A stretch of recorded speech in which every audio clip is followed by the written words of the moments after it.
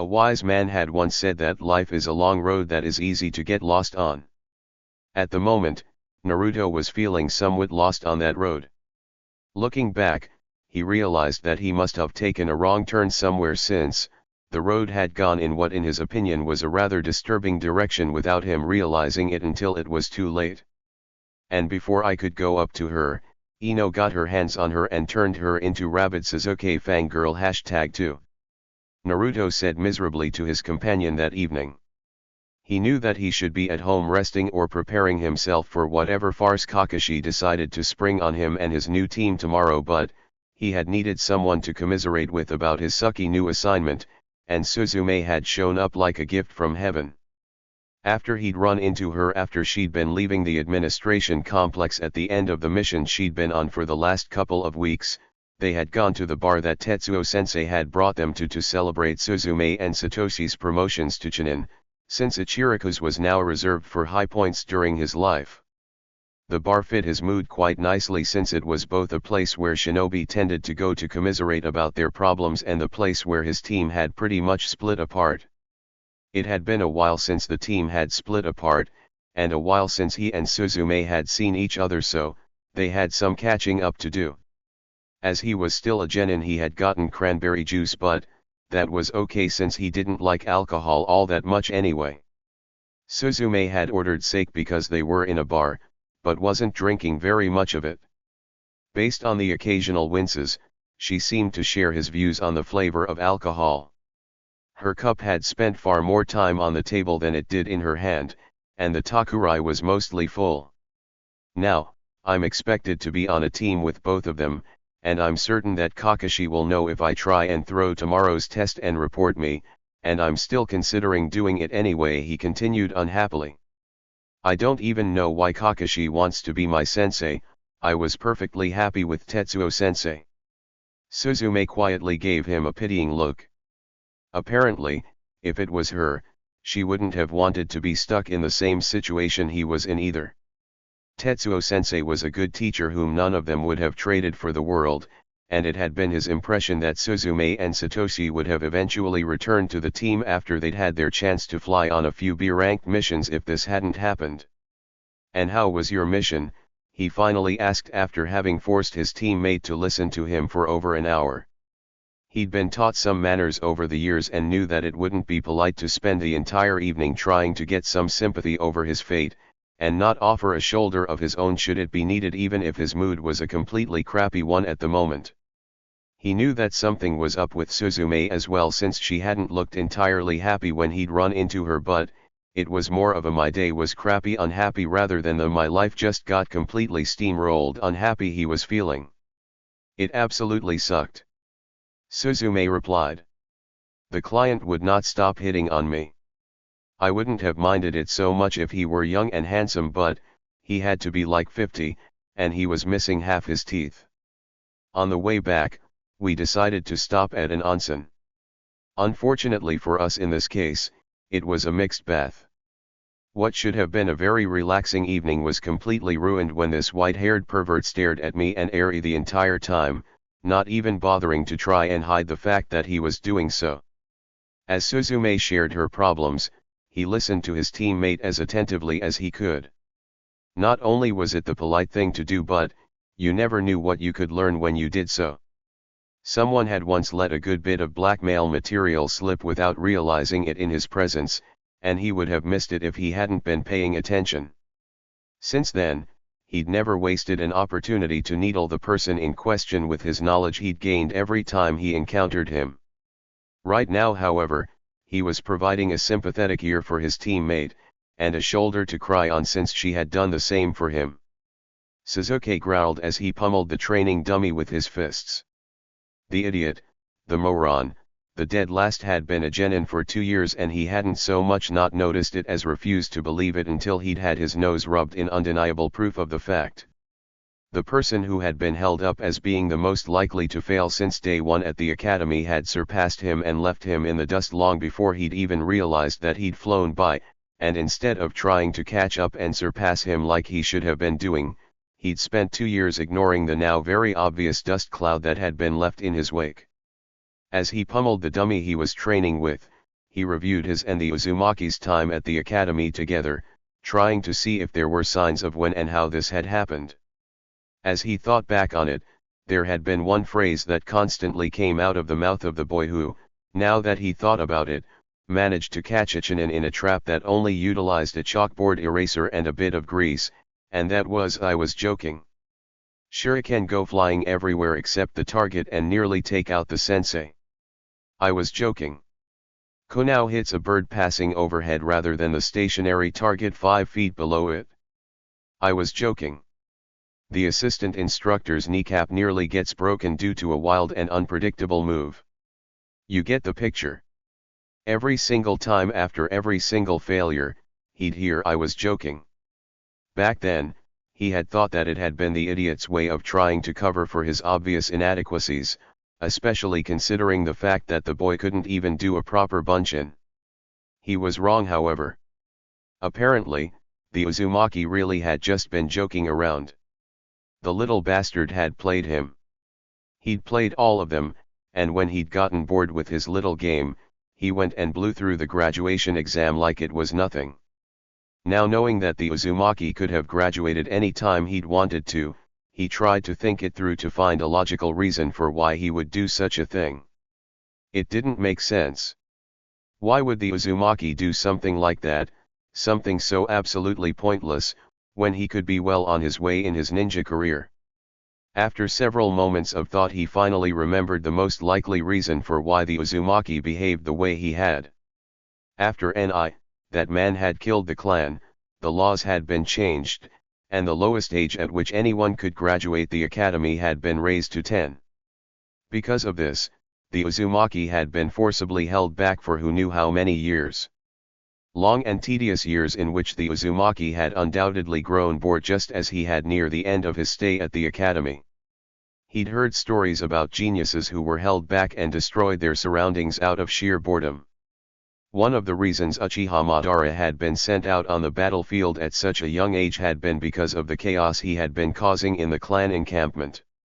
While Naruto hadn't been setting tents on fire and destroying cooking pots, he had caused enough chaos that the academy had finally been willing to let him go and been glad of it. Now, knowing what the Uzumaki was, he knew that he would have to find a way to surpass him before he would be ready to kill that man. If he could find a way to defeat one true genius, he would be able to find a way to defeat another. Sakura checked her supplies again, feeling apprehensive about what the morning and the future following it would hold. She would be taking a test with her team, a test that would decide the team's future, including even if they would still be a team following the test, and she feared how Sasuke would react if she caused them to fail. Sasuke would be extremely disappointed, and probably would reject her in favor of Ino. Naruto, however, Naruto would. On the day Naruto had pinned her and threatened her, she had complained to her mother about how Naruto had threatened to break her arm practically the instant she got home. Her mother had promptly dragged her down to the office of the civilian peacekeeping force that had risen up in the wake of the Uchiha massacre to deal with civilian crime to make a report. Once they got there, her mother had stormed straight up to the desk of the first officer she spotted, dragging her in her wake. "I want that monster arrested," her mother yelled, as soon as she had gotten the attention of the officer she'd dragged her in front of. "Who are you talking about, ma'am?" the female officer asked, as she tried to calm her mother down. "The Uzumaki boy, who else?" her mother replied. After her mother's demand, the officer went over to a computer and started putting in information. Whatever result she received once the information had been processed had caused a frown to mar her rather plain features. She looked rather apologetic when she returned soon after. "I'm sorry," the officer said when she reached her desk where she and her mother were standing.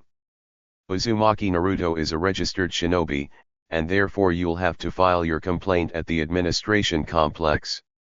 Snarling obscenities under her breath, her mother grabbed her, turned, angrily stormed out of the station and dragged her all the way to the administration complex, where she then dragged her all the way over to the desks where people registered civilian complaints against shinobi.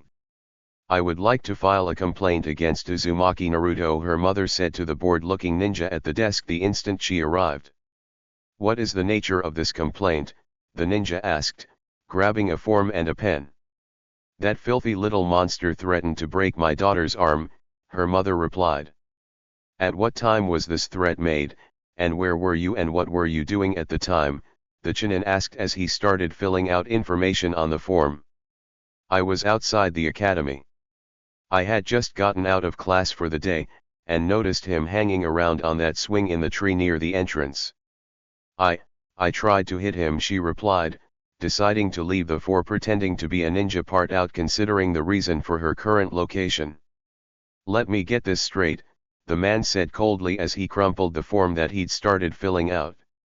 "You, an academy student, decided to attack a full-fledged shinobi who is only a genin because he had a run of seriously bad luck, and isn't currently on his way to the Chunin exams because we don't want to give IWA a chance to legally get their revenge on him for what he did to two of their genin, and you want us to punish him because he decided to go easy on you and let you off with a warning. As they say, hindsight is 20/20ths. She should never have let her mother drag her to the tower considering the fact that Naruto had already informed her of what would happen, and she should never have asked what Naruto had done to those IWA genin. The desk ninja, who had apparently heard the story from a friend of his who was a jounin who had been to the Chunin exams in Kiri, had gleefully told her in vivid and extremely gruesome detail. Funny, Sasuke had never seemed to notice that she had kept silent about Naruto's ninja status or lack thereof after that. If Naruto had been willing to do something like that to people who had just gotten in the way of his promotion, what would he do to her if she failed tomorrow's test? That question haunted her for the rest of the evening as she prepared, hoping that she didn't mess up and upset either Naruto or Sasuke-kun. Kakashi polished one of the bells against his sleeve before checking it again for any spots or smudges. Everything had to be perfect for tomorrow, including the bells that had been in use since the Nidaime had first taken a team. Because Omoro, Minato-sensei's son, would be his student. Despite the fact that the kid seemed to resent the fact that he'd been taken from his other sensei, and the fact that he was Chunin in all but name, it would be worth it. He owed it to Minato-sensei to make sure that Naruto was at least half the man he had been. He had failed everyone else. Obito was gone, Rin was gone, Kushina-san was gone, and Minato-sensei was gone. Naruto was all he had left. Naruto grumbled as the alarm clock got him up a little earlier than usual. He wasn't as bright-eyed and bushy-tailed as he'd normally be in the morning since he'd spent half the night commiserating over his new assignment and questioning the mental faculties of the Hokage with Suzume. Poor Suzume had had a bit of a rough few weeks herself as well. Along with the dangers of being a shinobi, Kunoichi were forced to endure men constantly staring at them and making advances, or worse because they were women. The white-haired pervert who had ruined Suzume's bath was going on his prank list. He'd know him when he ran into him, since he got a good description of him from Suzume. Right now though, he was feeling even sorrier for himself than he was for his teammate. He'd been put on what had to have been the genin team from hell. There had been a time when he would have been over the moon at being placed on a team with Sakura, and an admittedly much shorter period of time when he would have been happy to be on a team with Sasuke. That time, however, had long since passed. Time had changed them and his views of them, and not for the better. He had once had a massive crush on the pink-haired girl named Sakura, and allowed her to hit him because that was the only physical contact he had gotten from her, and he had believed that it would be worth all of the pain and misery in the end when he and Sakura were together. In those days, he'd had a really naive view of what a boyfriend was, and after learning from his teammates who had already started navigating such relationships, he now knew that what he had actually wanted from Sakura had been to be her friend. Back then, the most he had wanted from the girl was a couple of dinner dates, and for her to hang out with him, which was pretty much the definition of friend. Admittedly, he hadn't gone about winning her over the right way, even though he did give her presents. But, as Tetsuo-sensei and Suzume had explained, her reaction to him had been both extreme, and extremely abusive, and that any relationship that developed should he have managed to win her over would most likely be an unhealthy and abusive one, since there was a good chance that Sakura would have continued to abuse him out of habit even if he had become her friend. Sakura was like a rose. She was pretty to look at, but, man, did she have thorns. Sasuke was a rather thorny issue himself. At the beginning of their time at the academy, when they had still been small and he'd been in a different class, Sasuke had been a rather nice boy. He'd even played with the Uchiha a couple of times before the boy's father interfered and told him not to associate with him. Then, he changed, and not for the better. It was understandable why he changed, considering, but still. Sasuke had always been a much better student than him, and back then, that had frustrated him to no end. He had hurt and humiliated himself many times trying to prove himself the Uchiha's equal, and all he had gotten from the boy in return was cold dismissal. Even then, he still would have been willing to be the boy's friend had he but asked, but there came the day that ruined any chance of friendship whatsoever in his book. That day had been the day he had first run into Sasuke after he had graduated. The one time he had achieved something before Sasuke, the boy had ignored his accomplishment rather than acknowledge it and, as he later learned from Irika-sensei, chose to completely deny that it had ever happened. Having either Sasuke or Sakura on the team he could have learned to deal with, but, having both, however, throwing the true genin test would be his best option. He was already a genin, so, the worst that could happen to him in this case would be for him to be returned to Tetsuo-sensei with a black mark on his record. As long as he kept his nose clean, and didn't get any more of those, his career would be fine. Since he knew the actual purpose of the test, and his teammates didn't, things should turn out fine in that endeavor. Thinking about the test that was to come reminded him of the first time he had taken the final genin test. The test was over and his new sensei had told them that they'd passed. "Does anyone know what the purpose of this test was?" asked the man whom he wasn't sure whether to call Shimura-sensei or Tetsuo-sensei, since he didn't know what sort of person he was yet. He didn't know what the test could have been for other than to screw with the kids who'd just graduated, and from his teammates' blank looks, he could guess that they didn't know either. "Teamwork," his new sensei said when all three of them failed to answer. "Up until now, you have been tested individually and have gotten by on your own merits. In the shinobi ranks, however, ninja are most often sent on missions in teams. To succeed, the team has to work together, and anyone who goes off on their own not only puts themselves at risk, but puts their entire team at risk as well. This test was intended to weed out those who would not be able to work together with their teammates. In this test, one's own self-interests are put at stake, making it more difficult to work as a team, especially considering the fact that you have not been ordered to do so. I told you that you had to catch me before 10, and that the last person to catch me would be the one who failed.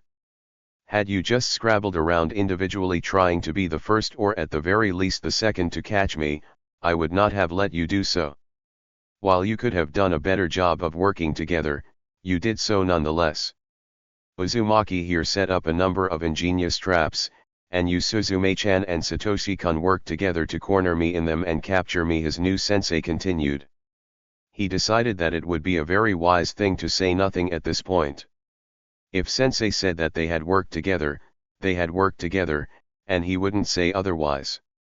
"Because of this, you have passed, and I am proud of you all," his new sensei said. His sensei was proud of him. His sensei was proud of him. He had taken the test before when he joined Team 5, knew the purpose of the test, and Kakashi knew that he knew. If Sasuke and Sakura worked together, he would at least have to pretend to be making some small effort to pass while subtly trying to break the team apart without Kakashi noticing. But, if his would-be teammates did what he thought they would do, which was what about 2/3 of the teams usually ended up doing every year, he wouldn't have to do anything more than sit back and not clue them in. Grumbling, he pulled himself out of his musings over the unwanted test and headed out the door. Even though he had a sneaking suspicion that Kakashi would be running on Kakashi Time Plus in order to rile his new recruits and make them even more ill-tempered when the time for the test came, he set out to reach the designated meeting place near the memorial on time. Instead of taking the time to prepare breakfast, he took a granola bar with him, and a spare for later because there was no way in hell that he was going to go all morning without eating, and because he'd been run until he'd puked once before, and he knew it wasn't fun if you had a lot in your stomach when that happened. He wouldn't put it past Kakashi to run them until they puked as part of the test. Since he had a great deal of stamina, Kakashi would more than likely run him that much harder than the others if he did so. When he reached the meeting point, he found Sasuke and Sakura already there. Sakura looked like she hadn't slept in a week and Sasuke looked rather tired as well. Apparently, from the looks of it, they had both individually pulled an all-nighter. He'd pulled all-nighters before, and wasn't as affected by them, but he'd gotten some sleep last night, so he felt more put out than tired like his teammates were, as he was sure he'd be stuck waiting for Kakashi again. He remembered what waiting for Kakashi had been like during the week the man had taught him the Kage Bunshin. Every day that he'd had those lessons with Kakashi, he had sat there increasingly impatiently for hours on end until the man had finally arrived. The first day had been the worst. If Tetsuo-sensei hadn't warned him about the man's habits, he would have thought that his sensei had been pulling a trick on him. In fact, he had almost believed he'd been tricked by the time Kakashi had finally deigned to show up. While Tetsuo-sensei had been rather nice compared to most of the rest of the village, he hadn't liked him all that much in the beginning. Tetsuo-sensei had eventually warmed up to him as time went on though. As he watched Sasuke and Sakura yawn as they struggled to remain awake, his hands itched to set up traps all around the designated training ground, and he knew that he had at least 2 hours in which he could do so. However, he had decided not to make any effort on this no matter how much it stung his professional pride. So, instead of littering the area with a number of traps a jounin would be hard-pressed to avoid, he settled down with the books he'd brought with him. He started with a reread of Uchiha Madara's A Treatise on Traps. In the early days of Konoha, back before the Shoday Hokage had been selected, Uchiha Madara had written several books for the new ninja library, hoping to curry favor with the shinobi who were flocking to the newly forming village and be elected to the position of Hokage himself. After Senju Hashirama was selected to be the Shoday Hokage by the will of both the people of the village and the daimyo of Fire Country because he'd practically built the village's infrastructure from the ground up single-handedly, Madara had tried to take the Hokage's hat in battle. The Uchiha had not been victorious, and had died in the titanic struggle that had formed the Valley of the End, leaving behind a legacy of a mostly forgotten series of rather insightful if somewhat boring books on the ninja arts. After reading it, he was convinced that the trap book would have been the standard textbook for trap specialists if the man who'd written it hadn't fallen so far out of favor. It was brilliant, easy to understand despite being a bit boring and long-winded, and some of the traps it showed you how to make were rather ingenious if somewhat dated. Even with all of the books he'd brought with him including Madara's Traps Treatise, the wait was a long and boring one. Kakashi finally showed up with 2 bento and an alarm clock while he was in the middle of the field cooking guide which he'd picked up because he really didn't want to be stuck eating only field rations when he left the village on missions since Satoshi wasn't there to cook for him. Seeing the bento boxes, the reason the man had told them not to eat breakfast suddenly hit him. The bastard had wanted them to fight over lunch. "You're late." Sakura, who had spent the last 4 hours staring at him and whimpering again, screeched. Considering how scared of him she'd been since the day he'd snapped and told Sakura that if she tried to hit him again he'd break her arm, he was surprised that she'd even had the courage to admit disliking him yesterday, especially as vehemently as she had. In contrast, Sasuke however had pretended not to react to both Sakura's yell, and Kakashi's lateness. The boy had some pretty good acting skills. Either that, or he was extremely good at denial, which could be a serious problem. He himself had refrained from reacting much but, that was because he'd gotten used to Kakashi's tardiness long ago and he'd heard worse yelling around the village. So what was it this time, he asked before the man could give one of his stock excuses. "I know it wasn't the memorial since I can see it from here." "So what was it?" "Porn. You kill another expensive alarm clock and have to give it a decent burial? Or did you make those lunches yourself?" "The alarm clock actually." Kakashi replied as he held up the shiny new alarm clock he'd brought with him. That clock was most likely going to suffer a most gruesome end on Kakashi's nightstand after it was done being used as a timer for whatever test Kakashi had planned. When it came to the more experienced ninjas, alarm clocks usually didn't last too long. After a while, certain reactions become instinctive in regards to loud noises going off practically right next to one's ear. Most ninja got around this little problem by training themselves to wake up at a certain time. When it came to some of the more stubborn ninja with a little extra disposable income, however, he understood though, he'd actually broken the alarm clock he'd had since he was a little kid shortly after he came back from Kiri. The kunao jamming its inner workings had made it completely unsalvageable, and he'd been forced to purchase another one. Fortunately, the nightmares had faded a bit, and he hadn't broken any since then. After setting his doomed clock aside, Kakashi explained the rules of his test, which involved bells. When Kakashi had mentioned coming at him with the intent to kill, he felt a surge of some emotion he couldn't name because it seemed to be a mix of several emotions at the same time. The last time he'd gone at someone with the intent of killing them, rather than in defense of self or others, he had done so, and he'd been suffering from nightmares ever since.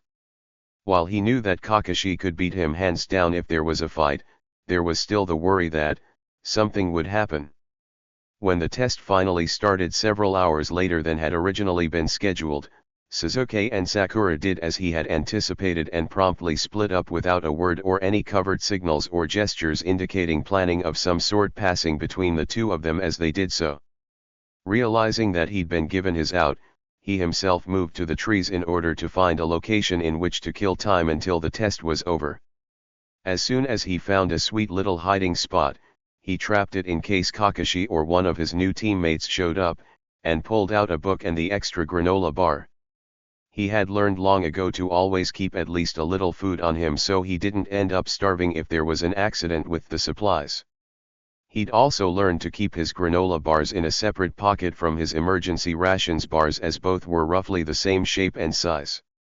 On more than one occasion, he'd accidentally handed out one of the latter when he'd intended to give one of the former, and had accidentally grabbed one of the ration bars for himself when he'd meant to grab one of the granola ones. Granola bars were sort of sweet, and emergency rations bars, to put it mildly, tasted like crap. Absent-mindedly opening and taking a bite of the one you didn't want while absorbed in another activity was an unpleasant experience. Eventually, after Sakura screamed indicating that Kakashi had done something that had taken her out of the running and Sasuke got his ass handed to him from the sound of it, Kakashi made his way over to him.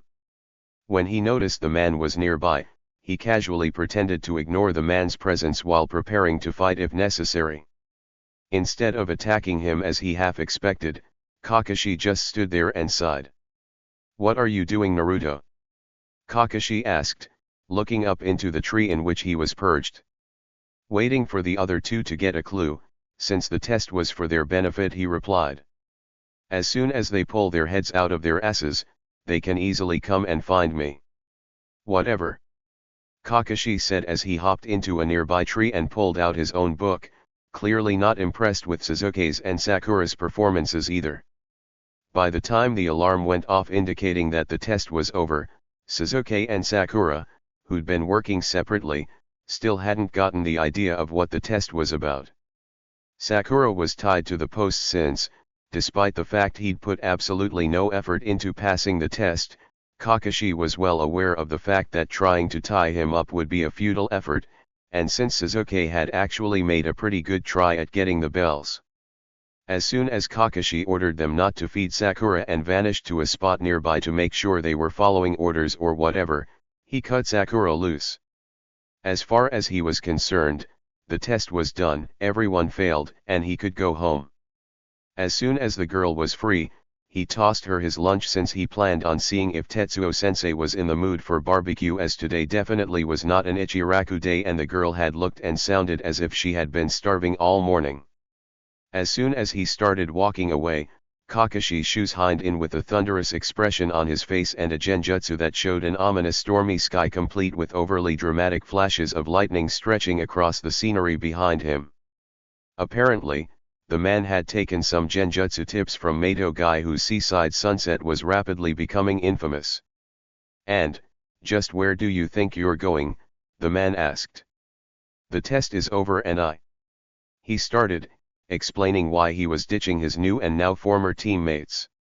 "Past," Kakashi said in an overly cheerful manner as the genjutsu dissipated, revealing the sunny autumn sky. "What?" he asked, completely surprised. This couldn't be happening. This couldn't be happening. While he stood there staring at Kakashi in open-mouthed shock, Kakashi launched into an explanation of how the team had passed because he'd chucked his lunch at Sakura out of pity for the girl, and all he could think was crap. If he'd known that his act of charity would have had this result, he would have taken the lunch with him and dumped it somewhere. Near the end of the lecture, Kakashi said something he thought was particularly wise, and therefore most likely borrowed from someone else. "Those who break the rules are trash. Those who abandon their teammates are worse than trash," Kakashi had said. Considering his, Sasuke and Sakura's behavior during the test, he could already say that his new and unwanted team was currently worse than trash. The only way to go from there was up. Right? Tuka frowned when he saw the blonde boy coming up the street. One of his best customers, who happened to be the son of at least one of and quite possibly two of his late best customers, had abruptly stopped coming, and he wanted to know why, especially considering the fact that the last time he'd done something like that was when he was recovering from some serious trauma. It wasn't just that Naruto's absence was putting his shinobi customers on edge for some reason, he was slightly worried for the boy, and Ayam had been rather worried about him as well. "Hey Naruto," he called, getting the boy's attention. "Yeah, old man," Naruto called back as he headed over to the stand. "Why haven't you been coming?" he asked. "I know it can't be missions, since Ayam seen you around the village while she was making deliveries." Naruto sat down more out of habit than anything, and began to tell him exactly why he hadn't been coming by lately. The boy sitting down had been exactly what he'd been hoping for, since he knew from experience that once he sat down, the boy wouldn't leave without eating. Without being asked, he began preparing the noodles for the boy's first bowl. He knew from experience that if he gave the boy one free bowl, he would always eat more. If he did not eat more right then for whatever reason, then he would come back at a later date and do so. It had been a free bowl of ramen that had netted the boy as a regular customer years ago. "They put me on a different team a few weeks back," Naruto said, sounding unhappy. That was it. Though he and his daughter were civilians, his father had been a shinobi, like the vast majority of his customer base were. After spending so much time around shinobi, he understood some of the issues that came with the job that he'd decided long ago was not for him. Naruto's problem, though highly uncommon during peacetime, was unfortunately a rather common one during times of war. The academy was like an elementary school with weapons.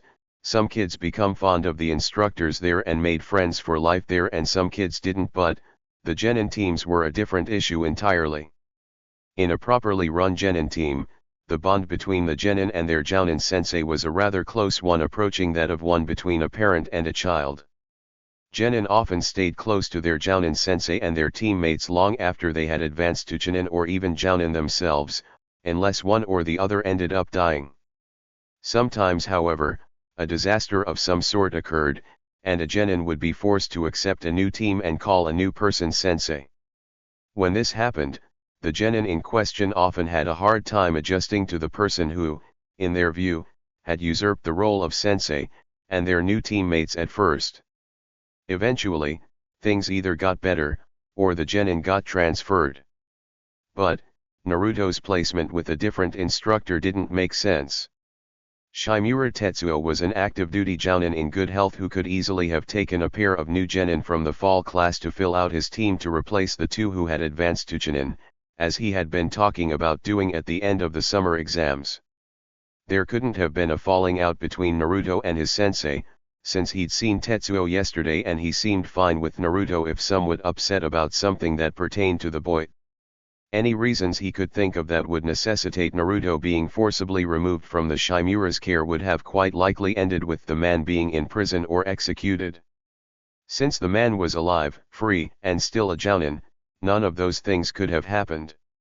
"You're not too happy with your new team, I take it," he said, hoping that Naruto would provide more information so he could solve this little puzzle that was frankly beginning to worry him a little as well.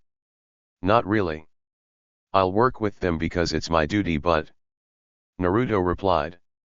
"Kakashi was an okay teacher when he taught me the Kage Bunshin, but he's not Tetsuo-sensei, and he doesn't really have time for me because he's stuck fixing whatever the hell the academy did wrong with the other two. I know for a fact that whatever it wasn't Iruka-sensei's fault because he did a good job with me. I heard somewhere that Mizuki jerk who tried stealing from the Hokage had been a teaching assistant, so it was probably his doing." Now that it was done cooking, he set the bowl of Naruto's usual down in front of the boy, and the boy began to eat, continuing his story as he did so. As he listened, he found himself wondering what the heck was going on. Why would Kakashi take Naruto?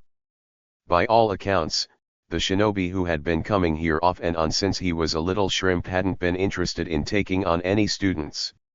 He'd been hearing rumors recently that the man had been given some sort of bribe to make him take a team this year though. Had Naruto been the bribe? Why would Naruto be considered an acceptable bribe in the first place? Ever since Kakashi could barely see over the counter, the only person he'd seemed to care about was the yondaime. Well, it would seem that a certain theory of his had indeed been correct. He had speculated about it for years, ever since the Hokage had shown up with a blonde-haired, blue-eyed, chubby-cheeked toddler who bore the surname of a certain redhead that Minato had brought here on a couple of dinner dates before he became Hokage, but nothing had seemed to confirm or deny his suspicions. Until now, that was. It would seem that he was right. Naruto was the son of two of his best customers, one of whom had pissed off a shitload of people and died, leaving the boy completely unprotected. And Sakura's totally scared of me, but I guess that it was sort of my fault since I had threatened to break her arm when she tried to hit me. Naruto continued between bites. I hadn't been in a good mood that day, so I was a little harsher than usual when I decided to teach her why it wasn't a good idea to try to hit me. Noticing that Naruto's free bowl was almost finished, he began to get Naruto's second bowl ready. Things were getting back to normal now. Something just didn't seem right when he didn't see Naruto's smiling face at least a couple times a week when he wasn't on missions, and it wasn't just him who felt that way either. He had been losing several shinobi customers who had avoided his stand because something had seemed off as well. They should come back now that Naruto was back. Konohamaru sighed in relief. Since Naruto was talking now, it would be safe to approach him. Over the last few weeks, Naruto had been in an odd, grumbling bad mood which was different from his normal bad days which had been happening far less frequently lately. Today, however, when he had first seen Naruto after he had gotten off his D rank of the day, he had noticed that it had been looking to be a bad day. He could tell even before he'd seen his boss's face just by the way he was walking. However, instead of remaining in sullen solitary silence and snapping at all who approached the way he usually did on a bad day, Naruto's mood had almost magically changed after he'd had a talk with the proprietor of Ichiraku and a couple bowls of ramen. When Naruto had settled his bill with the proprietor of Ichiraku Ramen and continued on his way, made his move. He wanted to do more than play today since he'd recently been informed that come January, he'd be attending the academy rather than being exclusively trained by Ebisu as he had been for the last couple of years. While, as he'd been repeatedly informed, that was a good thing, he was still very nervous. Naruto had already attended the academy, and would therefore know what to expect and be able to tell him. Naruto had taught him a great deal over the last several months, including the fact that there was no shortcut to becoming Hokage. Those who try to take what they see as the easy way to be Hokages hat more often than not get hurt or killed. That had been true in the days of Senju Hashirama, and it was true now. The road to becoming Hokage was a long and hard one, and the academy was one of the steps along the way. With a cry of "Hey boss," he rounded the corner after Naruto. Perhaps after they got all of the serious stuff out of the way, they could play ninja. He learned some of the coolest stuff while playing ninja, like the Warak Jutsu. Naruto had not been having a very good day. It had all started early in the morning when he'd decided to empty out his closet before training because it was looking a little full. After clearing out all of the trash, he started pulling out the clothing to check and see what fit and what didn't. The stuff that didn't would be going to the orphanage's charity bin, which had been where he had gotten a great deal of his clothes before the academy. Usually, he wore his clothes out before he outgrew them, but there was some stuff that had been in the back of the closet for a long time. It had been while he had been doing this cleaning that he had found the sandals buried at the back of the closet underneath an old shirt. They were much too small for him now, as his feet had grown a couple of sizes in the past year, and he couldn't have worn them again even if he had wanted to. Not that he'd ever wanted to see them again, much less wear them. The first thing he noticed about them when he finally processed what he was looking at was the fact that they still smelled faintly of old blood. His first thought had been to throw them away and forget about them, but 20 years of conditioning had kept him from throwing away anything that could potentially be useful. He couldn't think of how they would be useful though. They didn't fit, were no good for traps, and brought back memories he would rather have stayed buried. In the end, figuring that they'd be useful for someone else, he dumped them in the orphanage pile. To make matters worse, training that day had gone abysmally as usual. The team-building exercises were little more than a farce, as neither Sasuke nor Sakura had wanted to work with him, and frankly the only reason he'd been willing to work with them was because it was his duty. Had they been out in the field, he wouldn't have left them behind, but he wasn't certain that they wouldn't leave him behind. The moniker of team was a sad joke when it came to their group. Sasuke had wanted to do everything by himself, and Sakura had gone along with Sasuke, whom she was completely obsessed over. Taijutsu training had followed the failed team-building exercise, which had even Kakashi about ready to scream in frustration. The less said about that, the better. Sasuke was good at Taijutsu, nearly at Suzume's level, and therefore this team's Taijutsu specialist. Taijutsu most definitely wasn't his own specialty, however. He could do the standard academy form thanks to Tetsuo-sensei, but when he was forced to fight, he usually went with a style that worked for him, which Tetsuo-sensei constantly lamented over, calling it a combination between the academy form and a bar brawl without the bar. Kakashi wasn't too happy with his style either, but had remarked that it seemed surprisingly effective for its purposes and would be much better if he worked on his speed. In contrast to Sasuke's excellent example of a bastardized version of the Uchiha fighting style, and his rather unorthodox style, Sakura's style was textbook perfect academy, and a rather weak example of it at that. Once again, Kakashi had been forced to attempt to begin to deal with Sakura's inadequacies, and therefore had set him and Sasuke to sparring once more. He hated sparring with Sasuke. No matter what he did, even if he won the match, Sasuke would accuse him of holding back and get upset. The thing was, he hadn't really been holding back. He'd perform much better in a real battle situation when he was pumped up on adrenaline and whatnot and actually aiming to kill, but, for training purposes, he wasn't holding back. He'd told Sasuke this many times, but the boy refused to believe him.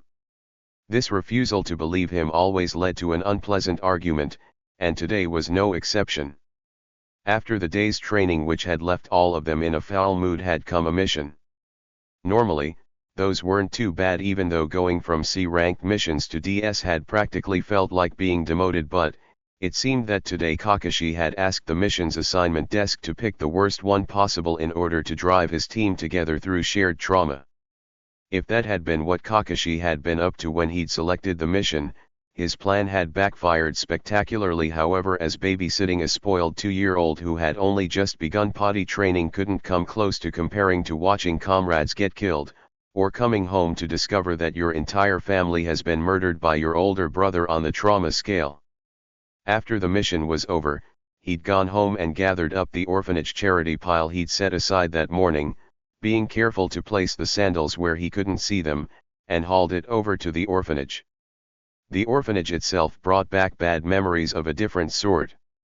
While he hadn't been abused there, he had been isolated, and had many painful memories of being alone despite the fact that he'd been surrounded by other children.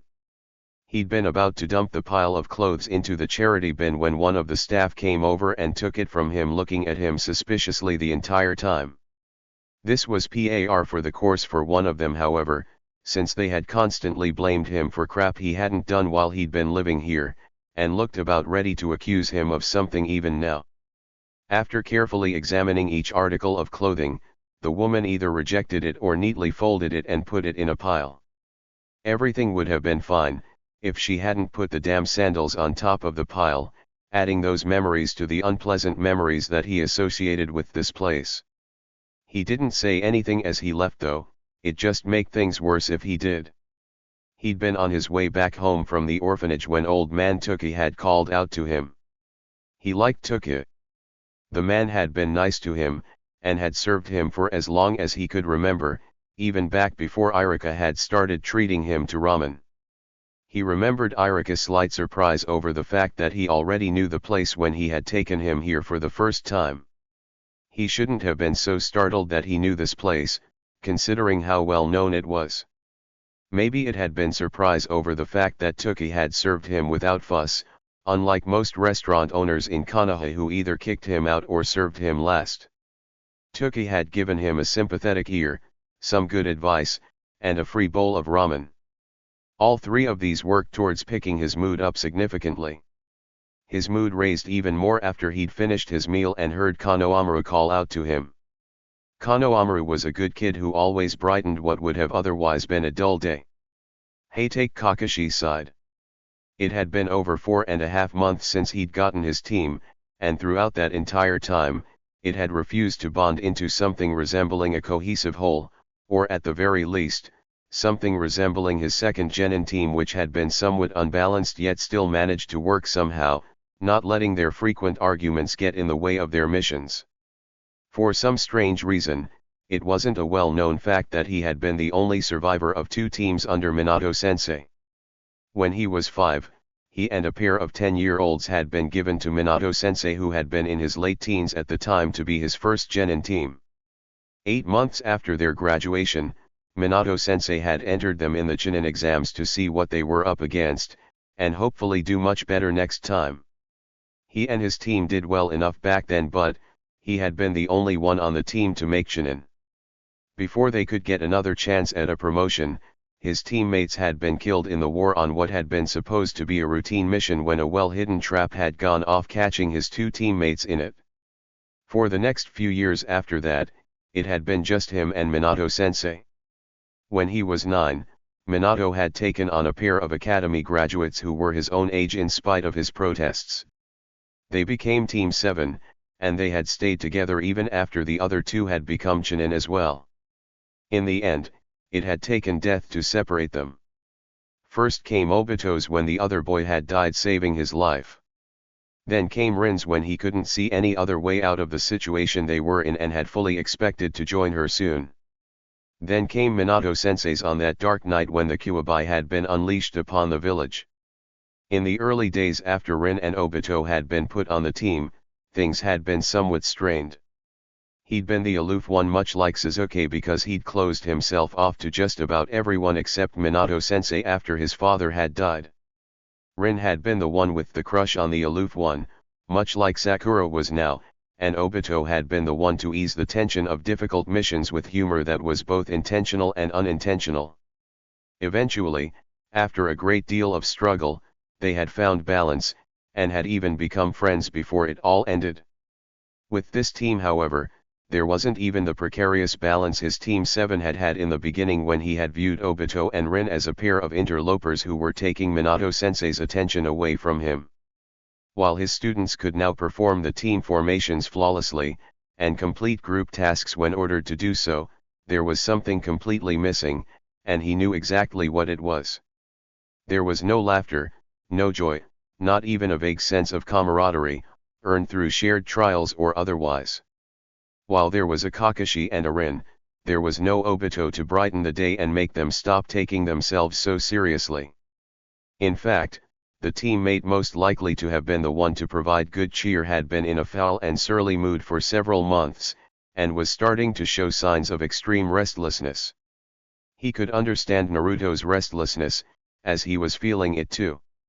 He hadn't been this inactive in a long time, and hadn't stayed within the boundaries of Konoha for this long in years, and the last time he'd done so had been because he'd been dragged back to the village mostly dead and had needed a long time to recuperate.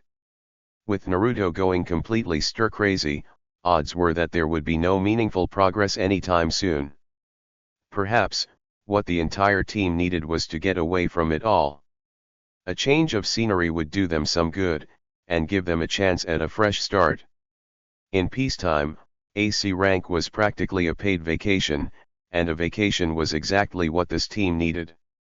Naruto had taken C ranks before, so there was a good chance that the Hokage would allow his team to take one now, despite how recently 2 of his students had graduated, as there was usually at least a 6-month wait before C ranks were handed out to rookie teams. With his mind made up, he resolved to request a C rank after the team's current mission ended. Now to catch that stupid cat. Why had he signed the team up for this one? Oh yeah, shared trauma, which was rather pointless since both Sasuke and Naruto had experienced worse, much worse. He winced as a particularly nasty swear word came in over his radio headset. Great. The perpetual argument between Sasuke and Naruto had already started, and it wasn't the nice friendly kind between rivals like the ones he and Obito used to have. How the hell they managed to successfully complete missions while tearing at each other's throats, he didn't know. Naruto stared at Kakashi in barely restrained shock as the man requested a C rank mission. While the opportunity to get out of the village was appreciated since he'd been feeling boxed in for a while, he had to wonder what the man had been thinking. Tetsuo-sensei had waited almost a year before requesting a C rank for his old team because he'd wanted to make sure that the team could work almost seamlessly as a whole before he took them outside the village and into potential danger. What happened in River Country was another story entirely, but the dynamic on this team, to put it mildly, sucked. However, they were worse than a team that consisted of members of clans that were going through a 3-way feud. If there was some sort of incident, there was a good chance that all of the cooperative team training that they had done would go flying out the window. Based on his attitude and past behavior, Sasuke would more than likely race into the fray and face it head-on without pausing to consider the danger or even a possible plan, while Sakura screamed for him to save her, and he'd probably be forced to rescue them both, if Kakashi wasn't forced to rescue all 3 of them, that is. Fortunately, things didn't usually go wrong on C ranks during peacetime, and they usually ended up being more of an advanced training trip for Genin, the equivalent of D ranks for Chunin, and something like a milk run for Jounin. Unfortunately for him and his team, however, the Chunin always got first pick and took all of the better missions, leaving the more than slightly sucky ones to the more experienced Genin teams who came in to get what was left over. As a general rule of thumb, Jounin escorted princesses, Chunin escorted merchants, and Genin escorted brats. For some reason that probably had to do with the fact that the tobacco in his pipe didn't exactly smell like tobacco, the Hokage complied with Kakashi's request, and he was now stuck on a last pick of the day mission, which he just knew was going to royally suck since both all of the Chunin and the other Genin teams who'd dropped by earlier had already rejected it. Great. Things just kept getting better and better. Well, there was one high point of the mission, and that was that he'd be able to get a chance to see where his mother was born, or rather the ruins of the village in which his mother had been born. Wave had once been Whirlpool before it had been reorganized following the invasion during the Second War, and what was left of Uzushiagakure was somewhere in that tiny country. He hadn't really been expecting much when it came to the person that his team was going to escort, and even those lowered expectations hadn't been met. When the old man walked in and started insulting everybody, he just knew that he was going to be that kind of drunk. Ninja often got stuck with 2 kinds of drunk, 1. The overly friendly kind of drunk that was a constant annoyance, and 2. The less than friendly kind that was a constant test of one's self-control. As they say, however, the customer is always right, and if you go killing the customers for pissing you off, they'll start taking their money elsewhere, and you'll start starving because you'll be out of business. After being put on a last pick of the day mission and meeting his drunken client, it was only natural that he'd been in a decidedly homicidal mood when he went home to pack. If it hadn't been for Suzume teaching him how to make storage seals, choosing what to bring with him would have been a much more difficult decision. Aside from his storage seals and explosive tags, he was pretty much hopeless at seals.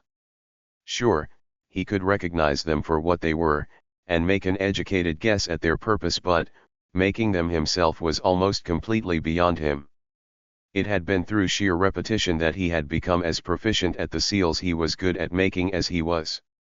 Once he was done packing and hiding his valuables in case Satoshi dropped by while he was away, he left his apartment key, rooftop greenhouse key, and the list of trap locations with Suzume so she could tend to his plants while he was gone. The reason he'd chosen Suzume was because he was reasonably certain that with her, he would come back to find everything where he left it. With Satoshi, he'd be spending his mission pay getting his more important belongings out of Hawk, as the boy still hadn't learned his lesson and had to be a gambling-addicted kleptomaniac or something. With Tetsuo-sensei, he'd probably come home to find that the man had taken the opportunity to retaliate for one of his more good-natured pranks. He'd been stuck with purple hair for a week after the last time Tetsuo-sensei had gotten back at him for a prank. Sasuke growled as he packed for his mission, not in the least bit happy with the situation. Since they would be leaving bright and early the next morning, he wouldn't have time to do it then. He was going on his first C-ranked mission and, while that would normally be considered a good thing as it was a sign that he was moving up in the world, if only very slightly, he was only going because Kakashi thought that he was bored. Contrary to the way things should be, he wasn't taking a more difficult mission on the basis of his own merit but because Kakashi had wanted to please that boy.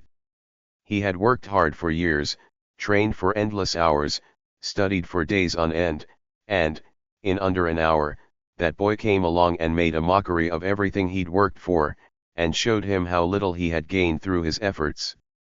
What was worse was that that boy constantly refused to give him his all so he could grow stronger, surpass him, and prove his superiority. Despite all of his attempts to get him to do otherwise, that boy refused to take him seriously, treating him like he was something to play with to fill the empty hours while he was held back. To add insult to injury, every time that boy held back against him, he would make some stupid excuse for why he hadn't taken him seriously, just like he used to do back at the academy. Since they were usually about him when he was in the vicinity and often brought up things he didn't want to think about, he usually ignored the whispers around town. But, sometime around January, he'd heard the same thing being whispered over and over by the shinobi he'd passed, something that, rather than being about him as usual, was about that boy. For several weeks, he had heard constant repetitions of why isn't he in the Chunin exams, and ever since the Chunin exams had completely passed until July, he'd been hearing he should be a Chunin already. This of course was all Kakashi's fault. The whispers, the fact that that boy was playing with him, the insults to his pride, everything. For whatever reason, Kakashi was holding that boy back, and he was stuck paying for it. Sakura brushed her hair before bed. She was exceedingly nervous about the mission that was ahead of her. While it wouldn't be her first time outside of Konoha, it would be her first time as a ninja, and her first time in a foreign country, and she'd be going there with Naruto. While they were gone, there would only be Sasuke and Kakashi there to save her should Naruto finally snap like he had been looking like he was about to do for months. Naruto had apologized for the threat he'd made shortly after they became teammates, and told her that he would never harm his comrades, but still, the fear was there. She had read the statistics on shinobi who had suffered a break in the field and attacked everyone around them instead of just the enemy. Being a ninja was a high risk, and extremely stressful job which came with a burnout rate that was much higher than in just about every other career field. The number of psychotic breaks suffered by shinobi were proportionately higher as well. Over the last few months she had also read up on ways to detect the signs that a shinobi was under an unusually high amount of pressure and therefore at risk of suffering a psychotic break. Naruto was displaying several of these signs, and had been displaying them for as long as he'd been on the team. While snappishness by itself was considered a minor character flaw, snappishness combined with extreme irritability and restlessness were warning signs of something even more serious. Naruto may have promised never to harm her or any of his other comrades, but that was no guarantee. He had snapped before, and he could do it again at any time, and she could quite easily be one of the casualties due to proximity. After she finished brushing her hair, she checked her pack once more. She had packed it according to the academy guide, so it should be fine, but it was something to do to keep her mind off other things. After she finished checking her pack, she climbed under the covers of her bed and hoped she would get at least some sleep before she was due to leave for her first C-rank mission. Tajuna gulped down his drink, hoping to drown out the overwhelming feeling of guilt he was currently experiencing. While he had never been a shinobi, his Uzumaki cousin on his mother's side had been, and he had learned some things from the older boy before he had died on a mission. One of the things he'd learned that had stuck with him over the years was how missions were handed out. When he'd fudged the mission ranking on his request, he had fully expected to get a team of Chunin. C ranks were usually reserved for Chunin, and only after the Chunin had made their pick were any remaining C ranks given to the more experienced Genin teams. Instead of being given a team of Chunin who might have been able to deal with Gato's mercenaries in a pinch, he'd been given a Genin team that looked as if it had just graduated from the academy. While a Genin team had a Jounin on it, which would normally be a plus since Jounin were rumored to be worth 10 Chunin, the man would be handicapped by his need to protect his Genin, and wouldn't nearly be as effective as he would otherwise have been. This was especially bad in this situation because the unsuspecting team would be walking into a great deal more danger than they signed up for. It was too late to turn back now, however. What was done was done. If he went back and admitted his lie, he and his people would not get the help they needed, and there was a possibility that he would become a guest of the torture and interrogations department, as shinobi villages didn't take too kindly to people deliberately misranking their missions, and tended to become suspicious of their motives for doing so. He had come to Konoha because they had once been an ally and, in hindsight, that had made his betrayal only that much worse. So, he drank to forget the guilt of his actions as well as the worry over what would happen to his family and friends if help didn't come. The team had been several hours out when the first bit of trouble began.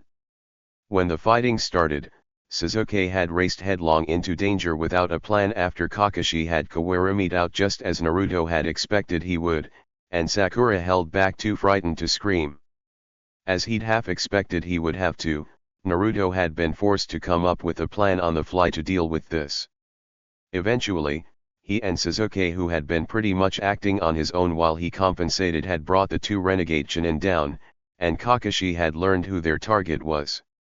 When Kakashi had confronted Tajuna about his deception regarding the mission's actual difficulty, Tajuna had informed him that Wave had been virtually taken over by a shipping magnate who had bought up all of the ports, and that he was a threat to the man's rule because he'd been building a bridge to the mainland that he had refused to sell.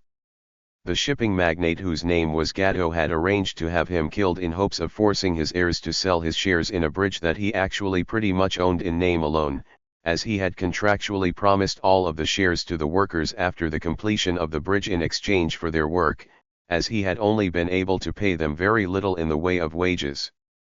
Honestly, thanks to the incident with the demon brothers, Naruto's first instinct upon hearing this had been to turn back, but he knew that he couldn't turn his back on his mother's former homeland and say, well, the mission's beyond my pay grade, so bye.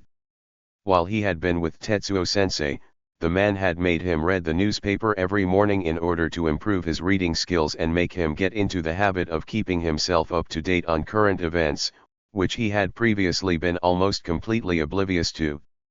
While reading the paper, he had occasionally come across stories about stalled investigations into Gato's businesses, including a recent article about a minor port town in the land of tea that the man had recently bought outright. While reading these stories, he had read between the lines as Tetsuo-sensei had taught him to, and he had come to the conclusion that the man was a complete jerk who destroyed every place in which he set up business. Apparently, his mother's former homeland was next on the list. So, when Kakashi actually took a vote rather than unilaterally deciding on their course of action as a jounin in charge of a team of genin was supposed to do, he found himself voting to continue onward. Even if it hadn't been his mother's homeland, he would have wanted to do something about what was going on there. If people like Gato were allowed to go unchecked, they ended up causing trouble in one's own backyard rather than the neighbors, and Wave was pretty damn close to fire country. Close enough to build a bridge to, in fact. He would have to start planning how he would be dealing with what lay in wait for him and his team on the road ahead soon. He was best at planning on the fly, but he wasn't too bad at long-range planning either. Tetsuo-sensei had taught him how to use his skill in planning pranks to plan battles beforehand, and that had helped him greatly in the past when dealing with bandits. While no plan survived contact with the enemy, the general shape of the plan usually did. And, if he had a general idea where his teammates would be ahead of time, he would have a general idea as to where on the battlefield to set up traps on the fly if he got the opportunity. It wouldn't do to catch your teammates in traps meant for the enemy after all. The kind of battle where he would have to fight his way through completely capable opponents because he hadn't been able to set any traps up beforehand was his least favorite kind of fight. Beggars can't be choosers, and it was going to be the sort of fight he and his team were going to be engaged in when the next ninja came after Tajuna's head. However, he had been right back at the mission assignment desk. This mission was going to suck royally. Even though it was well out of his way, Haku had made it a point to pass by this place whenever he was in Wave. Zabuza had shown it to him years ago when they had passed through the small island country on the way to the mainland when they had fled from Kiri after the failed coup. To Zabuza, this place had been a reminder of how greatness could fall with few to mark its passing. To him though, this place had held a haunting and melancholy beauty that had spoken of how quickly things could end when you least expect them to. Though some household goods still remained moldering in homes that had not been lived in decades, time and rain had washed away all of the blood and most of the memories of this place. And now, pretty much all that was left to mark the existence of the once proud Uzushiagakuwa was a series of partially cannibalized ruins that stretched down to the sea. He could not stay here long this time, however, because their target was due to arrive in Wave soon, and he and Zabuza were going to intercept him before he reached his home. Despite their employer's suggestions, they would not be attacking the target's family unless it became absolutely necessary to do so. 1.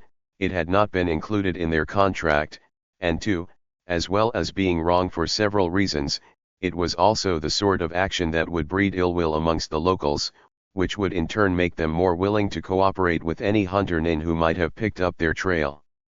As long as he and Zabuza left the locals alone, the locals would pretty much ignore their presence. That was the usual arrangement that people outside of the hidden villages tended to have with missing nin unless the nuke nin in question went and started making trouble. There were more than enough problems in life without attracting attention to oneself by turning someone who was probably only rogue due to some political issue over to the authorities. If they weren't hurting anybody, it usually wasn't worth the trouble. Staring at the ruins again, Zabuza asked, when he finally rejoined him. I was Zabuza-sama, he replied as he picked up his mask and equipment pouch and prepared to depart. I honestly don't know what you see in them, Zabuza muttered as he checked his own equipment. Not that there was much of it, because times had gotten a little tough lately, and it was rather difficult to find a reasonably priced supplier who would sell to missing nin without turning them in. As soon as they were ready to go, they headed to the pre-selected ambush point and settled down for what could be a long wait. Most of the time on these types of missions, there was a lot of hurry up and wait, as targets had sometimes passed by ninja who had based the timing of their ambush on their target's ETA and delayed arriving accordingly, only to find that the target in question had already passed through the pre-selected zone. Therefore, it was always prudent to arrive early to an ambush in case the target arrived earlier than expected. While he waited for the target to show, he killed some time by feeding Yuki, who was feeling restless at being cooped up in a tiny cage rather than in the small pen he'd built for the rabbit when they had arrived in Wave a couple weeks back. When the time came, Yuki would be released for Zabuza-sama to switch with if necessary. Until then, the rabbit was both his pet and his responsibility. Kakashi sighed as he watched his team, who were bickering once more as they trailed behind him. Naruto had attempted to hold a silent conversation with his teammates, and became frustrated when they didn't understand, or rather when Sakura hadn't understood and Sasuke had refused to respond. Over the decades, shinobi hand signs had evolved into a separate language that was practically every ninja's second language. As well as the universal shinobi language that was most frequently used on joint missions, each village had its own language that had developed from their standard hand signs, and just about every clan had created its own dialect. When a civilian-born or raised shinobi learned the language both universal and local from their teammates, they usually picked up inflections and sign variations from the dominant clan on the team. The dominant clan on Naruto's team, which was more of a family actually, had been the Shimura, which made Naruto's distinct Uchiha accent all the more puzzling. Rather than attempting to chat without the sensei overhearing as most genin tried to do at some point during their careers, Naruto had been trying to relay a slightly complicated battle plan that had involved team positions to the rest of the team. As far as he was concerned, Naruto had been perfectly intelligible despite his use of several unconventional signs, including a few slightly vulgar ones which were almost exclusively used by one of Konoha's street gangs. Sakura had not understood him at all, however, and, after initially giving him a briefly puzzled look, Sasuke had refused to respond when Naruto had asked him a couple questions about his preferred range of combat in order to refine his plan. After failing to receive the response he'd expected, Naruto had snapped at the other two, which had led to an argument, which had somehow led to Naruto finally losing his last shred of patience with Sakura and loudly listing what were in his opinion every last one of Sakura's failings, which had led to a vicious row between the two of them that had eventually de-escalated to the usual bickering, except that Sakura was now in the mix rather than silently hanging back and occasionally chiming in her support for Sasuke like she usually did. If this continued, he might have to let Sasuke and Sakura go. He may be the only person in the village who could teach Sasuke how to use his Sharingan if or when it finally manifested, but he didn't really have to be the boy's teacher full-time to do so. More than enough Jounin and Takubitsu Jounin had made apprenticeship offers for the boy, so it wasn't like the Uchiha would go without being trained in everything else. Sasuke seemed to do better with one-on-one training anyway. He also knew a pretty good by-the-book Takubitsu Jounin who might like to have Sakura, since he now had some free time on his hands because his student was attending the academy. The girl could be trained to be a private tutor or an academy instructor, since she seemed to know all of the books by heart and seemed to take great pleasure in imparting that knowledge. As he walked in formation with his team, Sasuke watched Kakashi and that boy communicate. The argument they'd been engaged in earlier had turned to cold silence after that boy and Sakura finished snipping at each other after that boy criticized Sakura's textbook perfect performance in everything she did, and told her that she was quite likely going to get herself killed by a ninja who had bought the academy texts off the black market if she continued to religiously adhere to the academy curriculum rather than develop her own style. Now, Kakashi and that boy were holding a conversation completely in hand signs. While this normally wouldn't be of interest to him, he had noticed that the two of them were using a number of signs that had been exclusively used internally within his clan throughout the conversation. "Where did you learn?" He finally signed to the two when his curiosity had gotten the best of him. He could tell that he was seriously rusty, but then again, he hadn't been able to communicate this way with anyone in years. Kakashi replied with what was obviously a personal call sign, since the man couldn't possibly have learned the Uchiha signs from a piece of eyewear. He wasn't familiar with that call sign however, but, then again, he hadn't known the call signs of everyone in the clan. That boy signed back, older boy show once. Watch people's hands, watch police, so you know when to run. He'd learned the Uchiha signs just by watching. And, now that he thought about it, what the hell had he been running from the police for? Why you not answer earlier? That boy signed, still upset at his prior lack of response. The reason he hadn't answered that boy earlier had been out of embarrassment, not that he'd ever tell him. He hadn't communicated this way for years, and hadn't been all that fluent as he'd only been learning for about a year or so when he stopped. Naturally, he'd forgotten a number of the signs over the years since he'd had no one to talk to since he was 8, and hadn't needed anything more than the standard signs that were taught in the academy since then. As if just to show how much better he was, that boy had of course revealed that he was extremely fluent, and had an idiomatic grasp of the language. When he'd realized he'd only partially understood what that boy had been saying, and that he'd forgotten the sign for close to mid-range, he had decided to remain silent, rather than reveal his ignorance. He would of course continue to remain silent on that matter, as revealing his ignorance would only cause him even greater embarrassment now. Sakura watched Sasuke, Kakashi, and Naruto communicate and felt a little jealous over the fact that she was being left out once more. When Naruto had tried to communicate with her earlier, it had taken her a full minute to even realize that that had been what he was doing. It had been the attack, defend, and location signs that she'd learned at the academy that had finally clued her in. Ino Pig had started to teach her some sort of language that involved the academy hand signs years ago, but she had quit when they had decided to become rivals. She still remembered some signs like flower and tree though, none of which Naruto had used. After a while, Sasuke stopped communicating, and nothing Naruto did would get him signing again. Eventually, Naruto gave up. After Naruto gave up on Sasuke, Kakashi started a private conversation with Naruto, and she understood absolutely none of it. After a long period of silent communication, Kakashi looked back at her, and started signing something. Naruto looked upset, and signed something back. Kakashi replied by repeating what he'd signed earlier. Looking rather put upon, Naruto turned and walked back to her, muttering under his breath the entire time. "What signs do you know?" Naruto snapped when he reached her.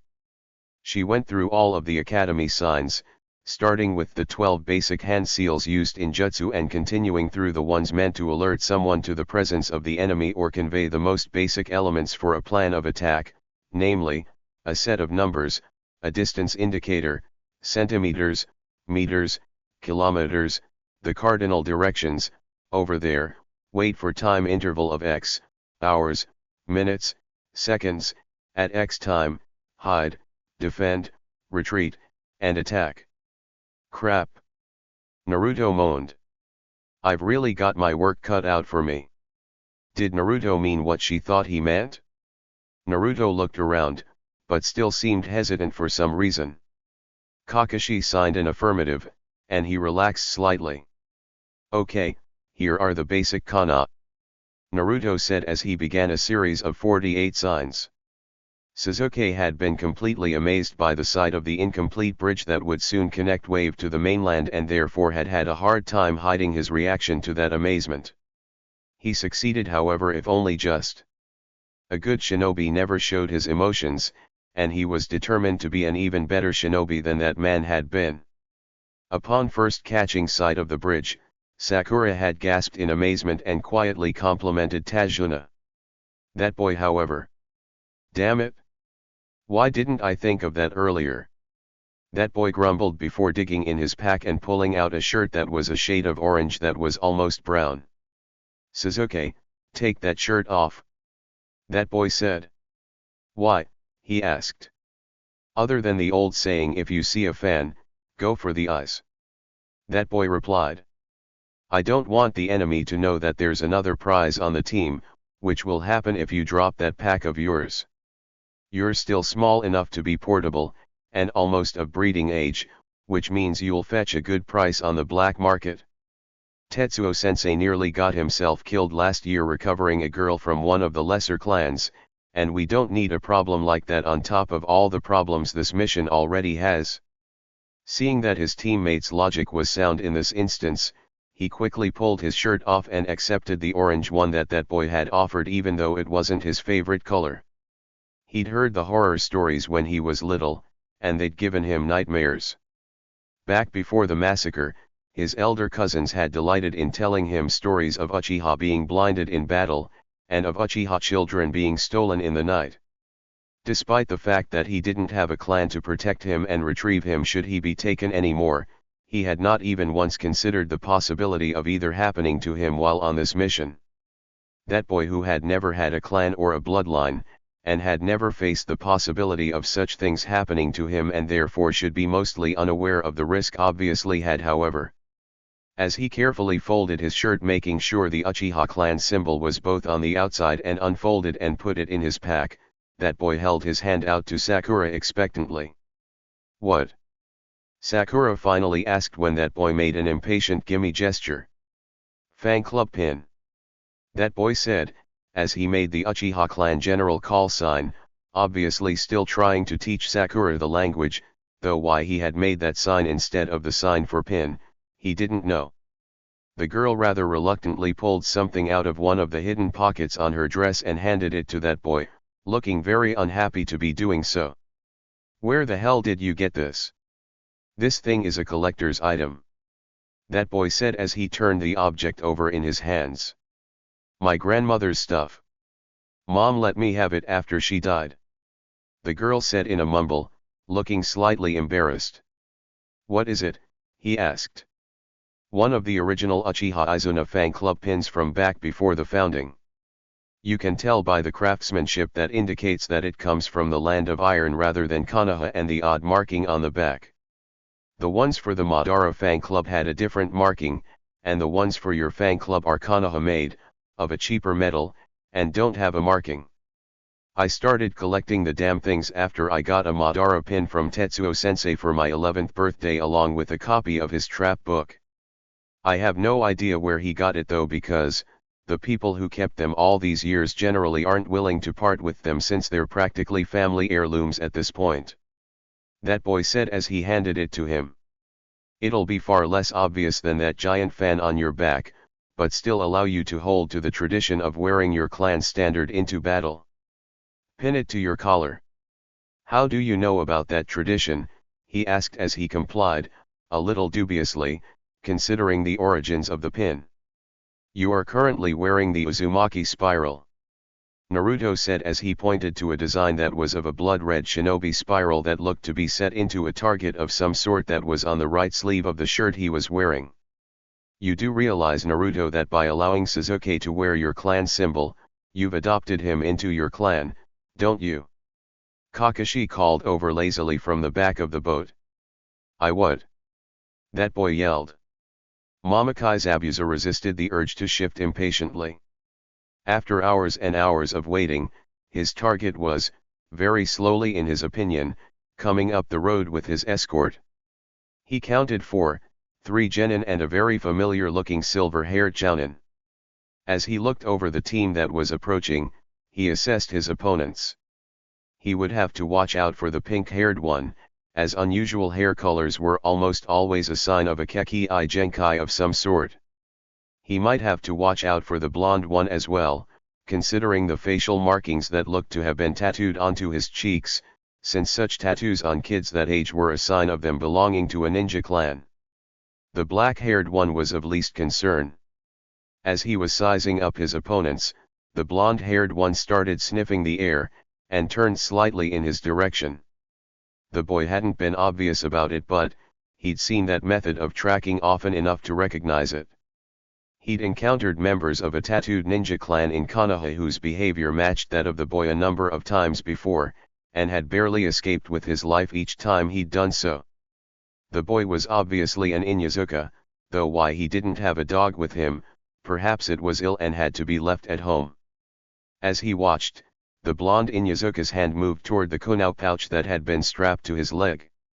He'd been made.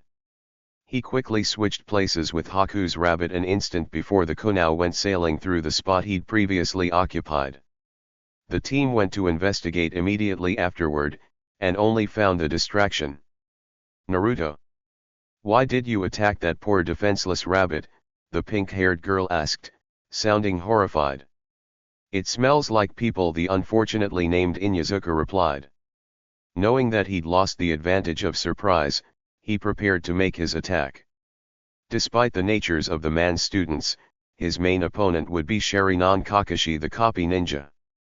In a battle such as the upcoming one, the genin would be little more than a distraction.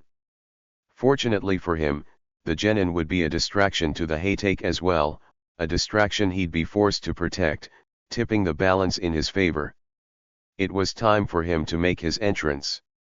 A properly dramatic entrance that was made when his opponents were expecting a stealthy attack from behind, usually threw his opponents off balance, tipping the battle more firmly in his favor. With that in mind, he decided that dramatic entrance number 6 was best for this situation. As soon as the opportunity presented itself, he sent his sword flying across the clearing that the Hatake and his genin team were standing in to bury itself in the trunk of a tree, and leapt onto the extended handle when it had, landing with his back facing the audience. Based on the reaction of the target and the genin, his entry had been flawlessly executed. Now for the show. Tajuna discreetly checked to make sure he hadn't wet himself. He hadn't. Good. He was glad that was over. It had been a very long time since he'd last had the misfortune of witnessing a ninja battle close up. He had forgotten the sheer terror and confusion that was involved as the impossible happened right in front of one's eyes with potentially deadly results. He hadn't really understood what had been going on, and therefore wouldn't be the best witness to ask if one wanted the story of what had happened during the battle between what were obviously two legendary ninja later. They'd been walking along the road when the Uzumaki, who had been reminding him of his dead cousin the entire trip, why had Konoha sent him, had suddenly attacked a rabbit out of the blue, saying that it smelled like people. Considering the fact that he'd been sniffing the air like a dog while they'd been in the boat, he shouldn't have been surprised, much less doubtful that his sense of smell was that acute, but he still had been. Then, suddenly, there was a flying sword which had nearly taken his head off before it buried itself halfway into a tree. The gray-haired guy moved to confront the guy who had jumped on the sword that was now in the tree after that, and the three kids had moved to protect him.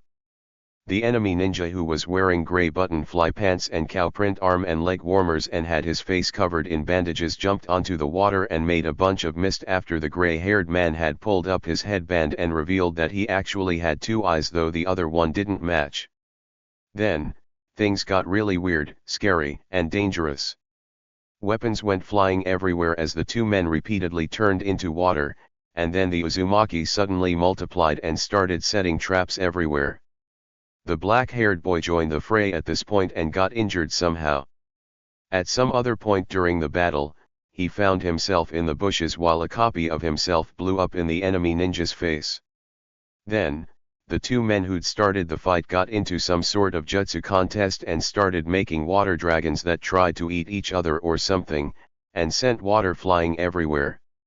The battle eventually ended when a hunter nin from Kiri showed up, killed the demon guy who'd apparently gone on a homicidal rampage when he was a kid, and killed the entire student body of a school, and left with the body.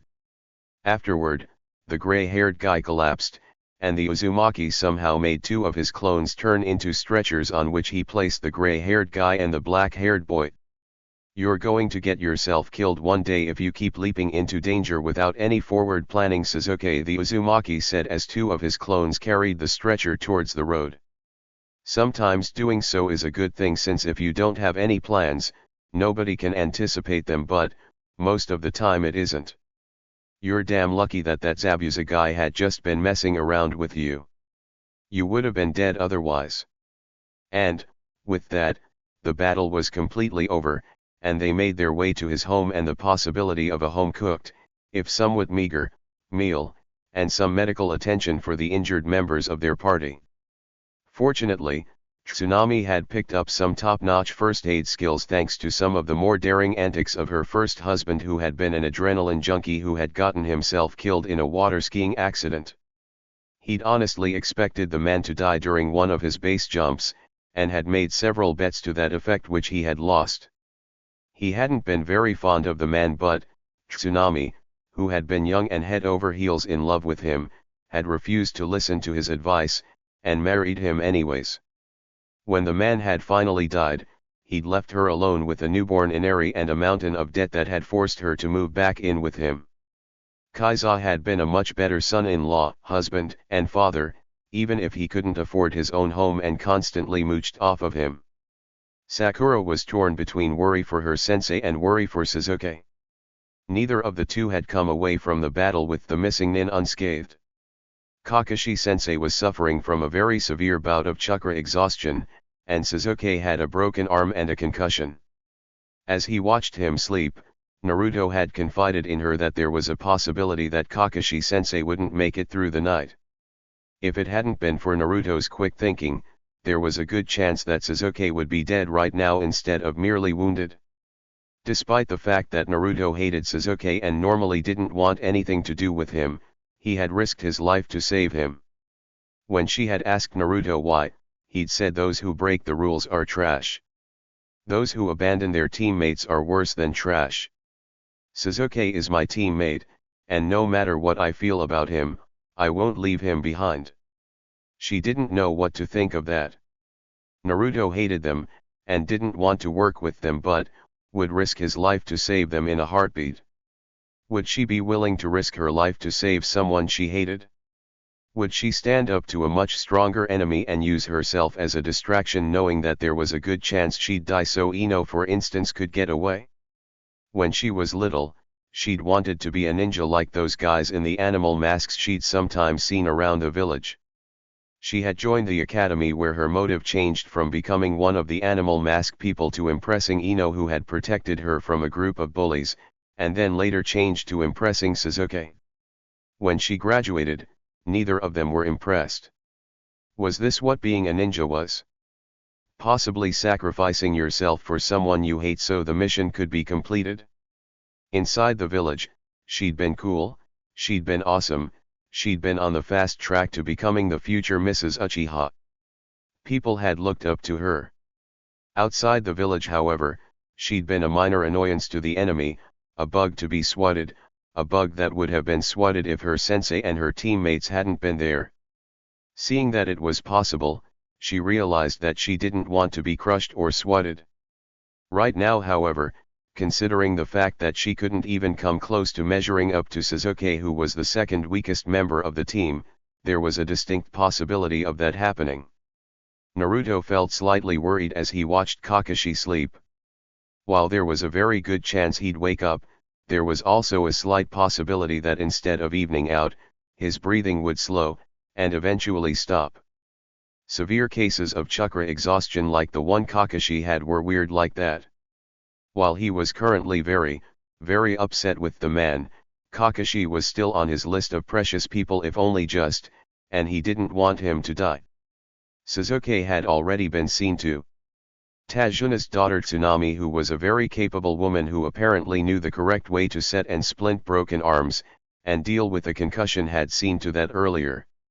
Unlike Kakashi, he had little fear that Sasuke's condition would get worse, unless the Uchiha ran off and did something stupid. All that was left for the team to do now was to rest, guard the house in case Gato had hired someone else, and wait for Kakashi to wake up. Much to the relief of Naruto, who had spent the night keeping vigil at his bedside, Kakashi awoke the next morning. No matter what he felt about them at any given time, the people of Konoha were his responsibility to protect, the ninja of Konoha that he served alongside were his responsibility to bring home, and the people who truly cared about him were his precious people whom he'd do just about anything for. Having any one of them die on his watch while there was something he could have possibly done to prevent it was unacceptable. He had been very angry with Kakashi for the last several months. The man knew him, knew that he already had a sensei, and yet he still took him despite this. After apologizing for the irresponsible manner in which he had taught him Kage Bunshin 2 years ago, Kakashi had checked up on him occasionally between missions, and he would say hi to the man every time he saw him around the village, which was most often near the memorial stone which he visited to pay his respects to his mother and the yondaime before heading over to Yamaguchi and Fujiwara's graves to say hi. When Kakashi almost died the night before because he had overexerted himself during the battle with that missing nin from Kiri, he had been feeling scared, and regretful over the fact that they would have parted under such bad terms. Kakashi was one of his precious people, and he was one of the few people who hadn't given him that cold look the first time he met him. His being completely pissed off at the man didn't change that fact. Fortunately, Kakashi had pulled through, and his breathing had stopped being shaky and evened out to a more regular pattern that indicated he was asleep sometime around midnight. He still kept watch afterward just in case, and there had been no other signs of trouble since then, and Kakashi was showing signs of waking up. As Kakashi was opening his uncovered eye, he went to fetch Sasuke and Sakura, who would undoubtedly be happy to see that their sensei had actually woken up, even if Sasuke was currently feeling rather miserable despite the painkillers he'd given him earlier. The danger had passed. Kakashi was aware and moving around, which meant that he would live, though it would take him several days to recover. Soon, the three of them were seated at the man's bedside. As team leader, Kakashi would be the one to give them orders. Shit. Kakashi groaned once he was fully aware of his surroundings. An ominous feeling came over him. That wasn't the "I did something exceedingly dangerous and now I'm paying for it" swear. That was the "crap, there's a distinct possibility that I royally screwed up" swear. Not a good sign. Not a good sign at all. What? He asked, almost dreading the answer because, if Kakashi was so concerned over screwing up, something that was so beyond serious that it wasn't even funny had most likely gone wrong. That hunter nin took the body. Kakashi replied. He didn't know what the significance of this obviously significant statement was, and he didn't like not knowing. Not knowing meant that you were left out of the loop, which was a dangerous place to be if you were a ninja. As soon as he got back to Konoha, he would have to force himself to sit still long enough to read up on hunter ninja and their practices.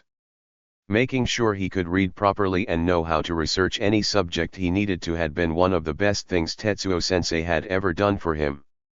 Hunter nin are supposed to dispose of the corpse right there, so foreign ninja can't intercept them and take the body from them in order to learn its secrets.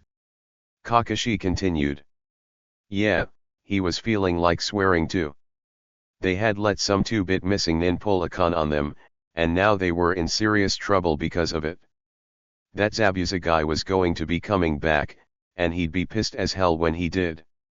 Ninja generally didn't like to lose, and especially didn't like being humiliated in front of a bunch of genin, or worse, in front of civilians. Zabuza had done both. Based on the technique the fake hunter nin used, and the damage Zabuza took, it will be several days before he is up and about. We've only got about a week to prepare for his next attack. Kakashi continued, summarizing his estimate of the situation. A week. Perfect. Now this was his favorite kind of fight. He would have to be careful with any of the traps he made though, as he didn't want the locals stumbling into them and getting themselves hurt.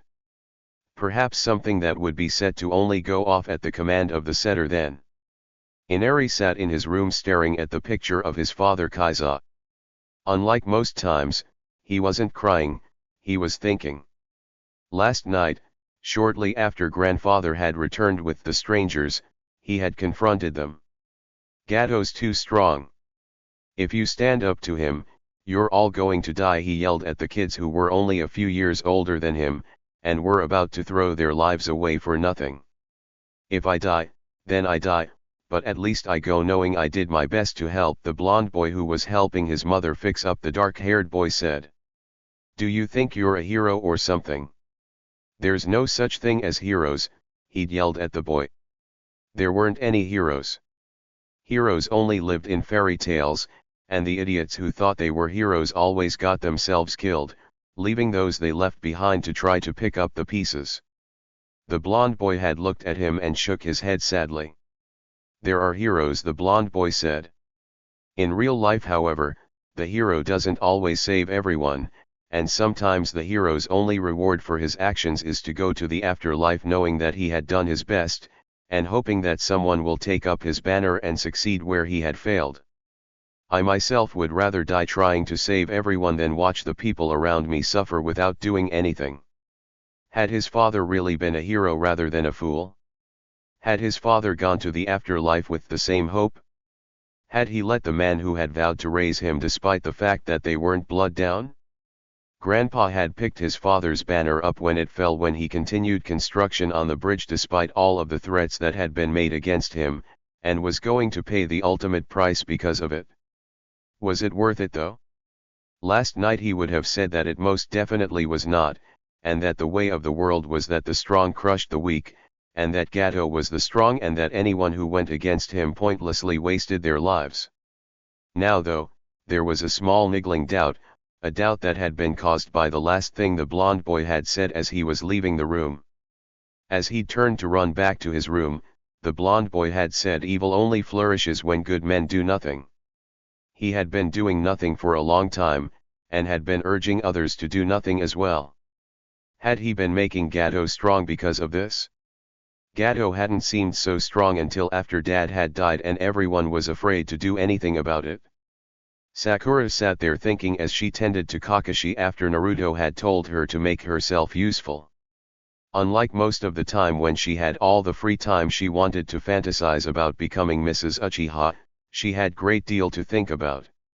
Last night, Naruto, who had gotten fed up with her once more, had asked her why she had even wanted to be a ninja in the first place, and she had answered him honestly, though she didn't know why. Instead of laughing at her naive childishness, he'd whistled and said, "That's one tough goal, you'll probably make it though. You won't catch the Hokage's attention if you keep hanging back and expecting Sasuke to rescue you however." At this point, she wasn't sure she even wanted to become an much less if she still wanted to be a ninja. As she was now, she was weak and could easily be killed if there was no one to jump in and do her fighting for her. But, Naruto had honestly seemed to believe that she could become one of the village's most elite ninja who were hand-selected by the Hokage to serve him someday if she worked hard at it. He'd even gone so far as to lay out a plan for her to be able to reach her goal. Strange, it wasn't until then that she'd realized that she didn't have any goals in life other than to become Mrs. Uchiha. What came after she attained that goal? Babies. And, what else? What would she do to fill her time when Sasuke was out on missions? What would she do if Sasuke died on one? What would there be after Sasuke? Becoming an and life after Sasuke weren't the only things she had to think about though. She hadn't known if it was stupidity or courage that had made her do so, but she had asked Naruto why he had killed those two genin from IWA. He told her it hadn't been because they had blocked his promotion as she'd spent the last several months believing. If she'd seen two of her classmates, or even any two ninjas she'd met say, the week before be killed in front of her, would she do what Naruto had done? Would she lose it so completely that she wouldn't even realize that the people responsible for killing her comrades were dead until long after their broken and bleeding bodies had fallen to the ground? She had heard so many times that the life of a ninja was one that was filled with pain and death while she was in the academy, but she truly hadn't begun to realize what that had meant until now. It was too late to turn back however. She'd signed a 5-year service agreement when she had earned her spot on the team, instead of the 1-year provisional agreement that had been recommended. The only way she could get out now is if they kicked her out, and ninja who got kicked out were held in contempt in Konoha. If she were dismissed, she would have to move and leave everything she knew behind if she didn't want to live as an outcast.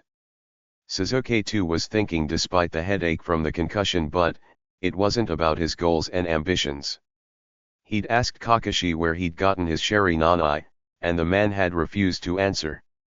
An expression that looked like a cross between guilt and grief crossed what little he could see of the man's face before he turned his back to him and dismissed him.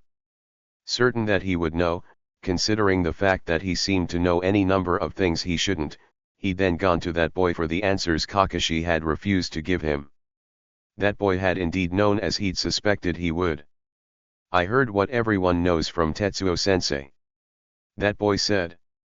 Back during the war, Kakashi was on a team with an Uchiha named Obito.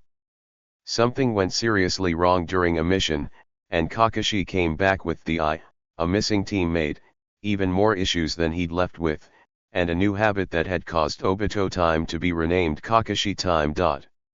Since the clan had been alive at the time and would have demanded the man's head on a plate if that had been what happened, he knew that Kakashi hadn't stolen his teammate's eye. The answer to how he'd gotten it then was that Obito had given it to him. Why would Obito have done something like that? Why would he give one of his eyes, knowing that he risked never finding the right path on his journey through the afterlife? Kakashi had not even been blood, he'd just been a teammate. Kakashi struggled to sit up. It was a difficult task, however. He was tired and his muscles refused to cooperate. He needed to get up quickly though. He needed to start training his students for the coming confrontation as soon as possible, which would be just as soon as he could stand with or without assistance. He knew what he needed to start them on since he wouldn't be able to use his chakra or move around all that much for a while, and frankly he should have started it weeks ago considering the benefits the exercise held for the uninitiated, instead of wasting his time on completely pointless teamwork exercises. Naruto pretty much had the skill mastered already, so he would have to find something else for the boy to do. He did have a bit of spare testing paper on him that he'd won in a bet. Maybe he would start training the boy to harness his chakra affinity so he could more easily master elemental jutsu. He knew that the boy already had a couple wind jutsu in his arsenal, and they could become even more powerful were he trained. With that plan in mind, he lay back down. While it was a good thing to exert oneself, overdoing it was detrimental to one's well-being. As he lay there, he speculated on what Minato-sensei's son's elemental affinity would be. Would it be wind like his father, as the boy's small arsenal of elemental jutsu indicated, or would it be water like his mother? The boy looked like both parents and took after both parents, though he favored his mother in looks and behavior somewhat, as that odd verbal tick indicated, so it would be interesting to find out which one he favored in that area. Unfortunately, even if Naruto possessed the ability, he had absolutely no idea as to how one would go about teaching the boy how to create the chakra chains that his mother had been able to create, which was a pity since Naruto could have used them to hold their opponent down while he beat him up. Naruto stared down at the piece of paper that Kakashi had given him dubiously. Kakashi had decided to test his elemental affinity out of the blue that morning. While a ninja could learn elemental jutsu that were outside of their affinity, even without knowing one's affinity, elemental jutsu that were of one's affinity were usually much easier to learn and that much more potent. Truly mastering one's affinity, especially to the point where one could manipulate chakra to transform it into that elemental nature, and possibly even create new jutsu, took years. Usually, a ninja started mastering their affinity when they made Chunin. Tetsuo-sensei had promised to test him the minute he got his vest, and help him master his affinity as soon as he knew what it was. Naruto's problem wasn't with any of that, as he'd been dying with curiosity to learn what his affinity was, and didn't think Tetsuo-sensei would mind too much if he took an early peek. The problem he had at the moment was with the chakra test paper itself. "And tell me again what happens if my affinity is fire," he asked, hoping that he'd misheard Kakashi when the man had been explaining the different reactions that the special paper had to different chakra types. "The paper will burn," Kakashi replied. Yeah, that's what he thought he heard. The paper would burn, and it would be in his hand when that happened too. Considering the fact that the predominant affinity in Konoha was fire and the fact that he didn't know who his father was aside from the fact that he'd been a resident of Konoha. "Don't worry, it's perfectly safe," Kakashi said, trying to reassure him. It wasn't all that reassuring though. "How many of these things do you have on you?" he asked. "A few, why?" Kakashi replied. "Here Sasuke," he said as he handed his paper to the boy who had been looking at it with a jealous gleam in his eye. He'd seen the boy using fire jutsu with relative ease and, while that could be the result of early training by a fire-aligned family, it was more likely the result of an untested fire affinity.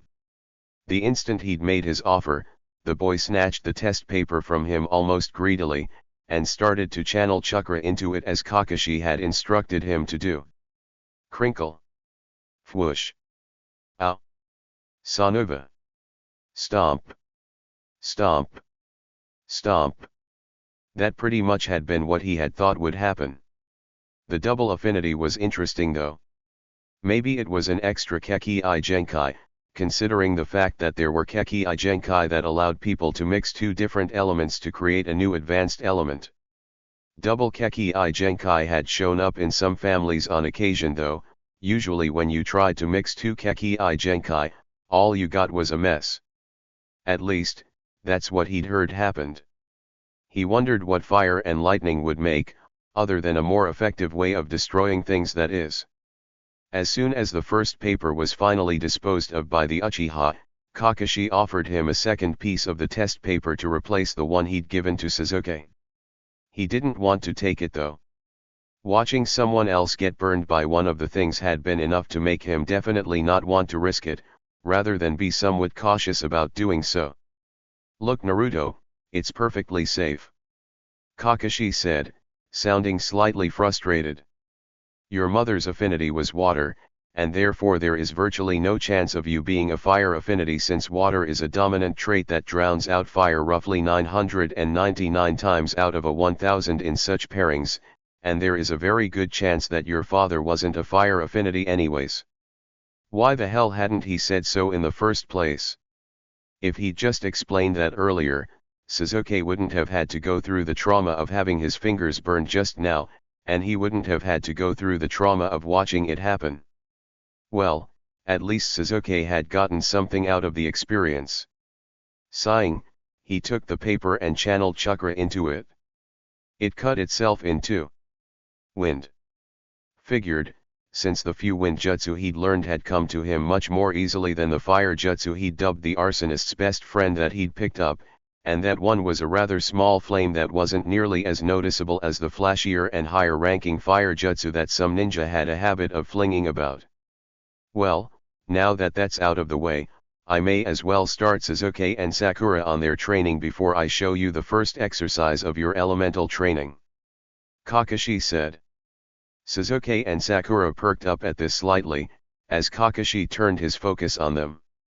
"Today you will be learning to climb trees," Kakashi said cheerfully. The instant Kakashi made that announcement, he found himself pitying Sasuke. That had been incredibly mean of the man. Most ninja tended to gather their chakra by using either the ram seal or a one-handed variant of it. Sasuke's left arm was broken and in an improvised cast, making the ram seal, and just about every other seal for that matter, impossible, and he had several burned fingers on the arm that wasn't broken, which would make forming the half-ram painfully difficult. Not only that, but he was suffering from the after-effects of a concussion as well. Kakashi was clearly enjoying the dumbfounded looks his two students were giving him over the fact that they were finally going to learn the tree climbing exercise. Well, as far as he was concerned, it was about damn time. They said that each sensei had their own teaching style, but waiting 5 months before teaching one of the most basic chakra control exercises bordered on criminal. He himself had started learning it during his first few days under Tetsuo sensei. "You'll be doing it without your hands," Kakashi said cheerfully in reply to Sakura's whine of "but I already know how to climb trees." Kakashi was definitely enjoying this like the sadistic bastard he was reputed to be. Poor Sasuke. "Naruto here will demonstrate," Kakashi said, putting him on the spot.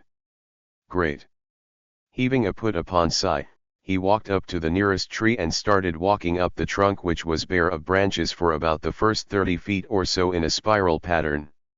He then selected a branch that was in full view of the others and walked along its underside, stopping about midway.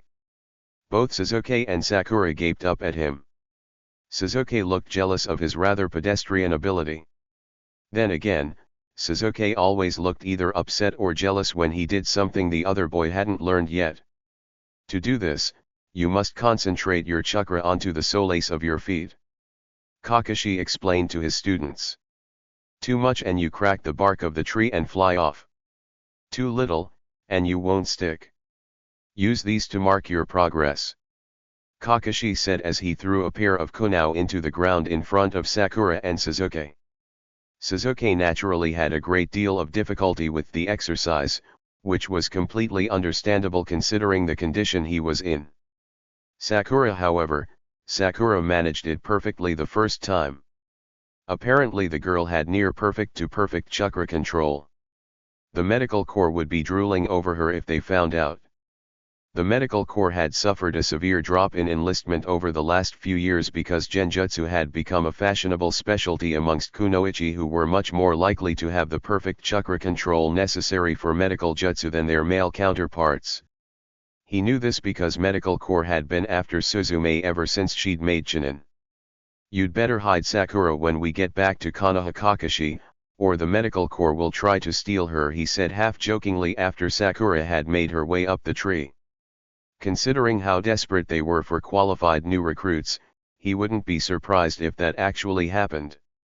Sakura stared at Naruto from the high branch she was perched in. With an offhand remark, the boy had handed her an out she could take without disgracing herself or her family should she choose to do so. If she trained as a medic, she could work in the hospital, as in off the field and away from battle. Medics were highly prized, and retired medics could go into practice as medical doctors after a certain number of years of service as a medic should they choose to do so. If she became a medic, she would have the career she needed and the training she needed when she left the ninja life forever. Becoming a medic had another potential positive as well.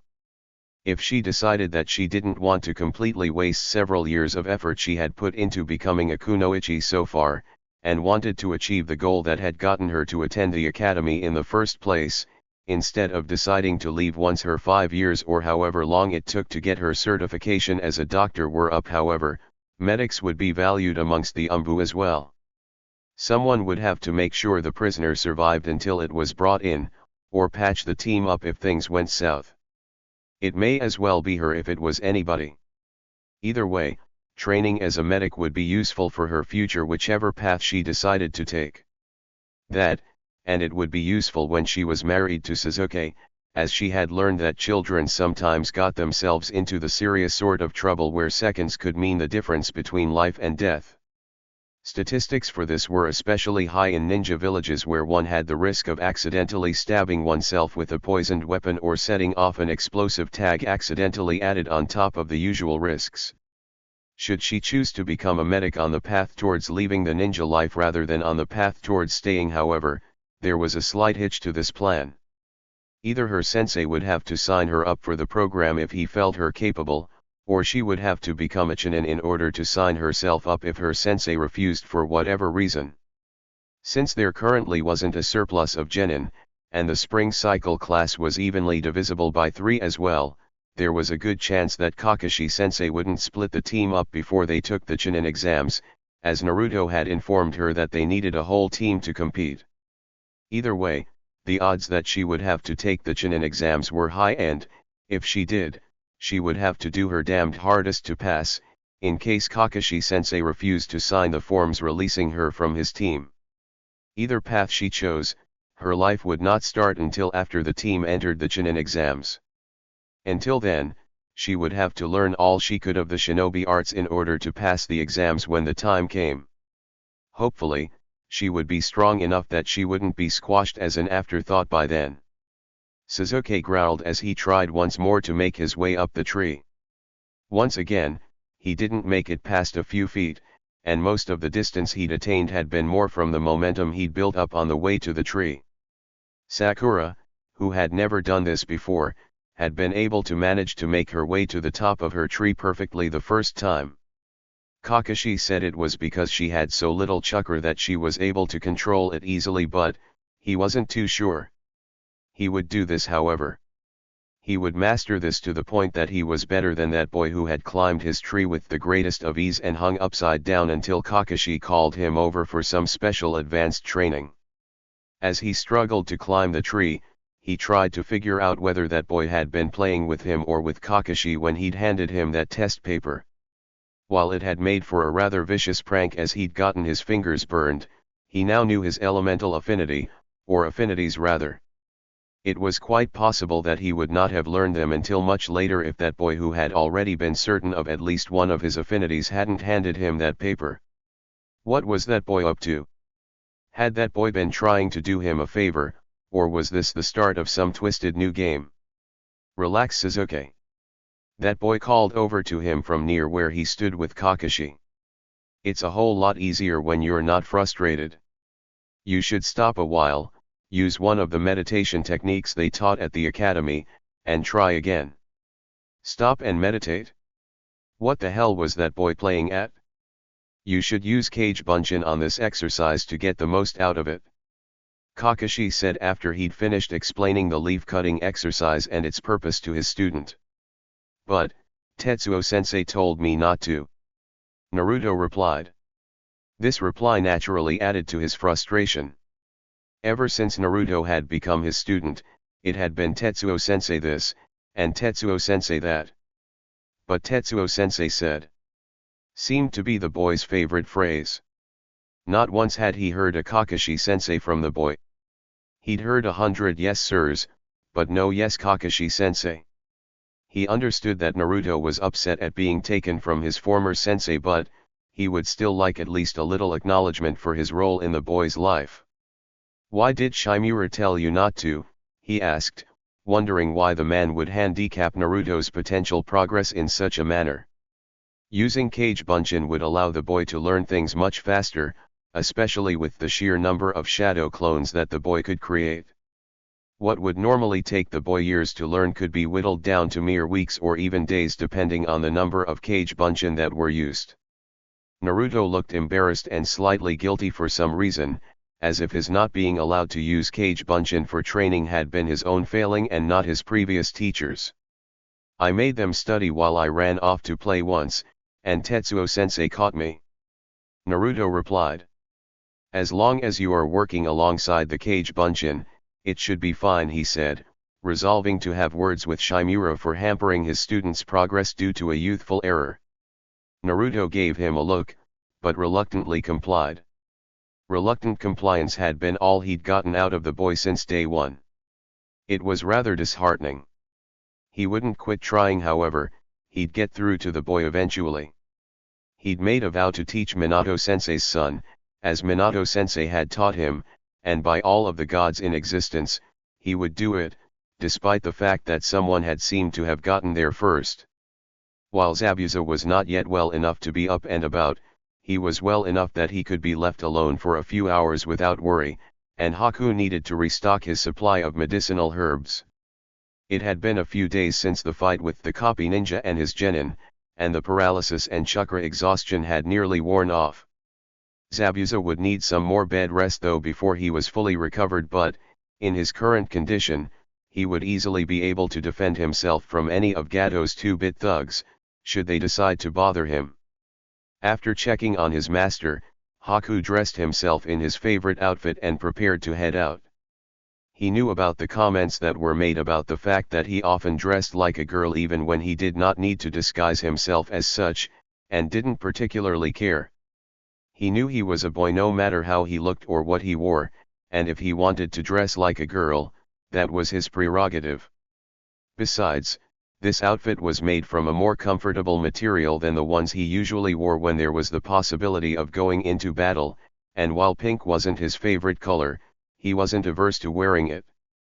When he made his way to a clearing that he'd noted contained the plants he would need when he'd passed through it earlier, he found a boy lying on the ground asleep, looking as if he had collapsed from exhaustion where he stood, too tired to seek shelter. His first instinct when he'd come across the boy who had been dressed in a dark orange shirt that was decorated with the red spiral he'd seen on the Konoha shinobi uniforms on one of the sleeves, and one of the spiral in a target symbols that he'd seen scattered throughout Uzashigakure's ruins on the other had been to do whatever it took to protect Zabuza-sama. In this case, protecting Zabuza-sama would be to not allow the boy to get away and alert his companions to Zabuza-sama's likely survival if they weren't aware of the possibility already. Instead of killing the boy like he should have done, however, he yet again proved that he was too soft to truly be a shinobi and shook him awake. You shouldn't be sleeping out here, especially in your weakened condition. You could catch your death of cold. It's still March, you know, and a cold snap could come on suddenly. He said to the boy, who had startled awake and scurried backward when he had realized who was shaking him. I don't care, the boy said. I have to train. I have to become stronger than him. I believe that you become truly strong when you have someone precious to protect, he said to the boy. He knew this to be the truth because he was at his strongest when he was protecting Zabuza-sama. While training was well and good, and training oneself into the ground on occasion built character, there was a point where it was too much, and it looked like the boy had taken it that far. He'd done so himself enough times to know that training to the point of collapse too often was counterproductive and left him weak at times when he'd needed to be strong enough to protect Zabuza-sama. The boy gave him a strange look that seemed to be disbelief coupled with something he couldn't quite identify in response to his statement. Do you have someone precious to you? Someone you'd do anything to protect, he asked the boy. Not anymore, the boy said. They're all gone. That man killed them. That threw him slightly. He'd been living with the impression that people in Konoha had lived easy lives where the worst one of their extremely coddled children had to face was an orphanage where they'd be fed for a long while. The boy in front of him, though, was like he had been before Zabuza-sama had found him and given him purpose, unhappy and completely alone. I lost my precious people once, he said quietly, remembering the day when his father had killed his mother and he had killed his father and a number of the people in the small village he used to live in self-defense. Someone found me, and gave me a reason to live. Someday, you'll find someone else, and you'll be happy again when you do. The boy gave him a dubious look, as if he didn't believe him and didn't want to believe him. It was true, however. While he was still sad over the loss of his family and would always mourn the loss of his parents, he was happy he had Zabuza-sama. Zabuza needed him, and for as long as Zabuza-sama needed him, he would remain by his side, serving him in every way he needed him to throughout good times and bad. Let me look at that arm of yours, he said, holding out his hand for the boy's broken arm, which had been put in a temporary cast, deciding to change the subject to something a bit less deeply personal. While there was little to nothing he could do about the fact that all of the Konoha boy's precious people were gone, there was possibly something he could do about the boy's arm. Aside from knowing a great deal of herb lore, he had a few medical ninjutsu in his repertoire, and one of them was one that sped up the healing of broken bones considerably. The boy who was giving him a highly suspicious glare didn't look like he would cooperate with his request, though. I'm a fully trained medic, he said. That last statement had been slightly fudged, but he knew how to deal with broken bones, and had been forced to do so a couple days ago when he was tending to Zabuza after his battle with the copy ninja. He knew that he was taking a serious risk in doing this, but he couldn't just leave an injured person without trying to help, even if they were on the opposite side of a conflict he was involved in. The boy reluctantly complied, continuing to look at him suspiciously as if he expected him to stab him at any second. The boy clearly knew that he was in no shape to win any fight that would break out between them, however, and had therefore refrained from attacking. He took the offered arm and gently examined it. It had been a clean break, and the bone had been properly set. Under such favorable conditions, there was very easily something he could do for the boy, and after using one of the few medical jutsu he knew, the bone was healed. You should get back, he said when he was finished. Your sensei is undoubtedly worried about you. With a grunted thanks, the dark-haired boy left. He had no illusions that the boy wouldn't report him to his teacher. He would have to swiftly vacate the area and pick a different spot in which to gather the herbs he needed as quickly as he could so he could get back to Zabuza-sama as soon as possible. Aside from this and a nearby clearing, there was another clearing near the Uzushiogakure ruins that held the plants he was after as well. The clearing near the ruins seemed to be the safer choice, especially should the boy's teacher go looking for him rather than wait for him and Zabuza to come to them as they would be later on. After vacating the clearing which the Konoha genin had just departed, he made his way to the ruins to gather the herbs he needed. After he was done, he paused at the ruins as he customarily did while on his way back to Zabuza-sama, despite the fact that tarrying in such a manner was inadvisable. It was there that he saw the blonde boy he met in Kiri and had seen again on the road escorting Zabuza-sama's target. He immediately recognized him because the boy was rather unforgettable with that wild blonde hair, and those whisker marks that looked to have been tattooed onto his cheeks. The boy was carrying a bouquet of wildflowers as he wandered through the ruins for some strange reason. As the boy moved through the ruins, he seemed to be searching for something rather than wandering aimlessly. He hoped that whatever the boy was searching for, it wasn't him, because he wasn't in the mood to fight, and didn't want to be forced to kill the other ninja whom he was certain would recognize him for what he was, if he didn't recognize him for who he was. Some ninja had long memories, and some didn't. Eventually, the boy made his way into the overgrown graveyard that was choked with weeds, and after searching around for a while, he stopped in the section that contained a number of graves belonging to a clan called Uzumaki. "My name is Uzumaki Naruto," the boy who had offered to treat him to dinner said loudly with a bright smile on his face as he fiddled with a pair of chopsticks, impatiently waiting for the old man to finish preparing his ramen.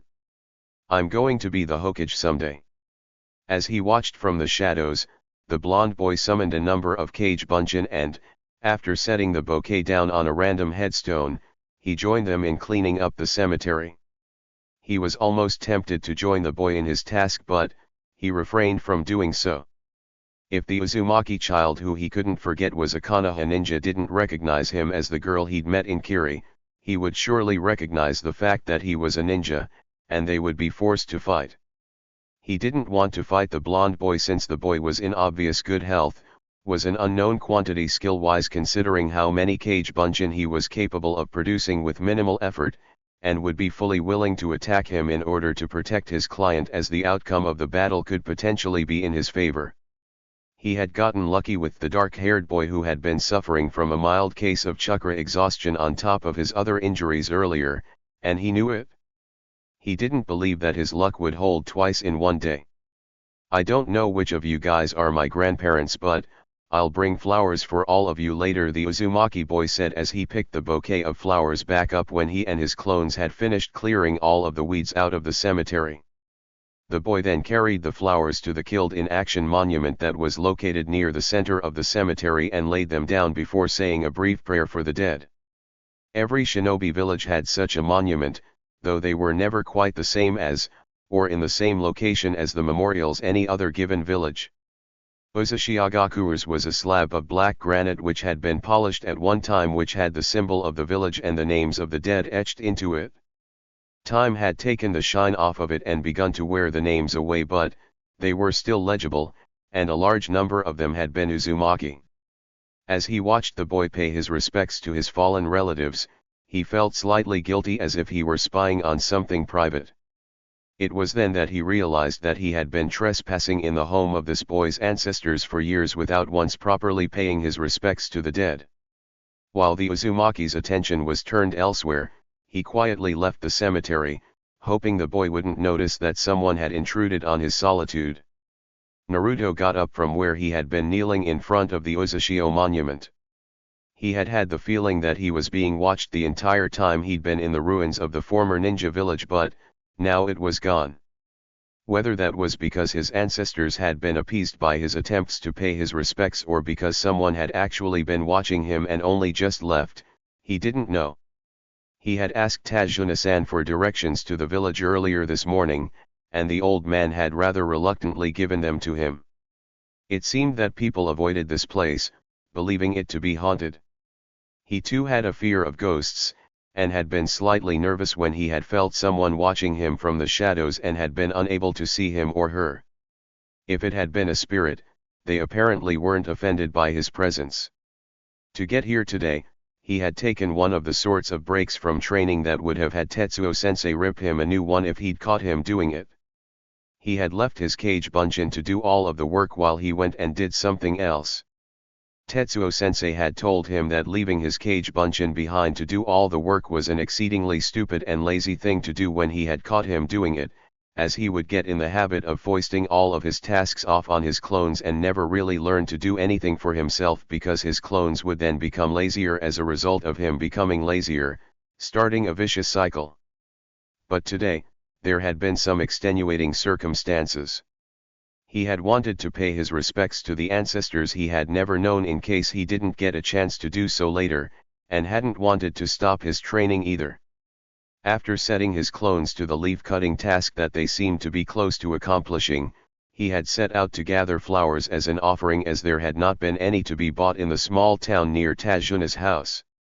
Once he had the flowers, he came here. The ruins of Uzushiagakuwa were a desolate and lonely place, and some of the buildings looked as if they had been scavenged for building materials. Considering the current economic situation and the price of such materials, he understood why the locals had done so and didn't begrudge them what they took, since it would be better for them to be of use to the living than to crumble to dust and be completely forgotten. At least, the people who had gone scavenging for building materials had had the decency to leave the graveyard and the monument alone. The only issue he had with that was that it had been left entirely alone, and it looked as if nobody had come to tend to any of the graves in years if not decades. Deciding that it was the least he could do, he summoned another batch of cage bunshin and weeded the place while the one he'd assigned as a scout went to look for the village's Kia memorial. He knew that every village had one, because he'd asked Tetsuo-sensei about it when he'd spotted Kiris before the start of the rather ill-fated Chunin exams. Eventually, the cemetery was cleared, the monument was found, he'd been able to pay his respects, and the strange presence that had been making him nervous had vanished. He didn't get very much time to ponder the reason behind the vanishing of the other presents. Considering the fact that one of the cage bunshin that had just dispelled had been informed by Kakashi that there had been some sort of incident with Sasuke earlier, he decided that it would be better to shelve that mystery for later and should head back to Tajuna's. Sasuke looked down at his arm once more. Someone who was his enemy, and therefore pretty much had an obligation to kill him, had healed him instead. Why? Why do something like that for a complete stranger that you would be fighting, if not then later?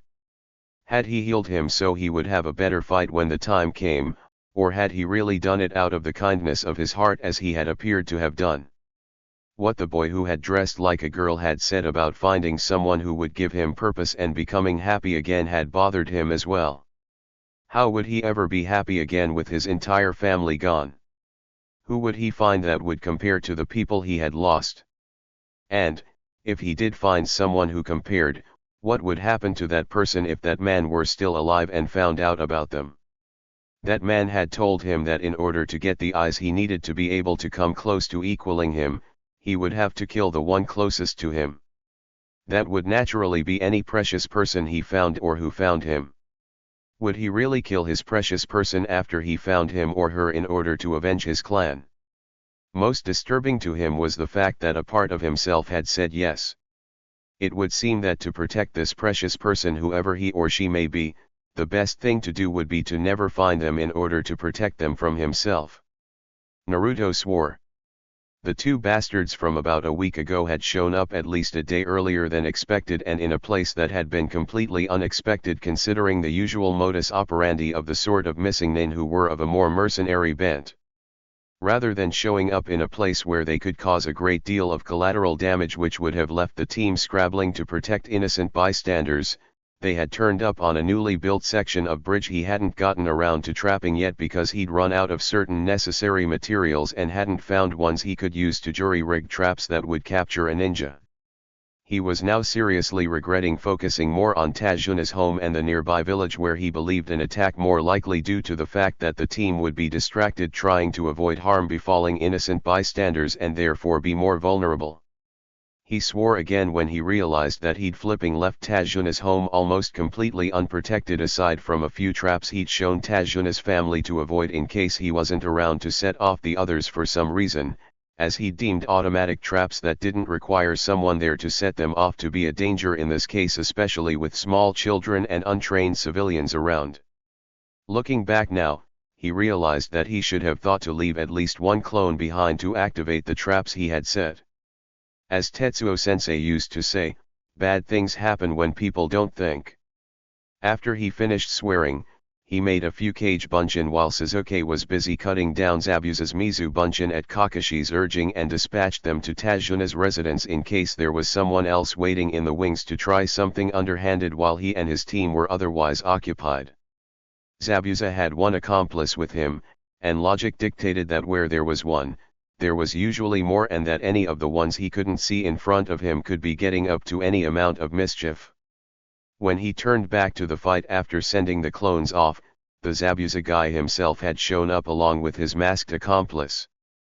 The instant after they appeared, Sasuke volunteered to be the one to deal with the accomplice, which meant that he would be hanging back with the rest of the team and protecting the client until it looked like Sasuke needed assistance. Despite the prodigious speed of Zabuza's accomplice, who was so fast that he created his own whirlwind, Sasuke had him evenly matched. This wasn't all that surprising, considering that two areas that Sasuke seemed to really shine in were speed and taijutsu, so he was the better choice to face Zabuza's accomplice in a straight-up fight in this case. From the looks of things, Sasuke wouldn't be needing any help despite his opponent's surprising ability to make one-handed seals, which was revealed when Sasuke had restrained the other hand. Based on Sasuke's current speed and the speed of those water, or rather ice senbon, Sasuke would be able to easily escape the jutsu. His job for now was to protect the client from Zabuza, who had not yet made a single move in their direction since the destruction of his Mizu bunshin for some strange reason. Inari had been on the toilet when he had heard the loud swearing coming from outside. His first thought when he'd heard it had been that one of the neighbors had stopped by for a visit and had run afoul of one of Naruto's traps. He'd nearly done that himself on more than one occasion, and had almost had to be rescued once. That initial notion had been thrown out the window when he heard his mother scream and several dishes shatter. However, when he ran out of the toilet to see what was happening, he saw two men with swords taking his mother hostage.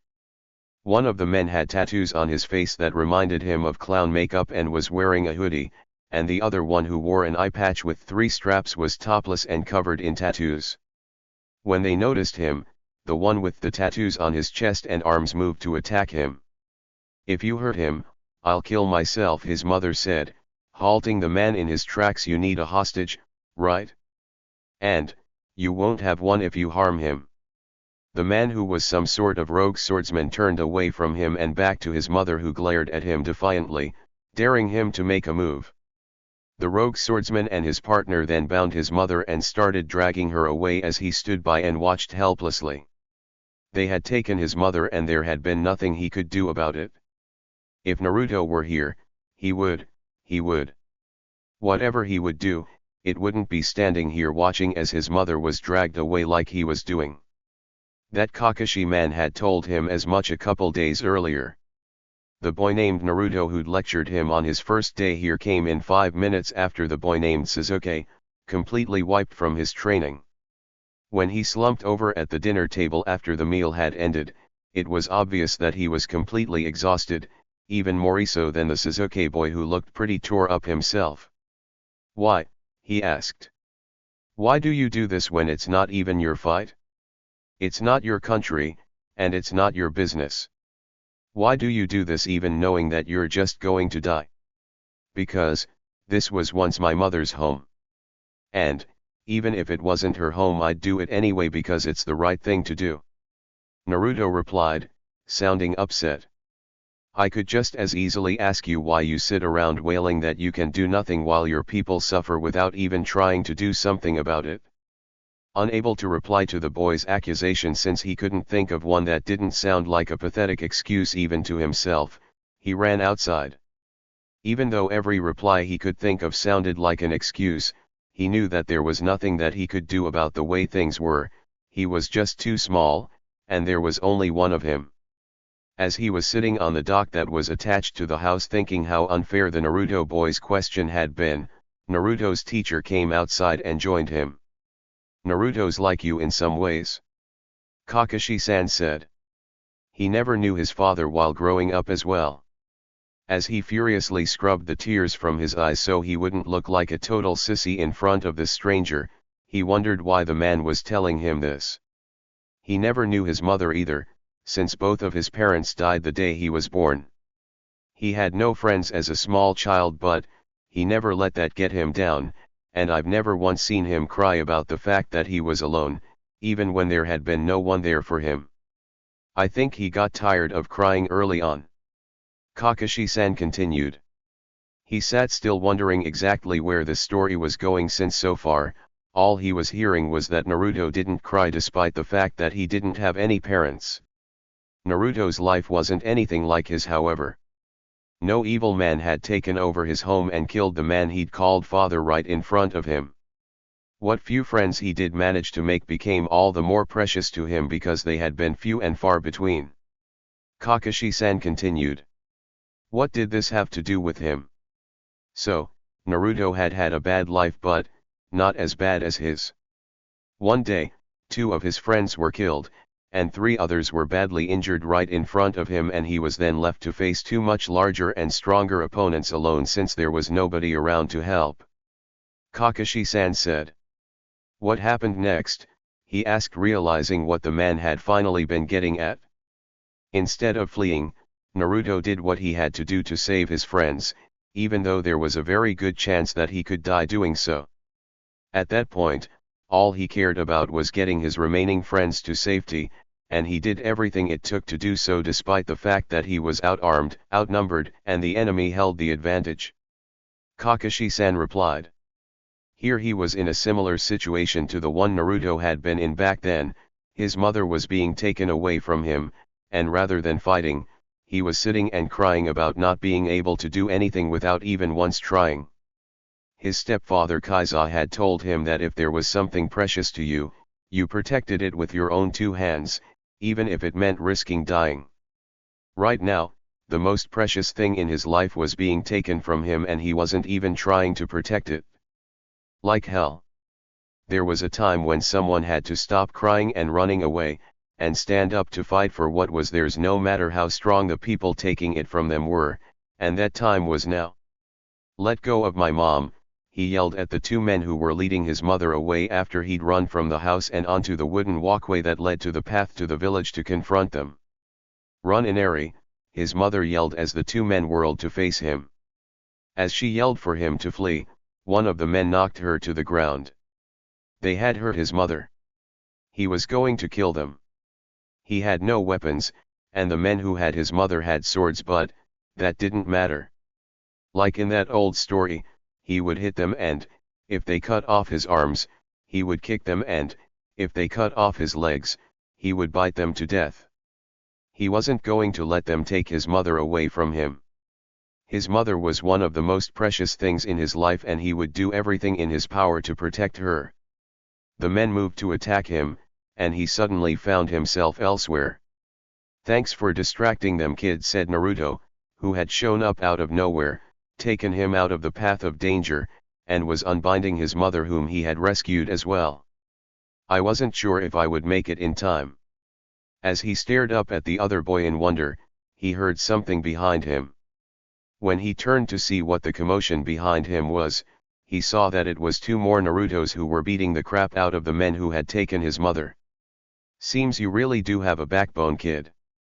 Naruto, or was it another one of his clones? Said as he patted him on the head. Moments after the fight started, the 2 men who had taken his mother were down on the ground, bruised, bleeding, and unconscious, brought low by someone who was only half their size. Seeing them in this state, he realized that they were not the insurmountable obstacles he had at first thought them to be. It was as Naruto had said earlier, they were only strong as long as you did nothing. In that case, he would make everyone do something, and they would take the strength away from the biggest of the monsters. He would rally everyone, and have them fight. This was their home, and Gato couldn't have it. Where are you going? Naruto asked when he turned back to the house to grab any weapons he could find. I'm going to get everyone, and we'll get Gato together, he replied. Well, in that case, I think I'll help.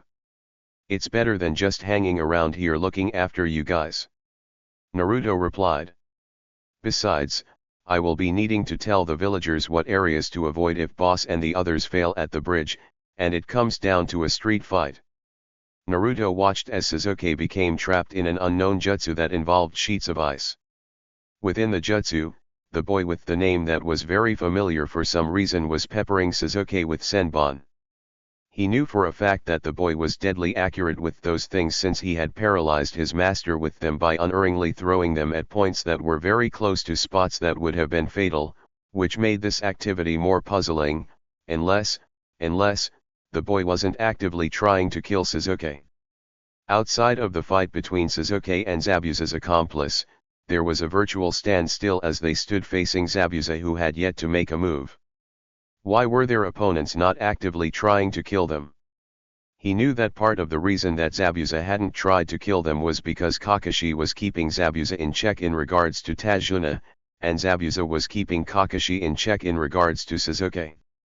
In that fight, neither would move until one or the other was certain of their advantage, which was the reason why Zabuza currently wasn't trying to turn them into sashimi with that sword. Sasuke's opponent, however. There was no reason for Zabuza's accomplice to spare Sasuke, no reason at all. He had him completely outclassed in that jutsu, and could have ended it all in the first strike. Instead of killing him right away, however, he was giving Sasuke a very slow death with 1,000 paper cuts and every opportunity to figure out a way to defeat his opponent.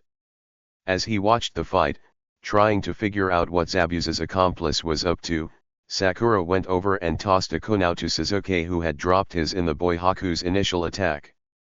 The kunai didn't reach its intended recipient, however, because Haku went through the other side of one of the mirrors he'd rather foolishly assumed had been one way and caught the thrown weapon before it could reach Sasuke.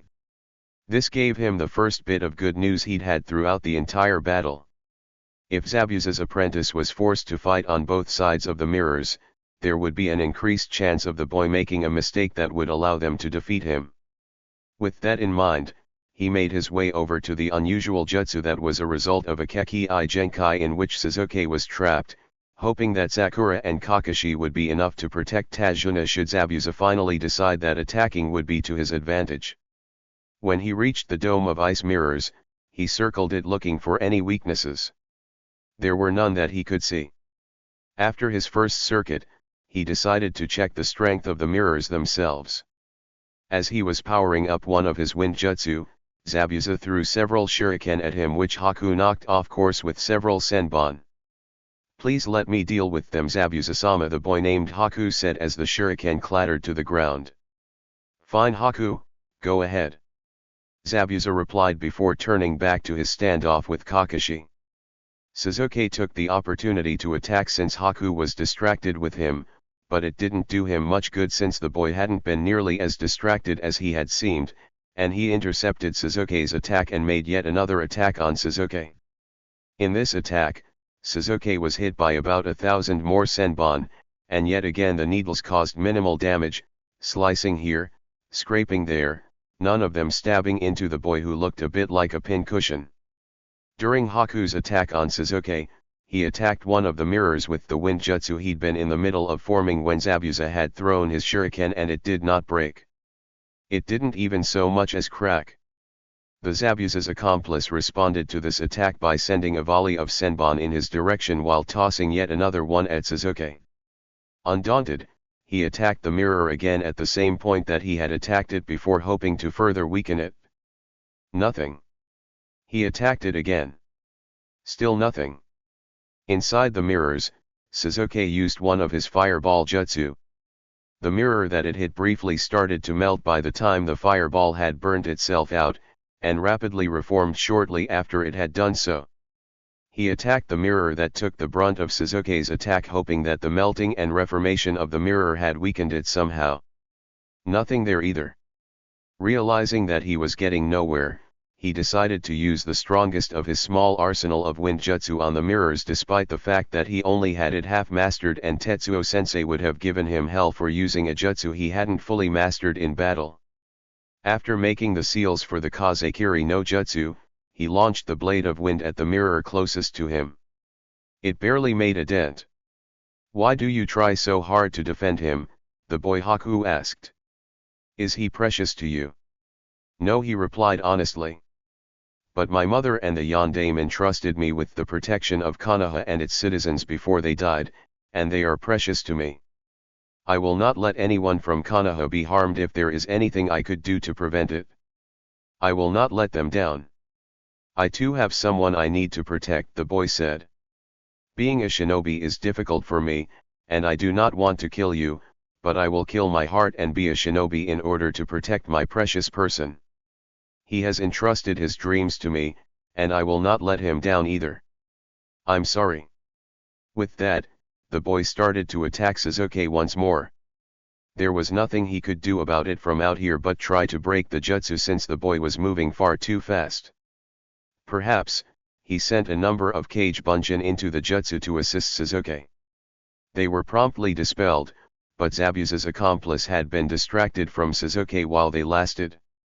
Hoping to keep the masked boy distracted, he sent in another wave while he attempted to break one of the mirrors with an explosive tag. The mirror yet again refused to break. Hearing some sort of commotion behind him, he turned to look. While he'd been focused on freeing Sasuke, the standoff between Kakashi and Zabuza had finally heated up into a battle. "Why?" Sasuke asked as he watched the masked boy decimate wave after wave of that boy's Kage Bunshin. There were several questions that were running through his mind, and they all boiled down to one: why?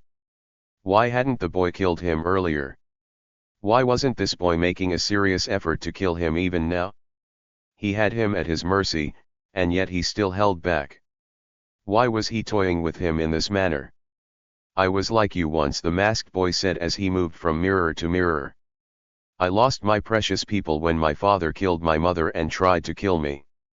At those words, a memory that was always close to the surface yet again came unbidden, a memory of the day he had lost all who were precious to him. He had come home late from training. The Uchiha district had been totally silent. Unnaturally so. He came across the first of the bodies on one of the side streets after he'd turned off the main road to say goodnight to his aunt whose light was still on his way home. The main path through the district which led to his house had been completely devoid of corpses, as if it had been deliberately swept clear, but, as he continued to explore, he soon discovered that there were more dead littering the alleys and byways of the Uchiha district, a lot more. After finding what had to be at least half the clan lying dead in what seemed to be oceans of blood, he ran fearfully through the silent streets that were littered with the bodies of his kin, dreading what he'd find at home. After what seemed like an eternity, he finally reached the house his family shared. It was dark and completely silent inside and out, as unnaturally silent as the district had been. Fearing what he would find, he ran through the empty halls frantically searching for his parents and his older brother. Inside his parents' bedroom was. The bodies of his parents lay in a heap on the floor, one on top of the other. There was a pool of blood around them, and spatters of blood staining the walls. His parents were dead, and he could sense that he wasn't alone in the room. There was someone hiding in the shadows, possibly the same someone who had murdered his parents. As he stood there uncertain whether to fight or flee, the person moved out of the shadows. It was Itachi. The masked boy continued his story, drawing him out of his flashback as he sent another volley of senbon in his direction, forcing him to dodge. "My family had been a poor but happy and loving one that had lived on a small farm in water country," the boy said as the senbon sailed through the air. "My mother, however, had had a secret that ended up destroying everything when it was discovered. Before I was born, there had been a long and bloody civil war in which those with Kekii Genkai came to be feared and reviled for having been on the front line slaughtering thousands upon thousands, shinobi and civilian alike. After the war, having a Kekii Genkai was basically an automatic death sentence in water country. Despite being a civilian, my mother had been born with a Kekii Genkai that she had struggled to keep hidden," the boy continued as he settled himself into another mirror and launched another volley of senbon. My mother's Keki I Genkai had been passed down to me, and, one day I discovered my powers and showed them to my mother, not knowing the danger they represented. Unbeknown to either of us, my father had witnessed this. That evening, he and several others from the nearby village came to our home and killed my mother. After they had killed her, my father moved to kill me. I blacked out after that, but, when I came to, I learned that I killed my own father. The boy continued as he continued to flash from mirror to mirror, taking out that boy's cage bunchin at a rate that was becoming just the tiniest bit easier to see. It was then that I discovered that loneliness, the feeling of being unwanted, unneeded by anyone, of not having a purpose, was the worst feeling in the world, the boy said after he'd taken out another batch of that boy's cage bunchin as that boy uselessly hammered away at the mirrors from the outside. I was starving on the streets alone for a long time until Zabuza-sama found me, the boy continued as he made an attack that prevented him from exiting the mirrors after he'd thought he'd seen a perfect opening. He had need of me and my powers, which everyone else feared. He took me in, and I became his tool, his weapon, an extension of his will, and anything he asks of me, I will do, even if I have to destroy my own heart to do so, the boy finished as he made an attack on that boy who had apparently done something that had rattled one of the mirrors, and that boy went down with several senbon sticking out of him. Hearing that story, he had to admit that he and the masked boy were alike in some ways, and he could see how the boy could feel sympathy for him because he could understand his pain better than most. Both of them had had someone they had loved and trusted to protect them destroy their family. Both of them had been left completely alone in the world afterward. Of course that didn't make him stop resenting the other boy who continued to attack him, or stop the other boy from attacking him though. It did however make him wonder how his life could have turned out if he hadn't had a need to avenge his clan to drive him. If he had absolutely nothing left after that man had killed his clan, would he have been the same? Would he have completely subsumed his will to that of the first person that had need of him who came along? He was rather quickly pulled out of his musings because the boy's attacks became even more serious after he finished his story, apparently having reminded himself exactly why he was fighting. Instead of the usual tiny slices, the senbon were starting to stab into his body, but he could see. He could see every move the other boy made.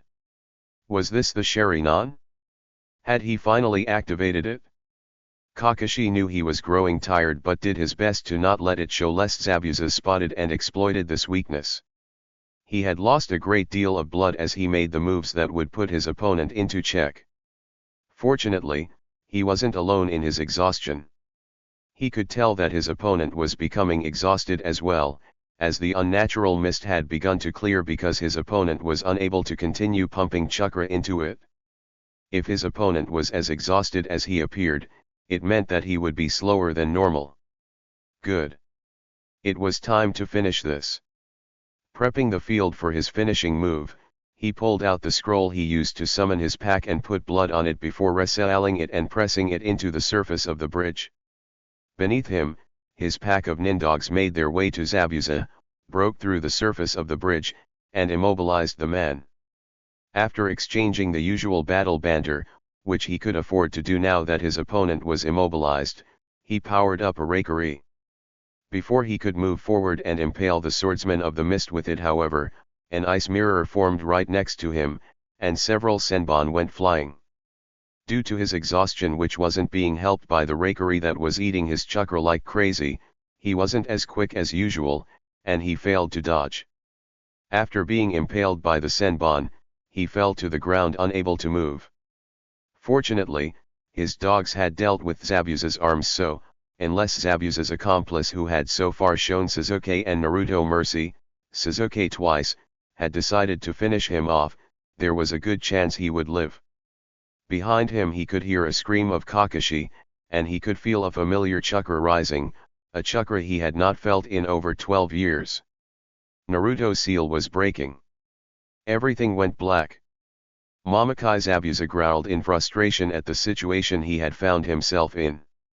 Hey, take Kakashi. The copy nin was lying on the ground in front of him, and he couldn't do anything to make sure he was finished off thanks to the dogs that were pinning him in place. The one good thing about this situation, however, was that Haku had yet again arrived in the nick of time to save his hide. That boy was more than worth all of the time and effort he had spent on him. Kakashi was down, possibly permanently, but there was a more immediate threat to deal with. There was a new player on the battlefield, a powerful new player. The malevolent chakra he had sensed shortly after the copy ninja had fallen to Haku's senbon continued to rise with each passing second. Who or whatever it was could be a serious danger to him. Suddenly, there was a yell to his left, and the blonde Inyazuka boy was racing up to him. As the boy approached, the dogs that had been holding him immobile scattered in all directions with their tails between their legs. He himself barely had time to register the fact that the boy had transformed when he came barreling into him on all fours. As his mind desperately scrabbled to find out what the hell was going on, the clawed and fanged boy with the slit-pupiled red eyes sent him flying and attacked him again. Haku tried to defend him, and got attacked himself for his troubles. After the boy incapacitated Haku, he focused on him once more, barreling into him, and trying to slice him open with his claws. All he could think the entire time this was happening was holy shit. This had most definitely not been how he'd planned for this attack to go. For the second time in Uzumaki Naruto's life, he was seeing red. That boy Haku had taken out Kakashi, and it was all that Zabuza guy's fault. He'd heard that Haku boy's story, and knew that if that Zabuza guy hadn't made Haku fight, then he wouldn't have and Kakashi would have been fine. He was going to kill him. He was going to kill the both of them. He attacked Zabuza first because he was the one responsible, the one who had been actively trying to kill Kakashi while Haku had been trying to spare him and Sasuke. As he was dealing with the man, Haku tried to attack him. The key word there being tried. He swiftly dealt with Haku and turned back to Zabuza, intent on tearing him apart. As he was about to land the final blow on that Zabuza guy, he smelled danger. Had the Haku boy gotten up? He whirled around in the direction the scent had originated. It wasn't the Haku boy. There was someone else here. No, several someones. He smelled sweat, unwashed bodies, and steel. Lots and lots of steel. There was an army somewhere nearby. How pathetic, someone he couldn't yet see said. I had hoped you would be able to take the other ninja with you before I took you out, but clearly the demon of the mist isn't all he's cracked up to be. Demon. Pa. More like a minor imp at best. You got brought down by a little kid. He didn't like that voice. There was something wrong about it. Something that reminded him of every unpleasant person he'd run into in his entire life. I should have sent my mercenaries in the first place, since you obviously couldn't get the job done, the person said as the mist that had been obscuring his vision faded. The mist cleared completely, revealing a short, stocky, grayish-brown-haired man in a suit and sunglasses with a cane standing at the head of a small army. He could have sworn he'd seen the man before somewhere, but he couldn't place him. The men standing behind the man were armed to the teeth with a wide variety of weapons which ranged from swords to pikes. Kill the survivors, then move on to the village. The people there need to be taught a lesson. The man at the head of the group, whom he finally realized was the businessman Gato whose picture he'd seen in the paper, said. Kill the survivors. But Sasuke and Sakura and Tajuna were the survivors, and he had sworn to protect them, and he never went back on his word. There was no way in hell he would let that happen. There was no way he would let the man who had ordered Zabuza to kill Kakashi take out the rest of his team. The red haze that had been gradually fading overtook him once more, growing deeper until there was nothing left but red. Sasuke couldn't quite process what he was seeing. It had started when the masked boy had left the mirrors entirely in the middle of a battle that had been entirely in his favor for some reason, and less than a minute later the mirrors all shattered, freeing him. Despite the fact that he had been freed, he could do nothing more than sit and watch what happened next, because the masked boy's senbon seriously restricted his mobility and prevented him from doing much else. The first thing he saw after the mirrors shattered was the masked boy lying on the ground. The second was Kakashi, obviously having been taken out by the swordsman Zabuza. The third was that boy tearing the swordsman apart. Then, someone else arrived, someone who had been at the head of an armed mob. It was what happened next after the mercenaries had shown up that he had been unable to process. After the man at the head of the mob had ordered the mob to kill them, that boy changed as he raced towards the men on all fours.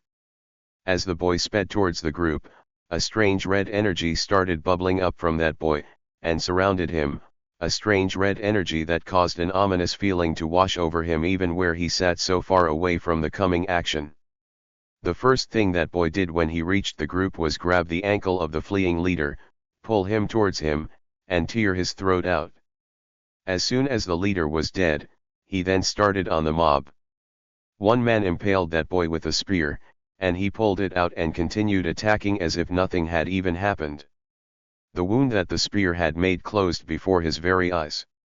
After the grievous wound that had been caused by the spear had healed, that boy then started cutting a swathe through the group of mercenaries.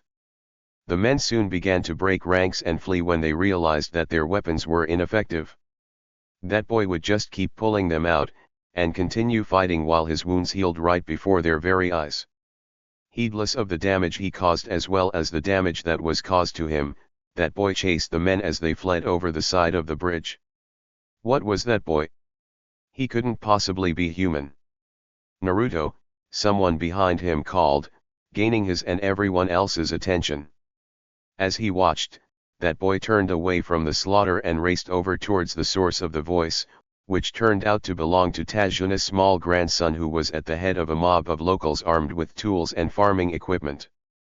As that boy moved past him, he could see that he had somehow grown claws and fangs, and that the strange marks on his face had grown larger and more feral looking. There was something else as well, that boy's eyes weren't blue, they were red. Naruto, the Tajuna's grandson, cried out when that boy was almost on top of him. That boy reached up to attack, but stopped before he landed the final blow. The ominous red energy that boy emitted began to dissipate. The claws shrank back into nails, and the marks turned back into lines. The fangs presumably vanished as well. "Hey Inari," that boy said. "Sorry about that. Just what in the hell was Uzumaki Naruto?" As Naruto spoke with Inari and the mob of villagers who had come with him, Haku had slowly made his way to his fallen master's side. Finally, after what seemed like forever, he reached him. He was weak, in pain, and quite possibly bleeding internally as well as externally, but that didn't matter. Only Zabuza-sama mattered. Zabuza-sama was alive. Barely. He had lost far more blood than was healthy, and would continue to lose even more if he didn't do something. Using one of the few healing jutsu he knew, he pushed his chakra into Zabuza-sama until he was about to pass out. There was a good chance that he wouldn't wake up because he had used up so much of his chakra. There was also a chance that Zabuza-sama would die despite his ministrations as well. He would cross that bridge later when he came to it though. His last thought as his consciousness faded was, if Zabuza-sama dies, then I don't want to wake up. Kakashi groaned when yet another person came to his room in Tajuna's home asking for advice. It was the morning after a major battle. He was suffering from several injuries as well as chakra exhaustion up the wazoo, and he just wanted to sleep. Unfortunately, he had been unable to get any of that sleep he so desperately needed because the nice townsfolk of the village that surrounded Wave's main port kept coming in and bothering him. Things would have been much easier if Mamakai Zabuza and that boy Haku had died on the bridge. He was still thanking his lucky stars that Haku wasn't quite the merciless killer that Zabuza had portrayed him to be. Instead of being worm food like he'd half expected to end up being when he'd fallen unconscious, he was going to be laid up for about a week before going home from yet another crappy mission. Of course, prospect of the week's inactivity really sucked because he hated being inactive. When Naruto had learned that he was still alive, and had merely been paralyzed by Haku's senbon, he had ordered the mob of townspeople who had shown up a little too late to drive Gato and his forces out to spare the boy and the swordsman who had been laying unconscious in the middle of a damaged section of bridge. Rather than being torn apart by an angry mob as they would have otherwise been, the two were taken prisoner and dragged off to the town doctor to be fixed up before they were dealt with. The two of them received slightly more sympathy from the townspeople than they would have had when Naruto had revealed that Gato had planned on betraying them and killing them once they had completed the mission for which they'd been hired. Not much more than a little though. Now that they had them, the townspeople wanted to know what to do with the two missing nin, and had turned to him for advice since he was the highest-ranked ninja in the region. Dealing with Haku and Zabuza was a slightly sticky and problematic situation. The townspeople would not be able to keep the two locked up indefinitely as, when they finally recovered from their injuries, they would be able to easily make their escape. They weren't going to be executed either, as Naruto, who was currently the hero of the hour despite his little outburst, had pled for clemency and the townsfolk had kindly granted it. They couldn't just let the two go on their way however, and reporting them to the Kirigakure Hunter Nin would just result in their executions, so they couldn't really do that either. He knew that bringing the two of them to Konoha would be a headache and a half for an entirely different set of reasons from the ones that were plaguing the people of Wave, even if they didn't escape or even try to escape while being transported. Momokai Zabuza was infamous for his attempted assassination of the Yondaime Mizukage Yagura, and having him in Konoha would spark a diplomatic incident with Kiri which Konoha really didn't need at all. Relations were still frosty after that incident with Naruto during last year's Winter Chunin exam, and the reason there hadn't been any sanctions was the fact that Kiri couldn't prove that A. Naruto was a Jinchuriki, and B. that Naruto had been sent to Kiri with malicious intentions on Konoha's part. So, thanks to the fact that Haku and Zabuza had survived, they were stuck in a catch-22. They couldn't keep Zabuza and his accomplice, and they couldn't get rid of them either. Well, technically they could get rid of them, but Naruto would kick up one heck of a fuss which would result in another set of problems. Relations between him and Naruto were bad enough, and he didn't need to bring something like that between the two of them on top of everything else. He really wasn't in the mood for this. He was going to do what he should have done from the beginning and say screw it before kicking this upstairs for the Hokage deal with as soon as he could summon a messenger. Let the Hokage take the fallout. He deserved it, for, whatever, the Hokage deserved it.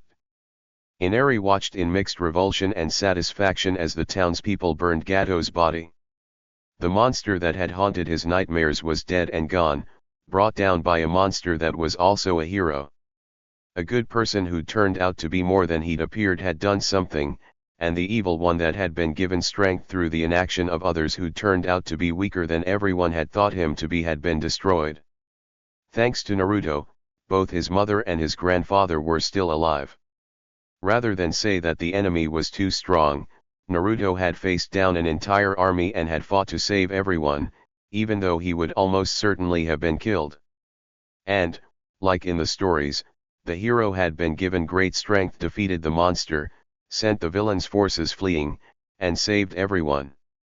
Well, almost everyone. Some of the construction workers hadn't survived the battle that had raged around them after Gato's ninja had attacked. The thing that mattered most now though was that Wave was free, thanks to Naruto. Even though he should be back at Tajuna's resting, Naruto sat at Haku's bedside and studied the other boy's face as he slept. Dr. Yashida had taken the boy's mask off when he had been brought in for treatment, and he'd immediately noticed that the boy had very feminine features. He'd also had the niggling feeling that he'd seen him before somewhere as he looked at the boy's exceedingly feminine face which would likely plague him into adulthood. Because that feeling had bothered him like an itch he couldn't scratch, he racked his brain trying to figure out where it could have been that he'd seen the boy before. Finally, it came to him. The boy looked just like a very nice girl he'd once met. He was seated on a worn stool in front of the counter of a slightly run-down ramen stand in a foreign village. The nice girl who had led him here was seated next to him. They had introduced themselves to each other as they waited for the old man to finish making their ramen. Her name was Haku, which was rather strange, since that was a boy's name. "Tell me," the girl asked slightly nervously. "Do you have someone precious to you?" Someone that you would do anything to protect. He rather, had been so nice to him back then, had been one of the very few good things that had happened to him in Kiri. He'd almost forgotten her, him, in all the general unpleasantness that had occurred later, and now, he'd almost killed him. He had completely lost control of himself, and had almost killed someone who had shown him nothing but kindness and mercy. He had almost killed a friend of his as well yesterday. Inari would have died if he hadn't regained control of himself at the last second. Morishita-san had warned him that something like this would happen if he let his rage control him after the first time this had happened, when he was in Kiri. She had told him to rein in his temper and find a safe outlet for it. He apparently hadn't. He had lost control again, and had let even more of the fox out, the fox that his mother and the yondaime had trusted him to keep sealed away. He had failed them. As he wallowed in his guilt as he waited for Haku to wake, the Zabuzagai groaned from the other bed in Dr. Yashida's small clinic. He had just returned to consciousness and was undoubtedly in a massive amount of pain. It had been touch and go with him last night, and his survival had not been certain. He had pulled through however, and, if his wounds didn't get infected or something, he should survive. They had nearly lost Haku due to his injuries and the chakra exhaustion last night as well, and he was still in danger until he woke up. The two of them wouldn't have been in nearly as bad a condition as they were currently in if he hadn't completely lost it. It was one thing to kill your enemies in battle, it was something else entirely when you lose it, almost kill your enemies, and become a danger to everyone around you including your allies like he had done. If he didn't find a way to stay in control of himself during these kinds of situations, one of the dead was going to end up being a friend or a teammate someday. Sakura stood outside the town's small, run-down medical building uncertain about whether she should go inside or not. Naruto was inside, and she wasn't certain if she was ready to face him yet. What she had seen yesterday had really shaken her. Naruto had snapped. Naruto had more than snapped, Naruto had turned into a monster. What had happened to the nice, cheerful but annoying boy that she had remembered from the academy? Had he always been like this? Is this why everyone avoided him and told their children not to play with him? She had heard of Kekii Genkai before, but none of the ones in Konoha that she'd heard about matched what she had seen. His mother had been a foreigner though. His mother had come from here in fact. The doctor who ran the clinic was old, probably old enough to remember Naruto's family. Maybe she would know whether or not Naruto had a whirlpool Kekii Genkai. With her mind finally made up, she finally entered the building. The doctor was sitting in a chair resting, having spent the night tending to her two patients who had been in critical condition when they arrived. The two patients were occupying beds at either end of the room and Naruto was sitting next to the boy's bed, watching the boy with a serious expression on his face. "Yashida-san," she said, trying to get the doctor's attention. "I was wondering if I could ask you a question." She was slightly uncertain about asking with Naruto present, but it was probably better than going behind his back. If Naruto objected to the question, he could ask the doctor not to answer it, but she really wanted to know the answer however. "What is it?" Dr. Yashida asked tiredly, sitting up straighter in the chair she had been slumped in. "Well, I was wondering if you knew if the Uzumaki had a Kekii Genkai. What Naruto did yesterday didn't match any of the Konoha Kekii Genkai I've heard about," she replied, almost timidly. The Uzumaki were famous for their red hair, their sealing skills, and living to a very ripe old age, but I don't think that those were Kekii Genkai. "Why?" Dr. Yashida replied after a minute of thought. "Well, yesterday, Naruto grew claws and fangs, and there was this strange red chakra surrounding him, and I thought it might be a Kekii Genkai," she answered. "Jinchuriki?"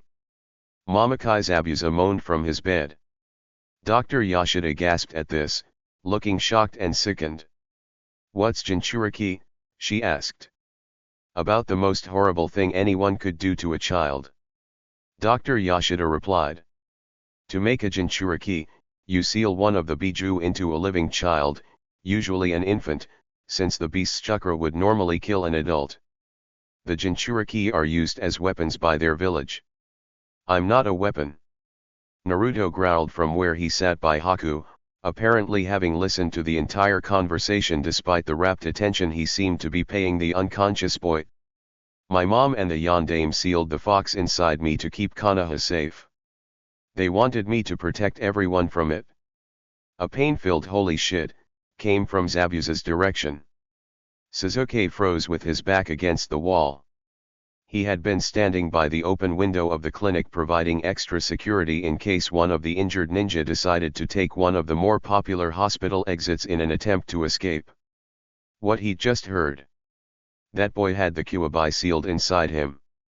The Kyuubi that had vanished after Uchiha Madara had used it in his battle against the Shoday Hokage at the Valley of the End, and had reappeared 12 years ago only to be disposed of by the yondaime who had given his life to do so, disposed of on the day that boy had been born.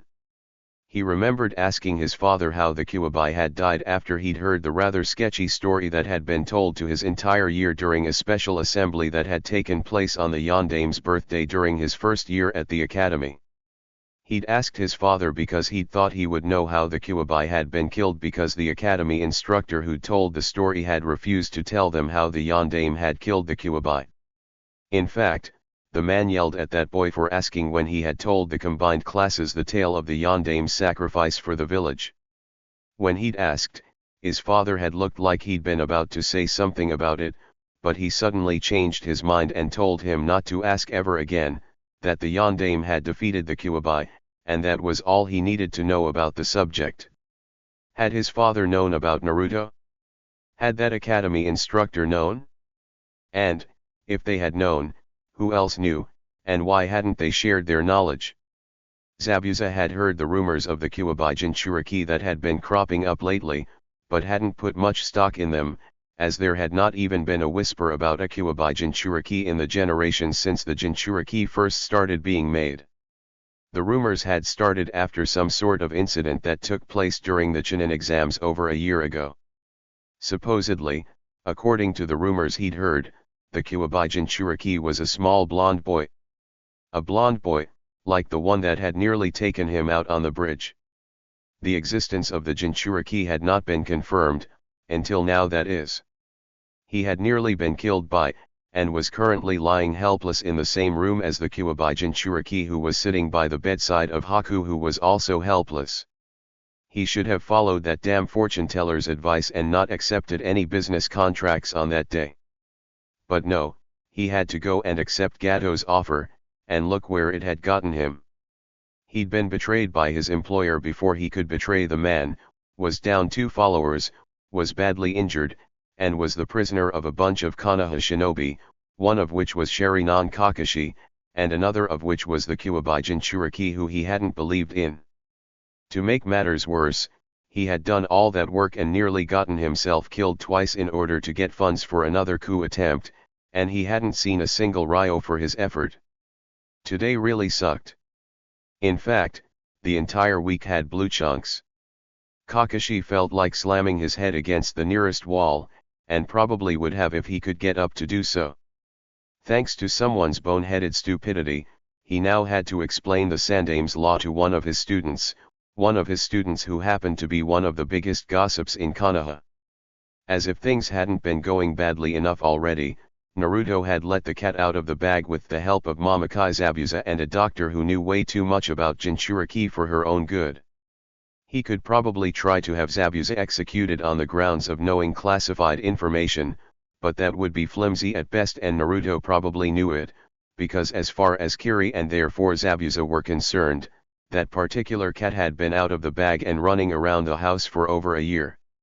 The fact that Zabuza had said Jinchuriki in speculation according to witness accounts rather than saying Naruto is the Kyuubi Jinchuriki was a pesky technicality that might protect him from the Sandaime's law, which probably couldn't be enforced in his case anyway because he wasn't a citizen of Konoha but, probably could considering the fact that he was currently a prisoner of Konoha's forces and therefore under their jurisdiction until he was either executed or repatriated.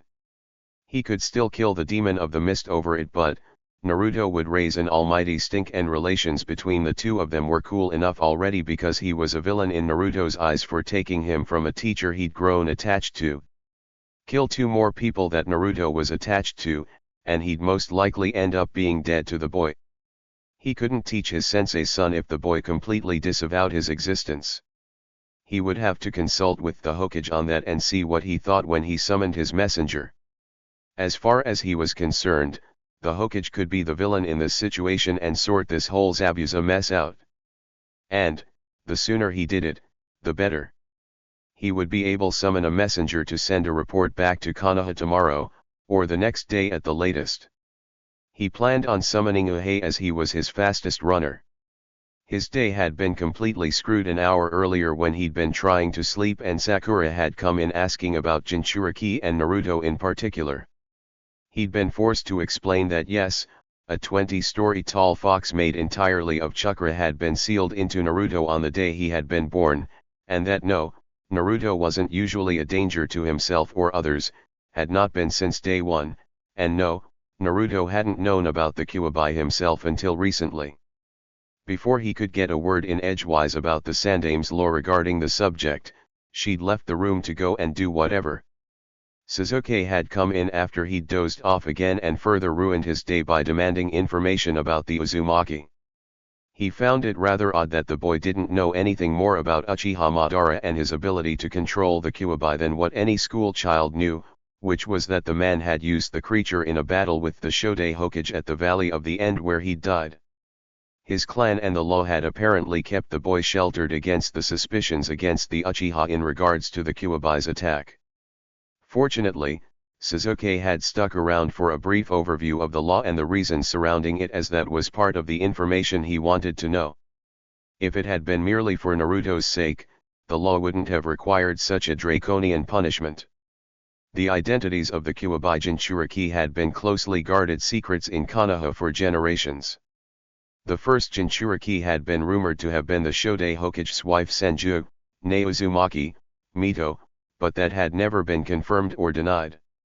There had been rumors amongst the older generations that Hashirama and Mito's 2 children had had whisker marks on their cheeks like Naruto's, but that couldn't be confirmed, though they had always been wearing heavy makeup in the few surviving photographs there were of them. Someone had obviously taken Mito's place as Jinchuriki, if she had been one in the first place, since she died long before the Kyuubi attack, but it was not known, at least to the majority of the village at large, exactly who. There had been some whispers about Kushina-san that everyone in the know had refused to confirm or deny though. He knew he should have listened to his horoscope when it said that any journeys undertaken on that day would be filled with misfortune. He had been attacked, stabbed, practically sliced open, nearly drowned, paralyzed, suffered from chakra exhaustion twice, and now was forced to explain to the kiddies exactly why they couldn't tell their friends about Naruto's status as a Jinchuriki, and also be forced to explain to the Hokage that they knew, and exactly why they knew. And, here he'd thought he'd be taking a nice little seaside vacation. This mission completely blew. Sakura wasn't sure how she should feel about Naruto, but she could understand how he came to be the way he was. Someone had taken an infant on the day it was born and, in a completely monstrous act, had sealed a demon inside of it with the consent of at least one of its parents. Just about everyone in the village who had been alive and able to understand what was going on at the time knew about this, and hated Naruto because of it. Naruto had grown up completely alone without either of his parents, who had also died in the Kyuubi's attack like so many other people had done that day. He'd been unloved, unwanted, and uncared for, and before he could make any friends, the adults had poisoned their children against him. It was the perfect conditions to make a monster, and yet, Naruto wasn't one, not exactly. If Naruto had truly been a monster, he would have killed her or really broken her arm instead of merely threatening to do so when she had attacked him that day at the academy. If Naruto had truly been a monster, he would have killed everyone on that bridge when he had lost control instead of just Gato's men. If Naruto had truly been a monster, he would not have cared about this place or its people in the first place, and therefore wouldn't have even bothered with the battle. If Naruto had truly been a monster, he would not have cared if his teammates lived or died and wouldn't have taken their survival into consideration. If Naruto had truly been a monster, he would not have sworn to protect Konoha either. While Naruto just barely kept a monster contained, Naruto himself was not a monster. What would her life have been like if the yondaime had asked her parents for permission instead of Naruto's? Would her parents have kept her despite the fact that the entire village would have hated her and wanted her gone? Would they have still loved her, or would they have feared her because of what she had kept contained? Would she have had any friends? Would she have managed to survive without friends the way Naruto had? Would she have viewed the protection of Konoha and its citizens as her responsibility the way Naruto had, despite the fact that most of them hated him, or would she have completely despised Konoha instead? Would she have been nearly as strong as Naruto was now? Would she have had his courage? Would she have had his empathy, and his sense of duty, or would she have become the monster many people seem to think Naruto is? Sasuke sat in a tree to think, as he often did when he had a thorny problem that couldn't be ignored which he had to sort out. The conversation he'd had with Kakashi had both been rather informative, and had brought up a slew of questions. While he'd been pumping Kakashi for information about that boy, Kakashi had been trying to weasel information out of him that he honestly didn't know and therefore couldn't give. Kakashi's offhand comment about rumors about his father and the Kyuubi confused and upset him. His father would never have done something like that. Konoha was his home, and several Uchiha had died that day defending Konoha from the fox. His father would never have senselessly thrown away the lives of any of the members of his clan. He could understand how a civilian might think that though. Madara, who had been a Uchiha, had somehow controlled the Kyuubi and forced it to fight Senju Hashirama. People could then logically come to the assumption that Madara had passed the secret of how to do this on to the clan. If Madara had, however, he hadn't found it, and it definitely wasn't in the Uchiha secret hiding place, as he'd already thoroughly searched it, looking for what that man had told him about. All he'd found down there was the secret of attaining the Mangekyo Sharingan and a bunch of maps with patrol routes on them that made absolutely no sense since they completely bypassed the worst parts of the village and heavily concentrated officers around the Hokage Tower, administration complex, and the shelter behind the Hokage monument. Another question that came to mind was why that boy?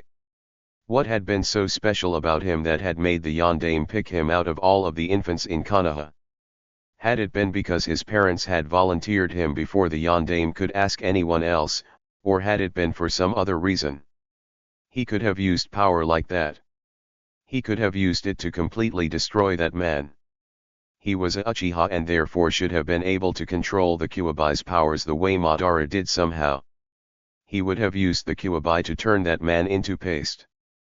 But then again, the Shodai Hokage had taken control of the Kyuubi away from Madara, and killed him before he could get it back.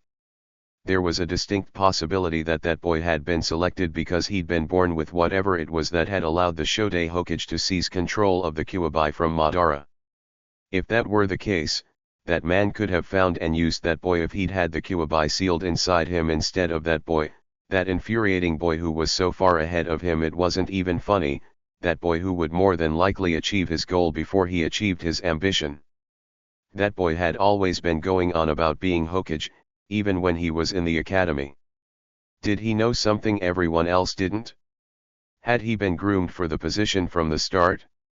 According to history, and what he'd heard about the Uzumaki clan from Kakashi when the man had explained that Naruto hadn't really adopted him since the knowing consent of both parties was required or kids would be passed back and forth through several clans each time another kid unthinkingly loaned out their clothes as Naruto had done, the Uzumaki had been closely related to and intermarried with the Senju.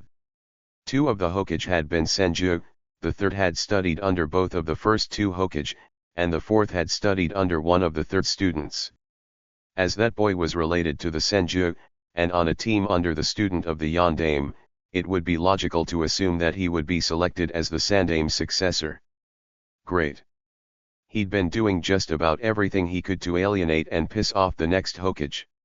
Things were going to go real well for him when he restored his clan. Not.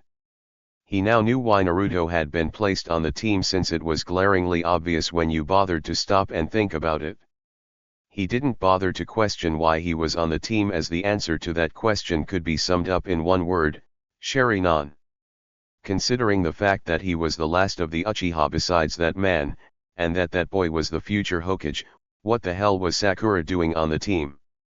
Haku groaned as he awoke, and winced as the light attacked his eyes as usual, since, for some strange reason, his eyes became extremely light-sensitive when he suffered from chakra exhaustion. He could barely see, but he could tell that he was in a bed somewhere within the town that was located near the bridge, and that someone other than Zabuza-sama had brought him here, since Zabuza-sama was aware of his light sensitivity and would never have stuck him next to an open window and left the blinds up. Had he completely failed Zabuza-sama? Had Zabuza-sama died? What would he do now that he'd failed? Pull the shades, the light's hurting the kid's eyes, said a voice that Haku had feared that he'd never hear again, cutting through his rising panic. As he nearly fainted in relief that he hadn't completely failed his master, someone hastily moved to close the blinds. He caught a flash of yellow, dark orange, and brown. Soon, the shades were drawn, and he was better able to focus on who it was. It was Naruto. While he was afraid of Naruto because of what the boy could do, he understood. He had seen the look of rage, pain, and grief that had been on the boy's face when he had transformed and attacked Zabuza-sama when he believed that his sensei had been killed. If it had been Zabuza-sama who had been killed, or appeared to have been killed instead, he would have done the same thing. He couldn't call Naruto a monster because, what would that make him, since he too had a Kekki Genkai? And, Naruto wasn't a monster, he hadn't killed indiscriminately, he had only killed those who had threatened him and his, albeit in a rather vicious manner. "I'm sorry, Haku," Naruto said sadly when he realized that he was looking at him. "Please forgive me." What reason did Naruto have to apologize to him? He'd done nothing but hurt the boy. He'd deceived him the day he'd met him, and used him as a distraction in order to escape. He'd wandered around the home of the boy's ancestors as if it were his own private playground without once paying his respects to them. He'd attacked the boy, attacked his teammates, and attacked his sensei, making him believe that he'd killed the man. What reason did Naruto have for begging his forgiveness? It should be the other way around, he should be the one begging Naruto for forgiveness. "I forgive you," he finally said after yanking himself out of his litany of the cruelties he had heaped upon the younger boy, seeing that his lack of an answer had caused the boy even more pain. The Sandaime Hokage stared at the report that one of Kakashi's ninkin had brought in, which sat innocuously at the edge of his desk as if it were a poisonous snake, almost afraid to open it and discover what sort of nightmare it contained. Reports were usually given at the end of a mission after everything was said and done and everyone had all gone home either happy or dead depending on the type of mission assigned. When they arrived in the middle of a mission, it meant that something had gone very seriously wrong and that someone needed to head out there post-haste to clean up the mess. He just knew that he really didn't want to find out what sort of mess Kakashi and his team could create in a week and a half though. What could go so wrong on a C-ranked mission that was basically little more than a glorified walk with a seaside vacation tacked onto the end of it that would result in a mid-mission report? The customer in question had been particularly trying, but not so much so that he'd be turned away for fear of his escort killing him before he reached his destination. Oh God, Sasuke hadn't snapped and killed the client, had he? Kakashi had been telling him that the boy had some anger issues, but he'd waved them off as not being too serious, as the boy had not been behaving overly aggressively. Knowing that he'd have to get it over with eventually and dreading what he would find, he carefully broke the seal on the scroll. After unfurling the scroll, he skimmed the document, stopped, and began to read it more thoroughly, hoping to all that was holy that he had misread what had been written while he'd been skimming the report. He hadn't. Naruto's curse had struck big time and the C rank had turned into an A rank, and then, when everyone had thought it was over, it had really hit the fan.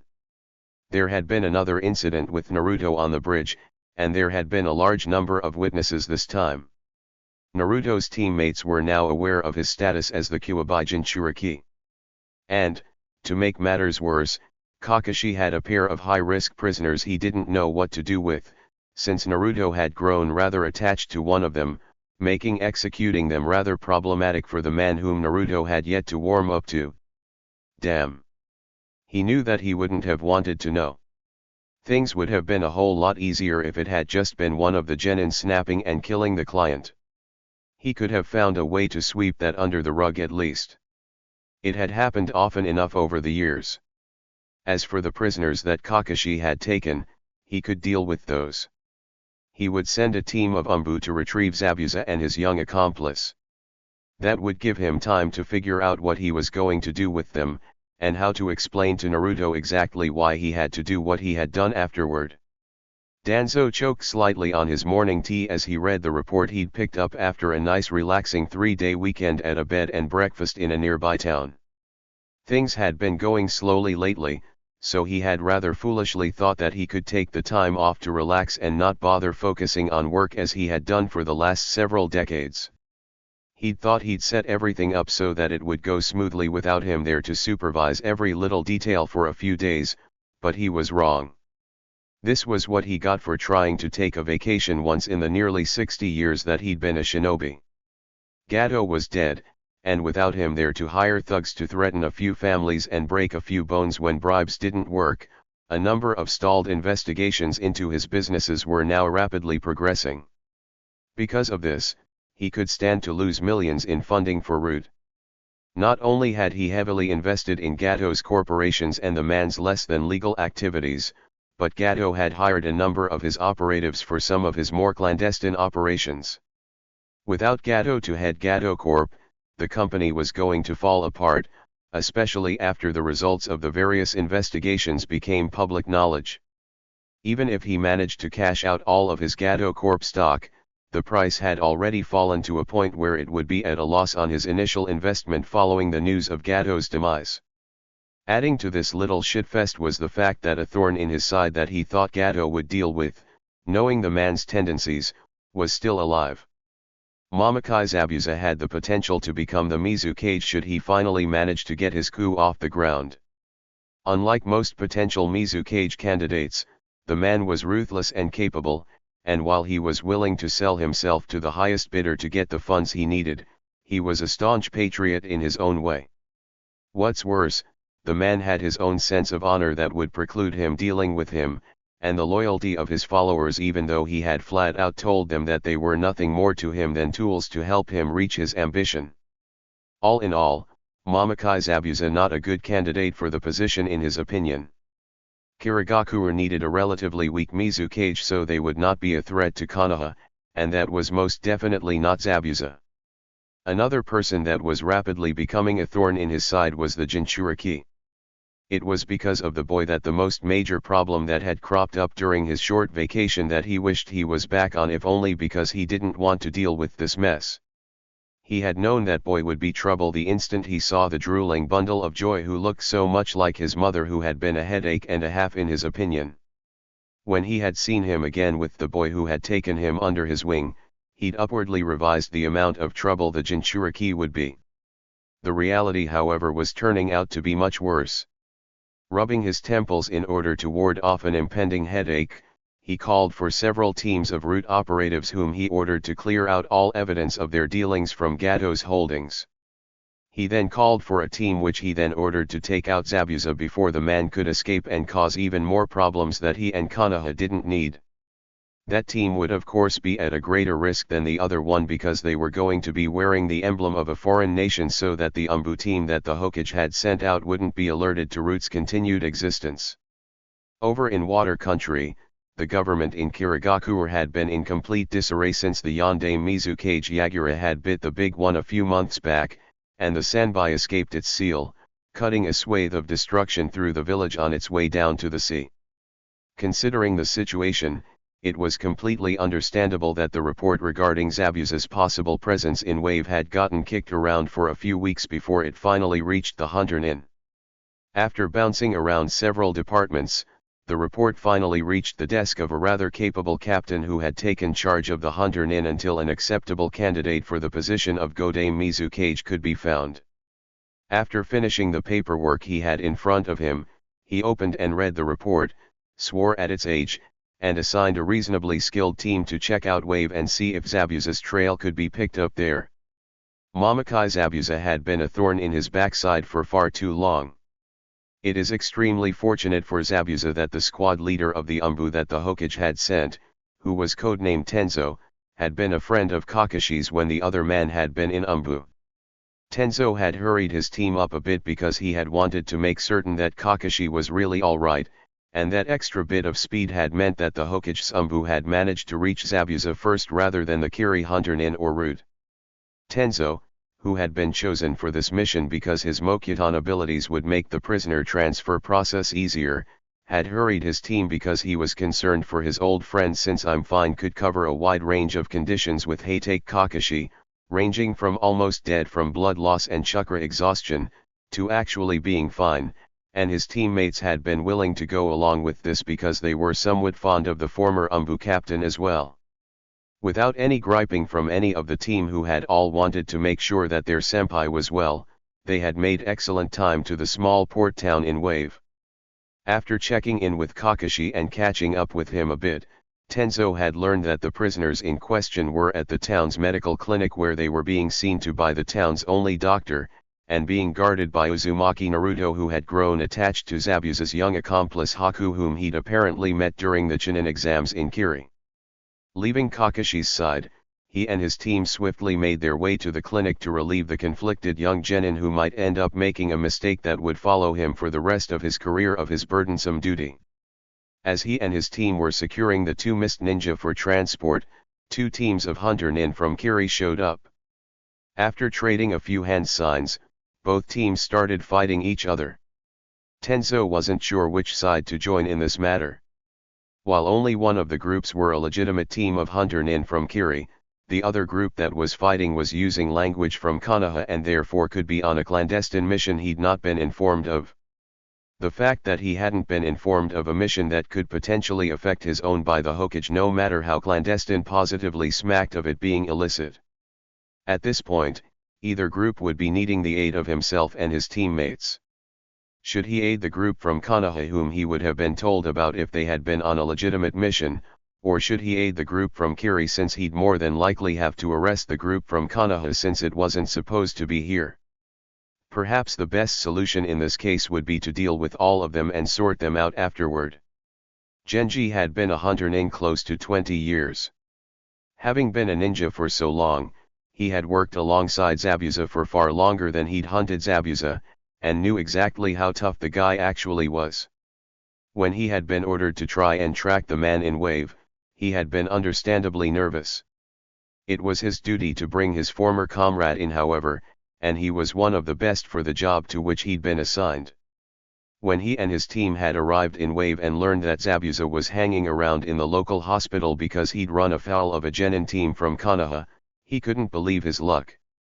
Actually, the first thing he couldn't believe was his ears, until someone had mentioned that Sharinan Kakashi was the instructor for that particular genin team and that the team had a Uchiha on it as well. When the team arrived at the hospital to retrieve their quarry, they arrived only to discover that their luck had not held. When they had reached the hospital, there had been an Umbu team from Konoha there preparing Momokai Zabuza and his accomplice for transport. Not only that, but there was another hunter team that he would have to share the credit with should they manage to wrest Zabuza away from the Konoha team hanging around as well. He could have sworn that the captain had only sent one team out because the lead was so old though. Just who the heck are you? He signed to the apparent leader of the hunter team that was trying to impose Kiri's claim over Zabuza, and not getting results. The response he got back was a rather shaky "Hi, I sent to help." While the relative uncertainty of that response would be understandable if the Hunter Nin in question were civilian-born, the leader of the other team had prefaced his statement with a gesture he knew was a Konoha swear, as a friend of his had made it his duty to learn the swear signs of every country and had taught him a good number of them. The anger he'd been feeling when he'd realized that his team had arrived a little too late rose to murderous levels. The Konoha ninja he could ignore for the moment since they didn't need that sort of mess, and the Konoha guys had gotten Zabuza fair and square. The other group, however, a bunch of fucking imposters, had been standing there trying to take the kill they would have snatched from the Konoha ninja if they had dropped their guard for even 1 second. Hopping mad at the imposters, he signaled his men to attack the fake hunter nin. He was rude, and he served Danzo-sama as an extension of his will for the good of Konoha. That was all he needed to know about himself. He had no need of emotions, and therefore swallowed the slight uncertainty he'd felt when a team of genuine Kirigakure hunter nin had shown up before the target could be eliminated. Had it just been the Konoha team that he'd needed to fool, things would have been fine, but now, he was not the best choice for this job. While he could almost perfectly imitate a Kiri hunter nin in movements, tone of voice, and accent, there was one flaw in his training. He was not fluent in Kiri. Much to his dread, which he rather swiftly buried as soon as it had appeared, the leader of the real team of Kirigakure hunter nin signed something that looked like an interrogative. The two most likely choices considering the situation were "Who are you?" and "Why are you here?" He hedged his bets and signed back with both his personal call sign and the answer as to why he would be here were he a real hunter nin from Kiri. He had apparently made a mistake, however, because the next thing he knew, he and his team were in a fight for their lives against the Kiri hunter nin.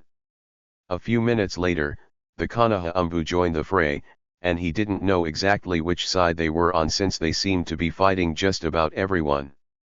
After the initial amazement at the Umbu fight that had suddenly erupted wore off and common sense stepped in, Naruto quickly got Zabuza and Haku under cover.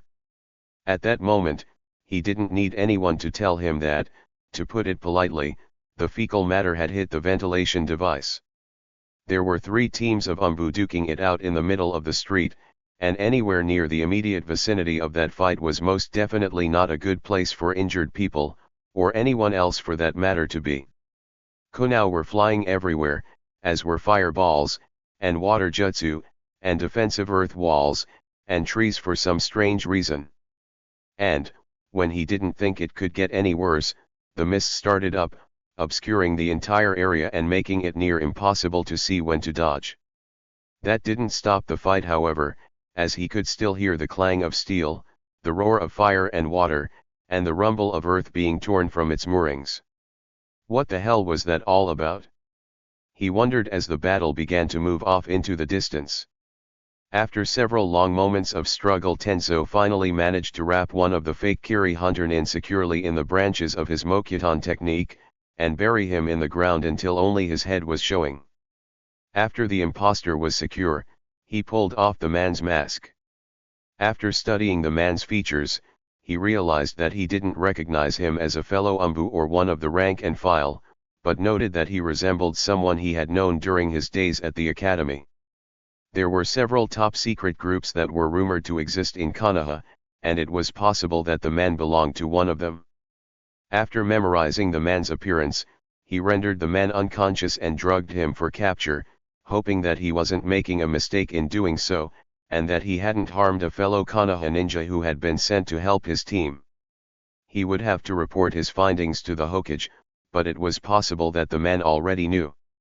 As soon as the fake hunter nin was dealt with, he moved back to the battle that was following the path of the retreating fake hunter nin whose team his captive had been a member. He was rude, and he served Danzo as an extension of his will for the good of Konoha. He had failed. He had been captured and was unable to complete his objective. He knew what to do in case of capture. He bit down on a seal inside his cheek, and it released a small amount of a fast-acting poison into his system. It was enough. He was dead. Back at the main battle, the Kirigakure hunter nin Genji hurled a kunao at one of the Konoha shinobi that chased him through the mist. It didn't matter to him whether it was one of the fake hunter nin or the team of Umbu who had joined the fight, adding to the general confusion when they attacked both his team and the team of imposters. They were all the same as far as he was concerned. The kunao failed to hit its target, and he nearly received a fireball to the posterior courtesy of a katon jutsu in return. The way things were going, the battle was turning into little more than a farce as everybody tried to fight everybody else in what was rapidly becoming a free-for-all that was going in circles and causing a great deal of collateral damage and little else. To add to the confusion, there were civilians fleeing everywhere. Zabuza or no Zabuza, he was not going to let this continue. He was calling a retreat before something happened that brought humiliation to his village or worse, caused an international incident that sparked a war which Kiri most definitely didn't need at this time. As soon as his team extracted themselves from this debacle, they would regroup, head home, inform the captain that Konoha had captured their quarry, and let the diplomats deal with it after they got that whole Mizukage mess sorted out. Despite the fact that he was loath to leave a fight unfinished, he called a general retreat, and made for the sea with his remaining teammates and one of the Konoha ninja following behind. A week and a half after the three-way Umbu battle, Kakashi sighed in relief as he set foot on the newly completed bridge and took the first step on his journey home, glad that the mission from hell that he'd just completed with the completion of the bridge was finally over. He would say that Wave was a nice place to visit, not to live, but as far as he was concerned, it was neither. Give him Konoha any day of the week. Konoha where food was plentiful, he wasn't attacked by missing nin, and Umbu didn't hold battles royal in the street. God, he'd even take the constant bickering of his students, which seemed to have cooled down a bit recently, over coming back here. He'd even be willing to take 3 straight days of Mato Guy doing nothing but pestering him about stupid challenges over coming back here. Hell, he almost felt like kissing Mato Guy the next time he saw him. Almost. Come to think of it, he'd rather go on a vacation to Iwa than come back here. In his cell in Konoha, Zabuza studied the chakra suppression seal that had been placed on him by the Umbu team that had transported him to Konoha, since it gave him something to do while he waited. He was in Umbu custody, and he knew that it was only a matter of time before he was interrogated. Haku, who was the weaker of the two of them, had been taken already, and had been gone for over an hour. As he finished examining the seal with little more than academic interest because his skills lay elsewhere, Haku returned to their holding cell looking pale and slightly shaken. He quickly squashed his feeling of worry at the sight of this as well as the number of increasingly horrifying scenarios that had cropped up as he gazed upon his servant's pale and shaken countenance, which increased his own concerns for his own fate. Whatever they had done to the boy had to have been really bad for him to have reacted this way, and while he didn't want to know because it would only bring down his own morale, he knew that he needed to know in order to know what to expect for his own interrogation. "What did they do to you?" he asked. "They took me to see the Hokage." Haku replied quietly. "And," he asked, wondering what the Hokage had done to the boy to make him this upset. "He offered me a plot of land and a list of available women." Haku replied, holding up the sheaf of papers that in his distracted state he previously hadn't noticed were in the boy's hand. "What did you say?" he asked, wondering if his tool, his weapon, his Haku had left him. "I told him no, but he handed me the papers and told me to look them over and think about it." Haku replied. Looking at those papers that could even now become the cause of Haku's eventual betrayal and departure, he understood why Haku was upset. Haku had already thought about it. It may have been for only a second or two, but the fact that he had even paused to seriously consider the offer had been enough to upset the boy whose life had revolved entirely around him for so long. Back in Wave, Tajuna watched as Inari cried over the fact that his hero was leaving for Konoha. The boy had been good for Inari, had pulled him out of his shell, and started to turn him back to the somewhat happy boy he remembered from back before Gato had tried to destroy them. Naruto had been good for Wave as a whole as well. He had killed Gato, driven off his mercenaries, and given Inari and everyone else the courage to stand up and fight for what was theirs. Should Naruto return, there wasn't a home in the village that wouldn't open their doors to him despite the fact that he possessed an extremely dangerous unknown and unnatural power. The other ninja from Konoha, however, Let's just say that the old-timers were strongly reminded of the reason why Wave had not given permission for another ninja village to form after Uzu fell and the former country of Whirlpool had reformed under a new name after being almost completely crushed. That reason could be summed up in only 2 words, and those words were, collateral and damage. There tended to be a lot of it when ninja were around. While only minimal and mostly cosmetic repair work had to be made to the bridge as a result of Naruto's rampage, an entire section of bridge had needed to be replaced thanks to the structural weakening and the internal damage caused by Kakashi's dogs burrowing into it. Then, on top of the damage to the bridge, there was the damage that had been caused to the town during the 3-way Umbu free-for-all. Fortunately, this damage wasn't anywhere near as bad as it could have been, since the strange one with the red and blue cat mask had used a strange jutsu that was capable of creating habitable buildings that were up to code, and the team medic had tended to the injured civilians before they completely swamped Dr. Yashida. And people wondered why insurance premiums in the countries that had ninja villages were sky high. As he watched Naruto and his team travel down the bridge he had decided to name after the boy who had defeated Gato and his minions and paved the way for a brighter future in Wave, and back toward Fire Country, he hoped that when he kept his promise to Inari and returned someday, he wouldn't bring anyone else with him. Things broke often enough around here without any outside interference, and they didn't need another bunch of ninja helping the process along. Home. Finally. Naruto muttered as he and the team took their first steps into Fire Country. And I thought my first C rank was bad. Why? Sakura asked. What happened on your first C rank? Satoshi gambled away all the travel funds, and I had to throw myself under a horse to get more money, he replied. I'd heard about the first C rank curse, but I didn't believe it until then. How do you get money by throwing yourself under a horse? Sasuke asked. You find the sort of drunk who thinks he can buy his way out of anything, and play dead while your teammates shake him for cash, he replied. But that's... Sakura started, staring at him both horrified and at a loss for words. Sasuke just gave him a dubious glance as if he wasn't sure he should believe him or not. Seems Shimura's still up to his old tricks. Kakashi said. Who's Shimura? Sakura asked. Naruto's former sensei. Kakashi replied. He's something of a con artist. A con artist? Sakura said, sounding stunned. His mother came from a family of tea country grifters. Kakashi said, sounding somewhat disapproving.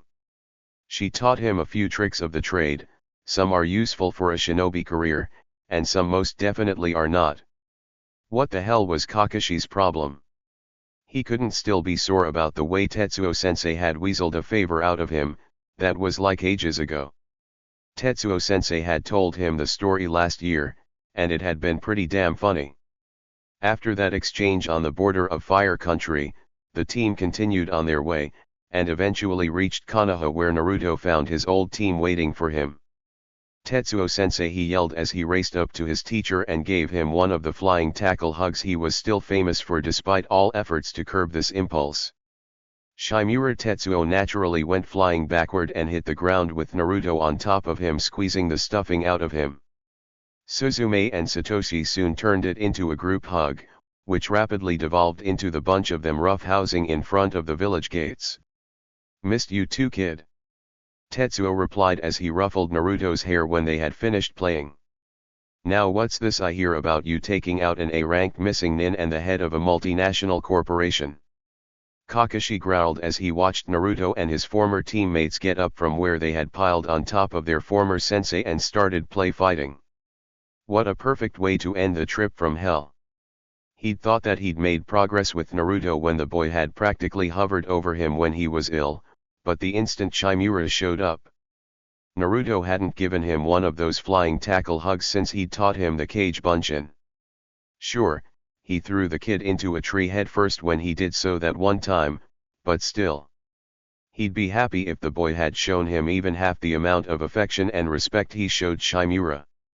The boy hadn't even shown him a quarter of the regard he gave the other man so far. Sakura watched Naruto greet his Tetsuo-sensei and a pair of Chunin who'd been standing with the man in amazement. She had never seen him that happy, not even at the academy. The closest to being that happy she'd ever seen Naruto had been when he was with Umino-sensei. Watching him now, it was almost as if she were looking at an entirely different person. Had being on this team really made him that miserable? Had she made him that miserable? The entire time he'd been with her, Sasuke-kun and Kakashi-sensei, he'd been unhappy, and suffering, and she had never once done anything to help, even back during the days at the academy when he had followed her around like a lost puppy, taking all the abuse she dished out because it was a form of acknowledgement of his existence at least. "Sakura-chan, will you go out with me?" Naruto said for what had to be the millionth time as they returned from target practice. "No." Smack. "Sakura-chan, I got you something," Naruto said, grinning from ear to ear as he held up a small white box. She opened the box, and a white frog jumped out. She shrieked. "Naruto! You jerk!" Smack. Naruto looked stunned and disappointed by her reaction to the gift. "Sakura-chan, I..." Naruto started as he ran up to her yet again. Smack. "Sakura-chan." Naruto started as he moved to sit next to her. Smack. "Sakura-chan." Naruto started as he got off his favorite swing and raced over to her. Smack. Naruto may have been downright annoying back then, but she had been vicious and cruel, and people had allowed her to be this way because it was just Naruto. If she had done what she had done to someone else, her parents would have severely reprimanded her. Hell, the other kids' parents would have reprimanded her as well. So would the academy instructors and just about every other adult who witnessed her behavior. But, because it was just Naruto.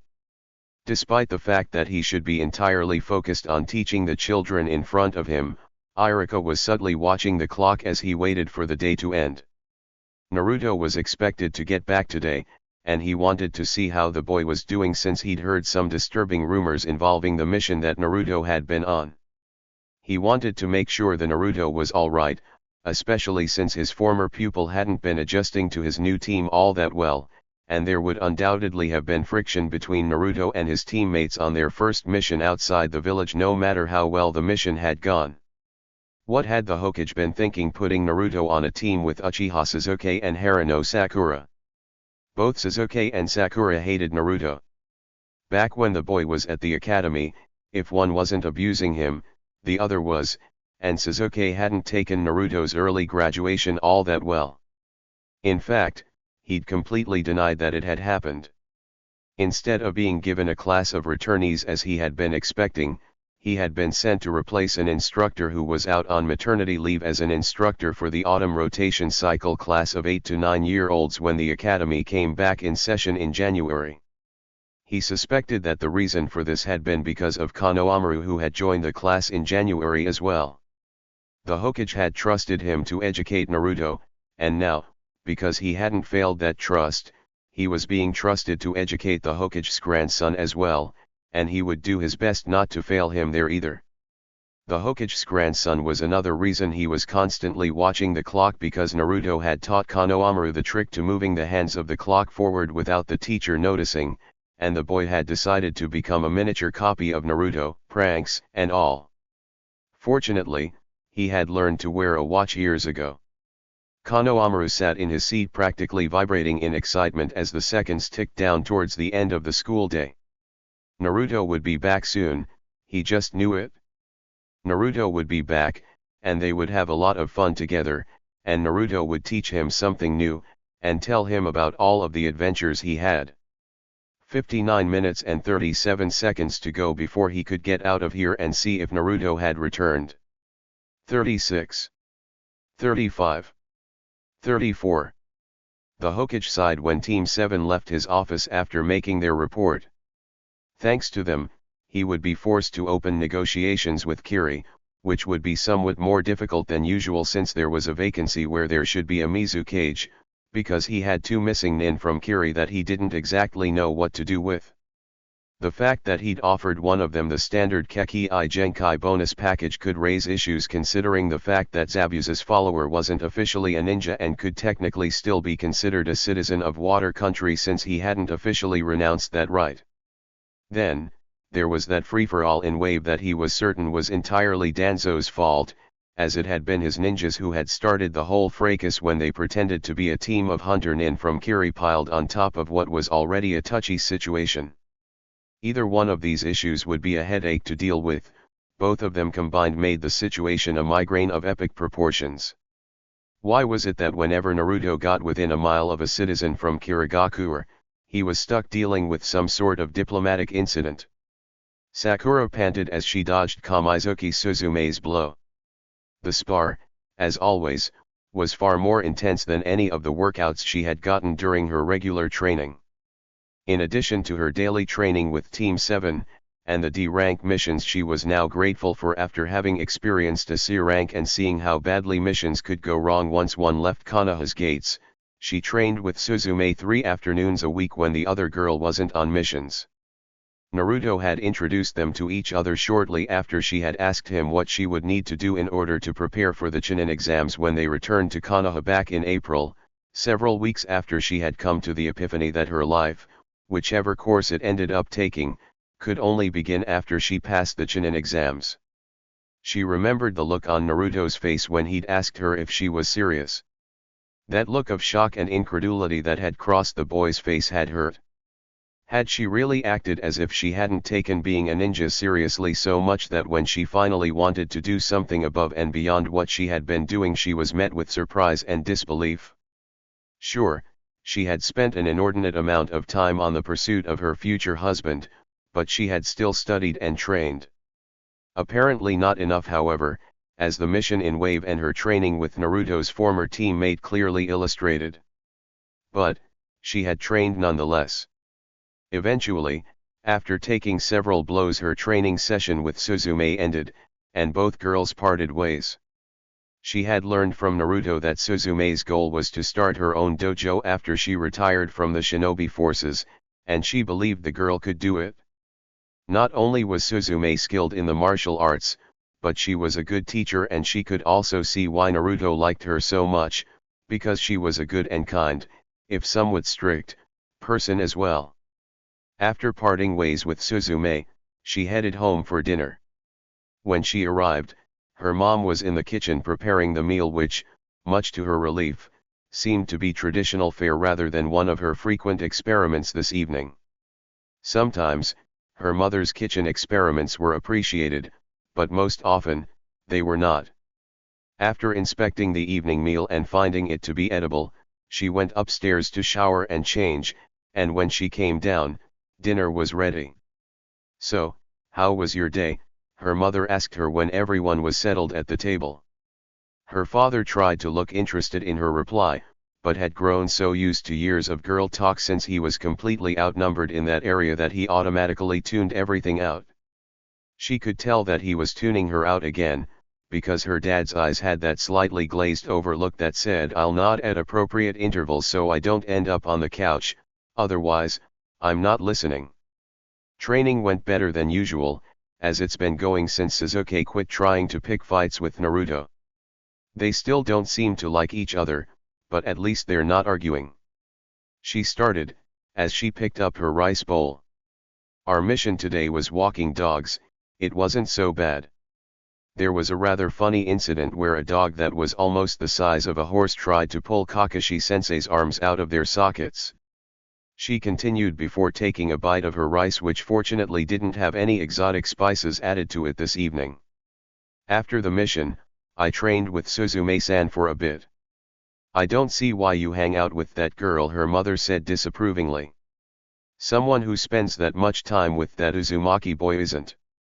"Isn't what, mother?" "Suzume is a loyal shinobi of Konoha and a Chunin," she said, upset that her mother was harping on that again.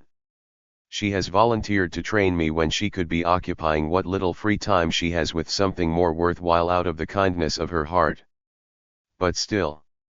her mother started. She sighed. She loved her mother, but there were times when the woman could be absolutely trying. She wasn't going to stop hanging out with Suzume. Suzume was helping her get ready to pass the Chunin exams when she took them next year. End of discussion. Momokai Zabuza shifted uncomfortably as he waited in the Mizuki's office more than 2 months after he'd been captured by that team from Konoha, and less than a week after Konoha had turned him over to Kiri. Practically the instant the Godame had been selected, the Hokage had shipped him back to Kiri with an admonition of "Don't let us catch you again." Instead of being immediately executed as he had expected to be upon arrival, he had been brought to meet with the Godame Mizukage, whoever he was. After what had been an interminable wait, the door to the room finally opened, and a very familiar woman with exceedingly long auburn hair and green eyes who was dressed in rather revealing clothing walked in. Instead of announcing the Mizukage's imminent arrival, the woman calmly walked across the room and seated herself at the desk that had once belonged to Yagura and whoever that asshole who had been controlling him had been. He'd liked Yagura before he became Mizukage, and had only reluctantly decided to kill him and take his place to end the bloodshed his rule had caused. The idea of being Mizukage himself hadn't been all that bad either. Mizukage Momokai had a rather nice ring to it, and he probably would have succeeded in his endeavor despite the Sanbai, if the jerk who had been pulling Yagura's strings hadn't interfered. He was sharply pulled out of his musings about what had happened the last time he'd set foot in this office by a sudden realization: Mei was the Mizukage. Mei was a few years older than him, and he'd dated her a couple of times, so he knew that she was the sort of woman who was very capable at whatever she set her mind to. But Mizukage? Most of my current advisors have advised me to have you publicly executed to further cement my position, the new Mizukage said. You seem to have a great deal of popular support, and would therefore be a threat to me. I am not about to hand over my new hat so soon after I got it, and you know full well that if it came down to a fight, I would win. Mei continued, leaning forward slightly as she shifted position, and probably rather deliberately giving him a better view of her cleavage. I am always in need of capable advisors. Mei said, shifting back to a less revealing position. That is why I came up with a solution that would satisfy both of us, and some of the traditionalists who don't believe a woman should be in power as well. Should you refuse my offer, or attempt to take my position, I will be forced to kill you, and that is something I would seriously regret, especially considering our friendship. It was at that point that the new Mizukage opened a drawer of her desk, pulled out a small velvet box, and tossed it to him. He caught it, and cautiously opened it, hoping that it wasn't trapped or something. What was inside was a trap, but not one in the traditional sense. It was a gold ring. He now had two choices: accept the offer it represented, or die. Congratulations, Zabuza-sama, Haku said before he could give his answer. It had been the angered yells that had drawn Naruto's attention while he had been wandering the village with no destination in particular, since he couldn't think of anything else to do since he'd finished his training for the day and hadn't been in the mood to sit still with a book. When he arrived at the site of the confrontation, which was taking place on the road just inside the main gate that had attracted his notice, it had been to see Satoshi being attacked by someone from the arriving Suna delegation who was dressed in an outfit that resembled the costume of a Bunraku puppeteer. The Bunraku boy's teammates and Jounin sensei held back to remain with the boy while the main group, which seemed to consist of 8 or 9 other teams, made their way past them and to the administration complex. He could easily guess why Satoshi had been attacked, because it was almost always the reason why Satoshi ended up being involved in fights these days. He'd gotten caught swiping something. Damn it, Satoshi, he yelled as he moved to aid the Chunin. How many times have you been told not to steal from our allies? Sorry about that, he said to the members of the Suna team when he arrived. Satoshi here's a bit of a kleptomaniac. It's okay, the Jounin replied with an amused smile. Kankuro here needed a lesson on why hiding his more valuable possessions is a good idea. As he and the Suna Jounin conversed, several Chunin who had apparently been alerted to the confrontation by the gate guards broke the fight up, and from the looks of things, Satoshi would be spending at least a week in jail. It would probably be good for him. Tetsuo-sensei was always saying that he needed something to shake him up and teach him his lesson. Jail and a black mark on his record probably wouldn't be enough, however, which was a pity since despite his compulsion to steal anything and everything, Satoshi was a very good ninja. He'd hate to see him dismissed from the ranks over something like this. How about I show you a shortcut to the administration complex, so you can get signed in, and afterward I'll show you where the best places to eat are, he said after Satoshi had been hauled away, hoping to soothe relations between them and Konoha a bit. Thank you, the Jounin said. I really don't want us to be too much trouble though. No trouble at all, he replied. I didn't have anything else to do this evening, and Satoshi used to be my teammate until he got promoted, so it's the least I can do. As he followed the blonde boy's lead, Gaara studied the boy named Naruto, wondering what the boy had done to earn such antipathy from the civilian population. When he'd first noticed the stares of the villagers, he had thought that they had been directed at him, and had a great deal of difficulty not killing the people outright as mother called for their blood. If he had done so, the plan that had been put in place by his father and the village elders would be ruined and they would be forced to flee. While he personally didn't care if that happened, the results of his ruining his father's plans would cause more irritation than they were worth, as he would never hear the end of it. And, if he killed father in order to shut him up, he would never hear the end of that either, even if he eliminated the entire population of Suna. Mother would most likely bring it up to annoy him, and mother wasn't going anywhere.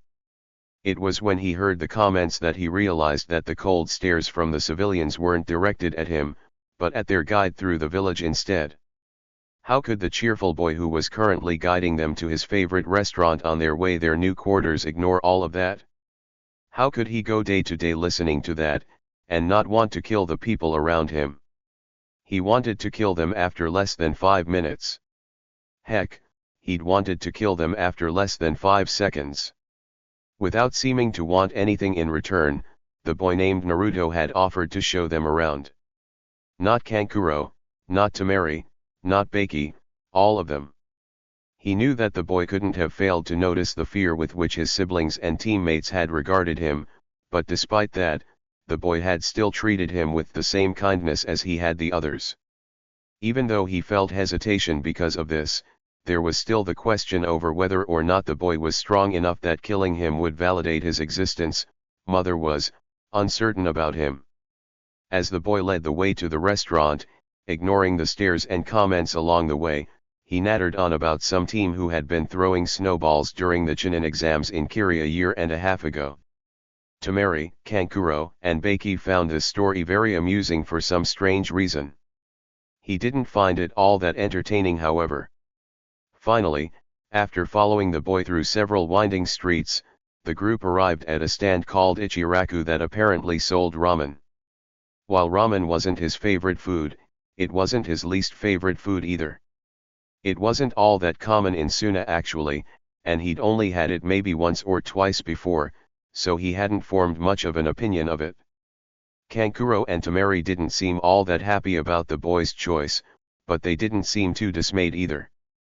Baki just shrugged, smiled, and took a seat next to the one the boy was moving towards. Apparently, no insult had been intended by the boy's selection of eatery. Hey! Tuka-san. I brought you some more customers, the blonde boy called out to the stand's proprietor as soon as he was seated. Unlike the treatment the boy received from the village's other civilians, the greeting Naruto received from the proprietor of the stand was cheerful and enthusiastic. He could see why this place would be the boy's favorite restaurant. Even if the food wasn't the best, the atmosphere alone was relatively pleasant. Baki watched the boy that intelligence had indicated was the Jinchuriki of the Kuwabai no Kitsune interact with Gaara. The difference between the two boys was like night and day. Where Gaara was cold and withdrawn, Naruto was open and rather friendly, and he could tell that it mostly wasn't an act to put him and his students off their guard. Based on the behavior of the civilian population, it had not been their actions towards the boy that had made the difference between him and Gaara, which made him wonder all the more what had. As he watched the boy converse with his students and eat, he ate a meal of his own. While ramen wasn't his favorite food, it was acceptable. The name of the stand's owner was fitting for a ninja village, as it could mean both to make noodles by hand and to kill with one's bare hands. Based on the looks he was receiving from the man was fully willing to try to live up to the second meaning of his name if he made any untoward moves towards Konoha's Jinchuriki. Perhaps that was the difference between the two boys. The few people who actually cared for the Kuwabai's Jinchuriki had gotten to him in time. Zabuza still couldn't figure out how Mei had managed to throw together a traditional wedding so fast. The wedding had happened a week after Mei had made her ultimatum, rather than after the months it usually took to properly plan and arrange such an undertaking, and the only way he could think of how that could have happened was that she had everything ready and waiting for when she finally netted a husband, and only had to schedule the time of the wedding. All he really knew was that it had happened so fast that it had made his head spin. Practically 1 minute he was a relatively free man, and the next, he had a Mrs. Mamakai hanging off his arm. At this moment, he could consider himself to be rather fortunate. He was alive and he had a beautiful wife, and things could have been worse, a lot worse. Still, being married to the Mizukage had not been one of his stated goals in life. Admittedly, the first 4 were male, but, still. As they negotiated the crowd of well-wishers and ass-kissers that had shown up to congratulate the new couple, Mei latched onto his arm as if she was almost afraid that he'd try to escape. Haku hovered nearby, ready to provide protection if it were needed. Considering the fact that Mei had 2 Kekii Genkai, it probably wouldn't be. "How many kids do you plan on having?" some guy in the crowd asked as they passed by. "Kids. Oh, God." He could see it now. Even if they inherited only one of Mei's Kekii Genkai, it would be bad enough when they start discovering their powers. A kid with dark reddish-brown hair and brown eyes argues with his or her black-haired, green-eyed older sibling. All of a sudden, the Mizukage residence where he was stuck living as a house husband starts filling up with lava. Thank the gods that Haku would be there to sort things out. The evening before the Chunin exams were to start, Kankuro made his way to the barbecue restaurant that blonde ninja had pointed out on the way back to Suna's quarters on his first day here. Tomorrow was the first day of the Chunin exams, and he figured that it would be well worth the expense to have a good dinner before they happened in case he didn't survive what was coming next. On his way to the restaurant, he saw a reasonably attractive civilian woman following a masked, one-eyed shinobi who seemed to be doing his level best to ignore her. The civilians in Suna had learned not to try something like that long ago, because if a shinobi didn't want attention, they didn't want attention, and clinging to them would more than likely result in severe injuries on the civilian's part. "Don't see how you can stand putting up with him," the woman said to the shinobi, who looked like he dearly wanted to shake the woman off but didn't quite dare to do so for some reason. "And now, he's hanging around with foreigners. I wouldn't be surprised if his father was from IWA." It was at that point that the shinobi finally decided to react. If he hadn't been a shinobi himself, he probably wouldn't have noticed it, and would have thought it an accident like most of the other passers-by had. Most of the streets in Konoha were simply hard-packed dirt, as they had been since the founding of the village. While there wasn't too much dust due to certain dust control methods which had been put in place, including D-ranked missions assigned during the driest part of the year, there was the occasional mud puddle here or there either after it rained, or there was a spill of some sort. In a lightning-fast move, the shinobi tripped the woman, knocked her into a particularly large and somewhat scummy-looking puddle that the other pedestrians had been avoiding, and continued on his way as if nothing had happened, having apparently reached the end of his rope and decided that doing so was worth the potential consequences should he be caught. As he continued on his way to the restaurant, chuckling over the stupidity of the woman who had apparently insulted a friend of the shinobi, several people moved to help the woman who was shrieking as if someone had just tried to murder her. The place he was going to was owned by one of the local ninja clans, and it was totally awesome. He'd been there once before, and he could completely understand how the Akimichi got so fat. Tamari sighed as she walked through the park that had supposedly been built shortly after the founding of the village in a joint effort between the Shodei Hokage and the head of the Uchiha clan, which had been pointed out to her by the blonde Konoha genin on the way to register for the exams which would be starting the next day. There were trees and flowers everywhere she cared to look as she wandered the main path. Both were a rather rare sight back in Suna, since only the hardiest of plants grew in the deep desert where her home was located. Briefly pausing in her tracks, she bent over to smell one of the roses that grew on the well-tended bushes that lined the cobblestone path. It was a real pity that this would all be gone soon. Both her village and Otagakura would be razing the village to the ground in a little over a month if things went according to plan. A park like this, no matter how nice, would not survive the coming battle. Gaara felt slightly apprehensive about going to the ramen stand while the boy named Naruto wasn't there. While the man who ran the stall treated him like just another customer while his best customer was there, he wasn't entirely certain that he would be treated the same if he weren't, and he wasn't too sure how he would react if he were treated differently. The man who had run the ramen stand had been one of the few people in his life to actually be nice to him, and expect little to nothing in return. When he reached Ichiraku Ramen, he took an available seat next to a black-haired shinobi and waited. The owner noticed him after a few seconds. "Welcome," the man said warmly, giving him a genuine smile as he did so. Despite the fact that Naruto wasn't here to protect him or whatever, the man wasn't trembling, and there wasn't any fear in his eyes. The man actually seemed to appreciate his presence. Relieved that this was so, he made his order, which the man promptly began to prepare. That settled it. When the time for the invasion came, he was going to have this man kidnapped and brought to Suna. Preparing for the upcoming Chunin exams, which Kakashi had only just informed him that he'd signed the team up for that afternoon, Naruto carefully inspected his equipment, discarding anything that was irreparable. He would buy replacements for everything he discarded at the local supply store once he was done. If the exams followed the same format they had in Kiri, there would be a test of information gathering skills followed by a test of team survival skills. He and his equipment would both need to be in top form during the second portion of the exams. Fortunately here, things would go differently since he held the home ground advantage. He knew the forests surrounding the village like the back of his hand from all of the time he spent playing in them. He knew just about every rock, tree, and hunting trap for miles around in any direction.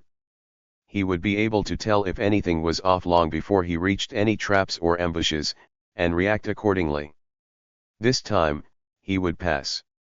This time, nobody on his team would be injured. This time, none of his comrades would die. Once he finished examining and sorting his supplies, he started sharpening his shuriken and kunao. Sakura went to inform Suzume that they wouldn't be meeting the next day because she had been entered into the Chunin exams.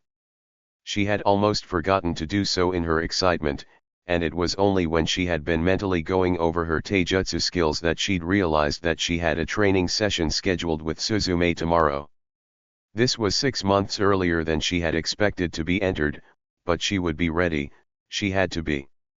3 months ago, she would have been uncertain about this, and spent the entire night worrying over whether she should take the exams or not, and she would have decided to take them in the end because Sasuke would be taking them, and she didn't want Sasuke to leave her behind. Now, she was going to take the exams, because they were the next step towards her future goal, and she would pass on her own merits, and for her own reasons. While she didn't want Sasuke to leave her behind, that wouldn't be the only reason she would be taking the exams. The Chunin exams were the first major step on the road to her future, and she would need to pass them to find where that road would lead.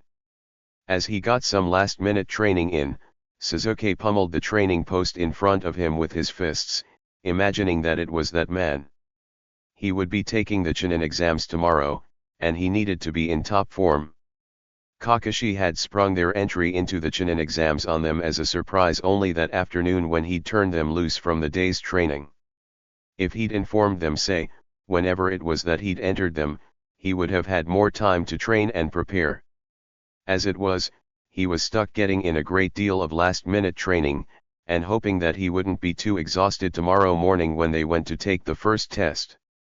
That boy had told him to expect something along the lines of an information gathering exercise which would be followed by a survival test of some sort that included combat. In order to prepare for the coming ordeal, he would train for a few more hours, and then he would gather any equipment he thought necessary for the exams. As the moon rose higher in the sky, causing the barred windows to cast bands of shadow, Satoshi lay back on the bunk in his cell. The last 6 days had been boring as hell. He would be getting out tomorrow, but not in time for the exams, so he wouldn't be playing Genin Plant as he had been assigned to be before he'd gotten arrested. He wondered if Naruto was entered into this one, as he hadn't said a word about it when he'd dropped by to visit. He was pretty sure that he would have said something before now if he were entered, but, then again, Naruto hadn't visited him since his first day here because he wanted him to learn his lesson. He honestly couldn't believe that he'd got caught stealing from a measly genin. Just for that, he was going to rob Bunraku and his teammates blind before they went home. Tetsuo smiled as he played with his daughter who was crawling around, and making a mess out of a pile of blocks. Tomorrow, Naruto would be taking the Chunin exams, and he wouldn't be able to be there for him, because Hatake Kakashi was his sensei on paper. He could still wish him luck and cheer him on however, and he would be doing just that. Satoshi would be getting out of jail tomorrow afternoon as well. He sometimes wondered where he went wrong with the boy, and then he remembered that it wasn't him. His wife was a bit like Satoshi, but had sworn to quit stealing if he quit conning people. So far, they both had technically kept their word. The beloved missus for whom he'd happily sacrifice anything and everything had caught his attention when she had lifted his wallet, and he had gotten hers when he conned her out of the 25,000 ryo she had stolen from him. It had been love at first sight. He'd known it when he'd taken back merely what she'd stolen from him and nothing more. If she'd just been a job to him, he would have gotten more than that piddling sum. The Hokage held the unopened letter he'd just received from the Mizukage, almost dreading what would be inside. Considering the way his luck had been going in regards to Kirigakura lately, there was a good chance that it would be another mess that would need to be sorted out. Just what he needed when he was already busy dealing with the Chunin exams. Eventually, after a great deal of deliberation, he decided to open the letter and get it over with the way one would finally rip off a band-aid. The sooner he read it, the sooner he could deal with whatever it was that needed to be dealt with. Anticipating the worst, he broke the seal and opened the scroll. Here goes nothing. Huh. All that worry over nothing. It was just a letter apologizing to him for not inviting him to the wedding between the new Mizukage and one Mamakai Zabuza. Well, that was unexpected. After getting home and feeding his dogs, Kakashi ate his own meal in silence.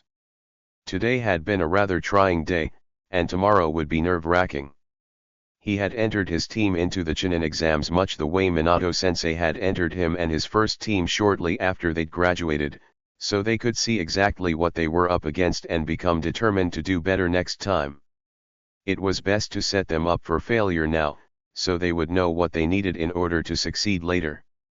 Unlike him himself when he had been first sent to the exams, his team most likely wouldn't make it through, as they were barely willing to work with each other, and several larger, stronger, older, and more unified teams had been entered from Konoha alone. Right now, they were marginally better than they had been before the C rank from hell, but it didn't seem to be enough. He would be there for them though, and he would wish them luck even though luck wouldn't be enough in this case. In the Mizukage tower in Kiri, Haku stood guard outside the door to the Mizukage's bedroom. He was going to make sure that nobody would intrude on this most important of nights. Back in the village he'd lived near when he was little, it had been something of a tradition to make a lot of noise outside of the home of a newlywed couple on their wedding night.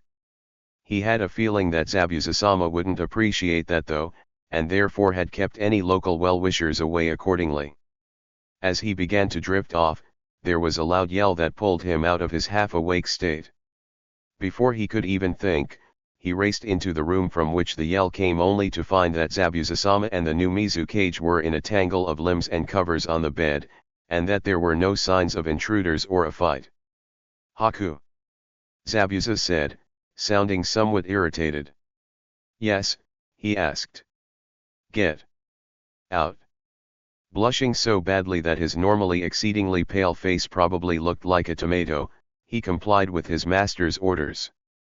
Inyazuka Kiba swallowed his nervousness as he entered the room in which the first stage of the Chunin exams was to take place. There had been some sort of logjam in the corridor on the second floor due to some sort of commotion that had been caused by a few Chunin hopefuls, but that hadn't been much of a problem for his team since Hinata had helped them negotiate it with little difficulty. The room in which the test was to take place was one of the classrooms at the academy. It had a somewhat different layout than the classroom he'd been assigned to when he attended the academy, however, as instead of the tiered seating he'd grown used to over the years he'd spent as a student, all of the desks were on one level. Adding to the somewhat foreign atmosphere was the fact that the room was completely packed with teenagers, all of whom looked older than him and his team. They were clustered in small groups and lounging around on the desks, chairs, and floor, and they looked to be from just about everywhere, Kiri, Suna, you name it. While a large number of them were just silently waiting for what was to come, most were carrying on hushed conversations, both spoken and in sign. Just being here just about put him into sensory overload thanks to all of the unfamiliar sights, sounds, and smells. Fortunately, he had his teammates to ground him. The Inoshikacho team showed up a couple minutes after his team's arrival. With the exception of Shikamaru, who always seemed relaxed, they looked as nervous as he felt. Ino was twitching slightly as she surveyed the room and took in what he had minutes earlier, and Chuji was betraying his anxiety by eating at a far more rapid pace than normal. All three clustered together a little more tightly than they had when they first walked into the room, as if seeking comfort from companions they had known all their lives. Team 7 showed up about a minute later, making it the entire rookie 8+1 that had been entered into the exams. Sakura looked rather nervous, and both Sasuke and Naruto had serious expressions on their faces. Naruto, having taken the exams before, obviously knew exactly what he and his team were up against. It was still strange, however, to see such a serious expression on Naruto's face, and such a stillness in his movements. The Naruto he'd known at the academy had never worn such an expression, and had never been able to sit completely still. Naruto had been even louder and wilder than him back then. Sasuke, however, Sasuke always looked grim. Practically the instant Team 7 arrived, Ino started molesting Sasuke, while trading what had become her usual greeting with Sakura since they had decided to become rivals over a boy that couldn't care less about either of them, instead of the best of friends that they used to be. Completely ignoring Sasuke's plight, Naruto exchanged greetings with Shikamaru and Chuji, who he and Naruto used to hang out with on occasion while Naruto was still in the academy. Sasuke himself pretended he wasn't being fought over by a pair of fangirls, and ignored, or rather pretended to ignore, everyone else in the group. Since everyone was here, he decided to lead his team over to the two other teams to say hi, as it had been a while since he'd seen them, and almost 2 years since he'd last talked to Naruto when he'd interrupted one of the boys' D ranks the summer after Sasuke had started his Naruto the Dropout kick.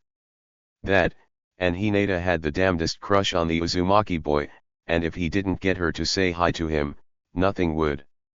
While he and Naruto hadn't exactly been friends, they had ditched the academy together often enough to almost be considered such, and the little group he, Naruto, Shikamaru, and Chuji had formed hadn't exactly been the same without him. Naruto had been the high-spirited Omega of the pack, and even though the boy had constantly challenged each of the others' positions in the group, he'd always gotten knocked back down to the bottom. Now, however, it almost seemed as if Naruto was the alpha of his own pack. After getting a closer look at Sasuke's misfortune, he exchanged greetings with the group of former classmates that he'd only seen in passing since the academy, as he'd been too busy to make much time to visit with them. Shikamaru mumbled a vague greeting, but then again, that was his style. Naruto smiled at Hinata, nearly causing her to faint, and Chuji made one of his usual jokes about wanting to eat Akamaru, who had yet to hit his growth spurt. The dogs that the Inyazuka kept were much smarter than, and lived much longer than ordinary dogs, and would usually hit a growth spurt at around 3 to 4 years of age, during which they would rapidly shoot up to their full adult size.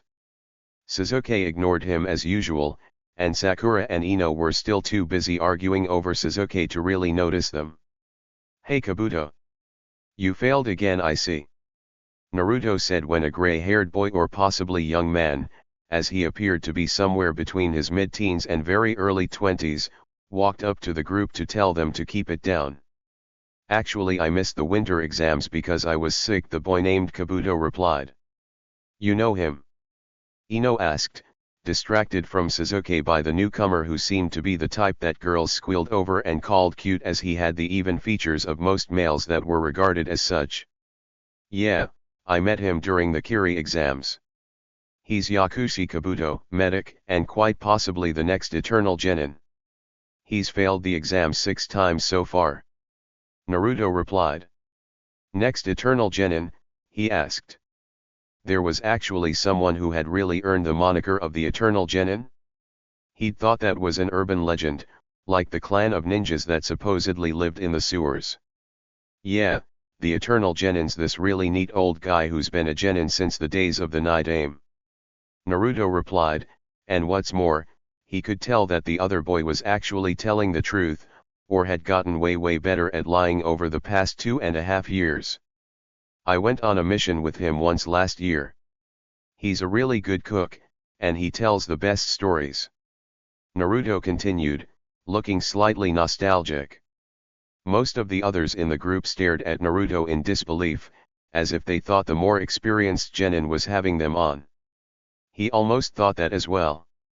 It was just the sort of thing that an older genin would pull on the rookies.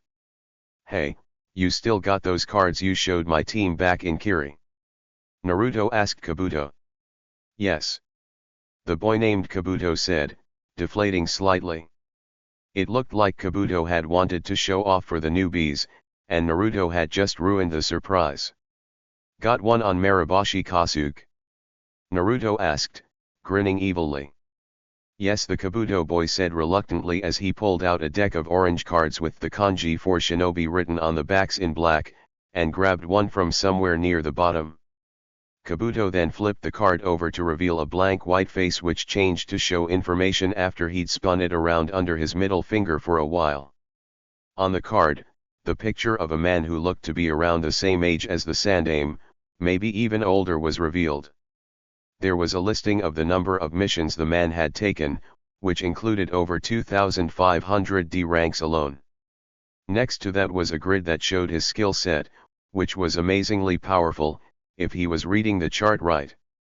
There were 3 other, much smaller pictures on the card, one of a boy, one of a girl, and one of a man with an old-fashioned haircut who looked to be wearing one of the early Jounin uniforms.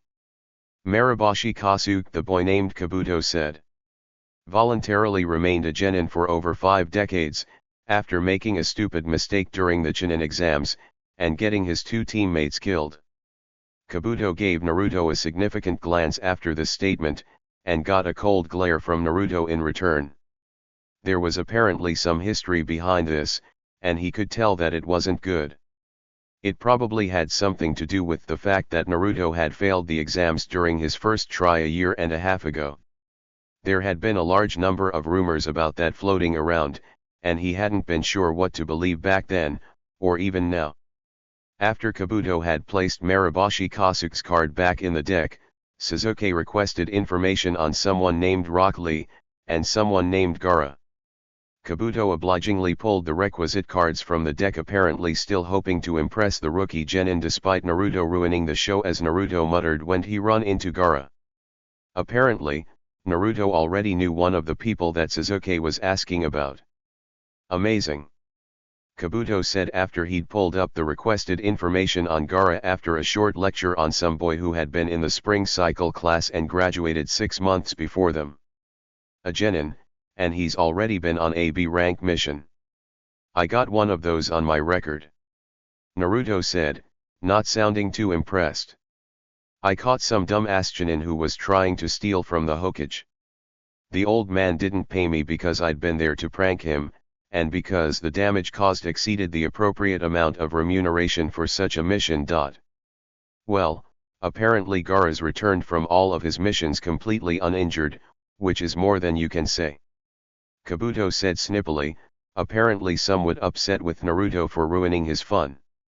After his little display, and a number of cutting remarks aimed at Naruto, Kabuto launched into a lecture on the exams themselves, and the countries that would be participating, making it obvious that he was completely shunning Naruto as he did so, which was pretty damn funny since Kabuto was an Omega type and Naruto had evolved into an Alpha.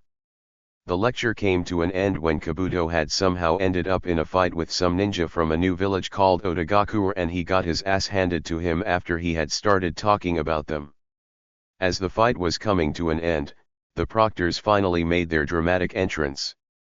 Dramatic entrances had to be like a prerequisite for being a ninja or something. As he sat waiting, Naruto felt his leg twitching as the seconds ticked down toward the time when he would flip his test over and get started. As he listened to the proctor announce the rules for this test, it became obvious to him that it was information gathering like he had suspected. 2 points off for cheating? As Satoshi had told him when he'd visited the other boy this morning, the first part of the exam was easy for someone who had passed it before to get past. It was the second part that was hard, since there was no predicting how that could go. When they were in IWA, Satoshi, Suzume, and Kurosaki had to navigate a rather rocky arid region that wasn't quite desert during a heat wave. Their objective had been to find the other half of some object they had been given, which had been hidden within a set area before another team could get their hands on it, and make their way to a rendezvous point within 3 days. While the second part of the exams usually followed along the simple lines of survival in wilderness while grabbing the counterpart to what you were given before someone else got it, or outright grabbing it from someone else who it was given to at the start, the real danger of that portion of the exam wasn't the unfamiliar terrain, it was the other teams. While he had the home ground advantage here unless they were forced to enter one of the closed-off areas that had been inaccessible even to him throughout his childhood, his team would be perfectly fine on the unfamiliar terrain aspect.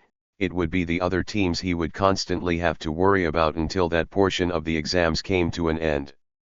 While the genin from Konoha wouldn't kill their own, those from other countries probably wouldn't hesitate to kill them, and if even one member of their team was unable to continue due to injury, all 3 of them would fail the second portion of the exams.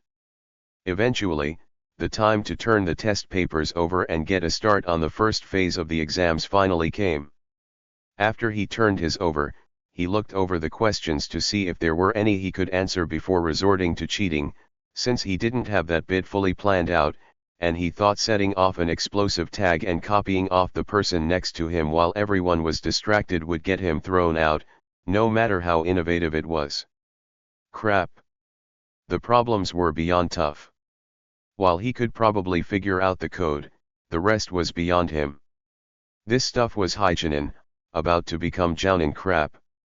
It looked like he was going to have to catch someone cheating and do what they did if it were a copyable method.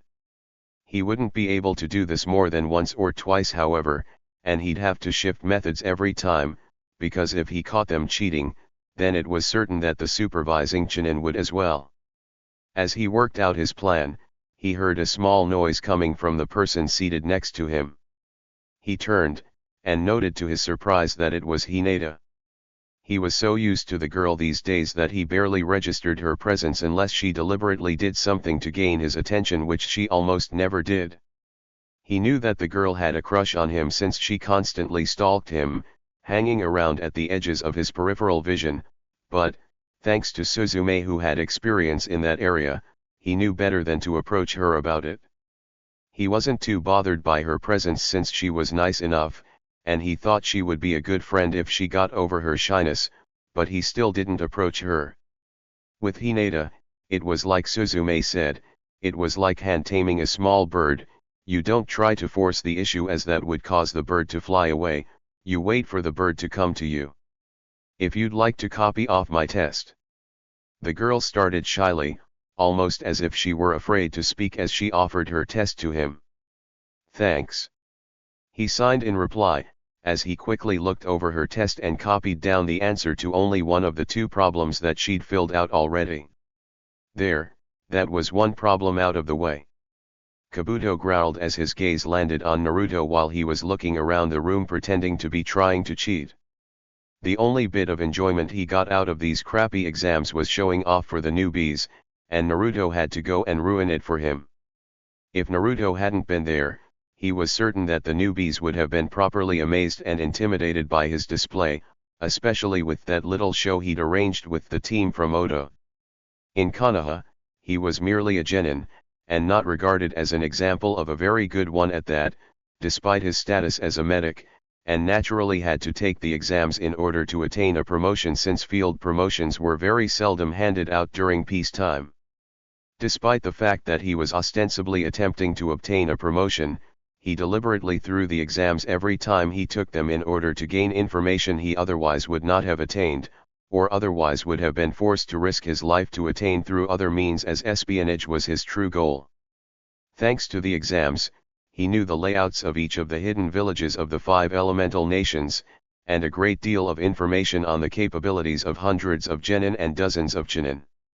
The exams themselves, however, were a pain in the ass despite it being completely worth it in the end. In Otagakuer, he was a Takubutsu Jounin, and had gotten the rank the old-fashioned way, through the betrayal of his village. His true level of knowledge in the medical field was second only to perhaps Orochimaru or Tsunade, and in Oto, he got to show it off. There, he had assisted Orochimaru on a number of experimental procedures, and performed a few experiments himself. As a scientist, his hands itched to study a number of the people in the room, especially the two Jinchuriki and Uchiha Sasuke who had apparently finally awakened his Sharingan. Realizing that he'd been gazing at the blonde menace while he'd been lost in his musings on the exams, he turned his gaze away from Naruto, and flicked it around the room in a logical search pattern. There. He'd found the plant. Time to start cheating. On the day I finally get Naruto onto my exam table, I'm going to forget the anesthetic. He thought as he started copying off the chunin who had been planted in the crowd. Naruto knew that he had a loud mouth at times, a lot of the time in fact, especially in situations when he was nervous and his life didn't depend on his being quiet. Tetsuo-sensei had worked with him on it for 2 years, and had only been marginally successful in his efforts as he no longer ran around the village screaming for attention at the top of his lungs. When he was on missions, or when he was in what Konohamaru had dubbed that mood, he was relatively quiet. Other times, however, his noisiness in manner and volume was a form of stress relief, as well as an attention-seeking behavior. The Academy got to experience this in the form of a highly disruptive prankster. His former team had got to experience it in the form of a rather rowdy and rambunctious boy who practically bounced off the walls. His current team usually got to experience his loud nature in the form of some rather vicious arguments that were usually between him and Sasuke. Everyone who took the chunin exams that day got a little taste of it as well, when he decided to be confrontational, and refused to back down despite the proctor's best efforts to get him and everyone else in the room to do so. He'd been under far more stress than he was willing to admit that day, despite the fact that he'd been telling himself that the second part of the exams would be a snap due to home ground advantage, because he knew that they wouldn't be even with the home ground advantage. No matter how many times he told himself that everything would be fine, he failed to convince himself, especially after Kabuto had just had to go and remind him exactly why he'd been lying to himself, and ruin what little good mood he had upon arriving for the test, adding extra pressure to what was already a tense situation. When the 10th question came around, much to his shame and embarrassment, he had found himself seriously considering joining those who were opting out, and running. His teammates didn't have nearly the experience he did, and there were a large number of people here with far more experience than him, and just as many with more experience than him and his less experienced teammates who were running from the question as well. Considering how inexperienced they were, his teammates wouldn't stand a chance on their own during the second phase, and there was a distinct possibility that he wouldn't be able to protect them the way he hadn't been able to protect his former teammates and his comrades the last time he took the test, even with an extra year and a half as a ninja under his belt. Instead of raising his hand as he'd seriously considered doing, however, he had found himself rising to meet the challenge that the proctor at the front of the room had presented. He'd always hated it when people had told him he'd fail at something without ever giving him a chance to prove himself, and that Ibiki jerk had been strongly hinting that that was the case. "Bring it on, old man," he yelled when he got the proctor's attention. "I won't back down, and even if I fail, I'll find a way to become a Chunin, even if I have to wait 3 decades for a field promotion." Instead of smacking him down for his audacity as he expected would happen, the man looked around the room for a minute and smiled before informing everyone who had remained at the time of his rather ill-thought-out outburst that they had passed the first portion of the exams. Apparently, the 10th question had been a first-phase surprise. He should have known that the proctor was springing a first-phase surprise on them. That had happened the last time he'd taken the exams as well. During the exams in Kiri, the proctor had told them that they would have the choice of taking the old academy graduation test or not, and that those who chose not to take the graduation test would be sent home. If he'd been told beforehand exactly what Kiri's old graduation test had been, he probably would have been one of the ones racing out of the room as fast as his legs could carry him. The fact that his teammates had stayed had made him wonder for a while, until he realized that they had quite likely been as ignorant of the particulars of that test as he had.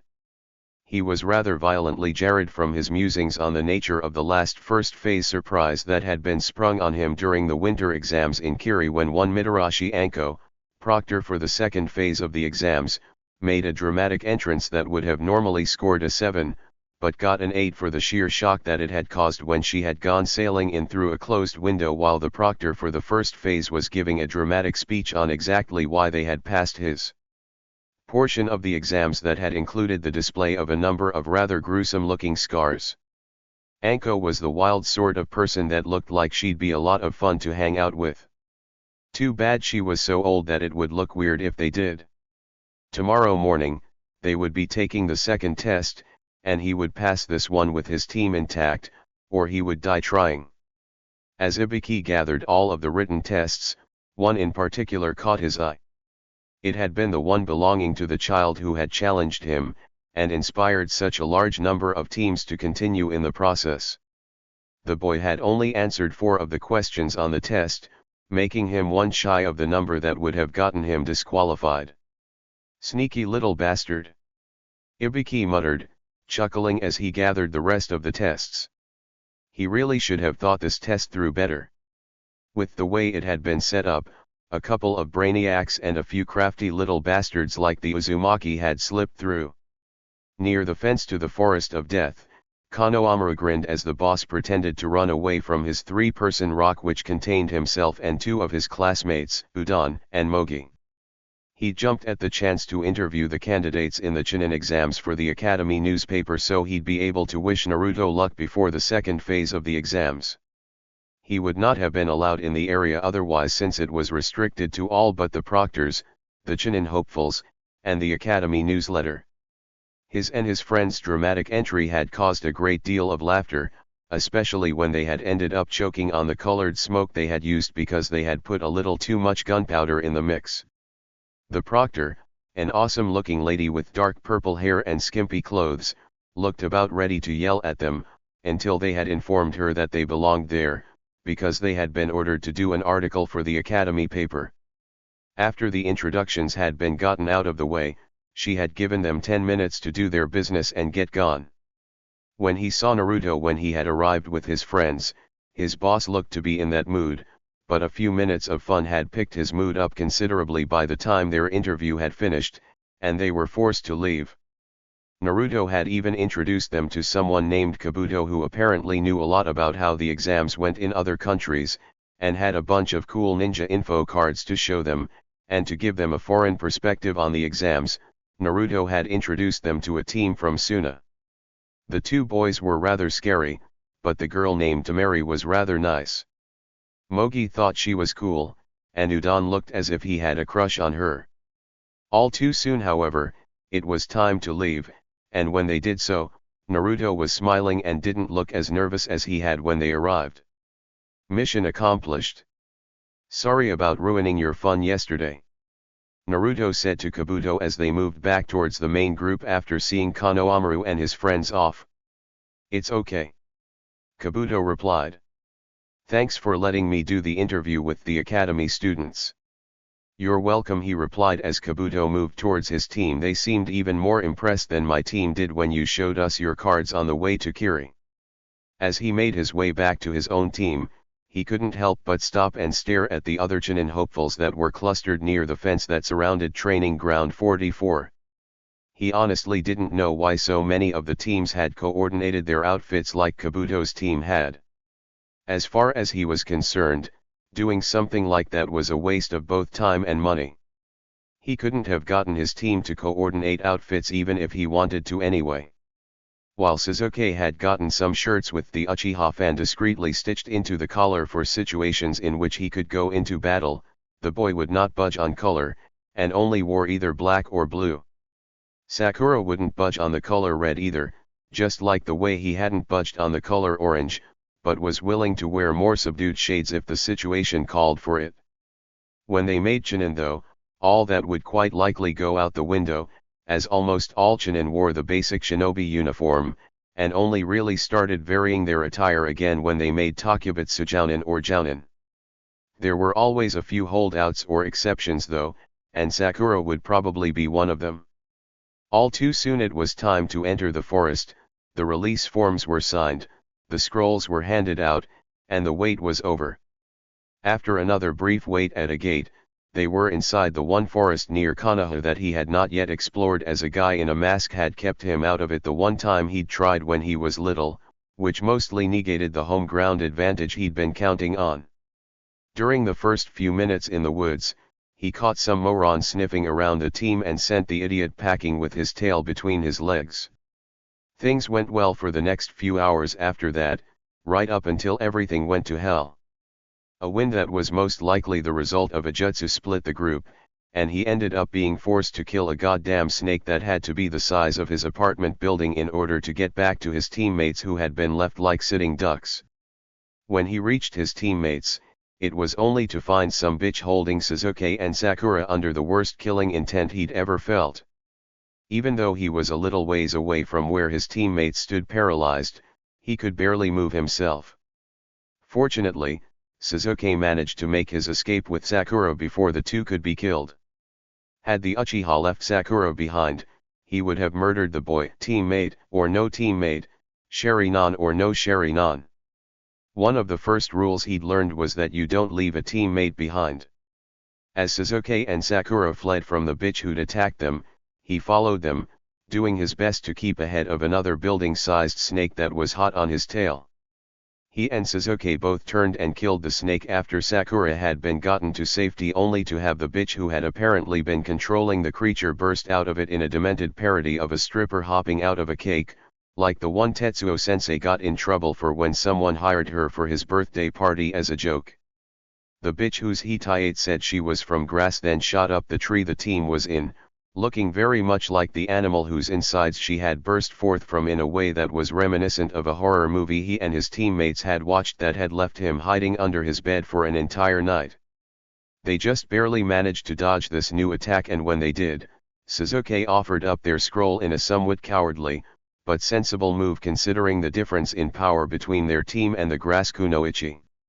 The woman had been rather easily handing them their asses, and once she quit playing around, there was a good chance that they would die.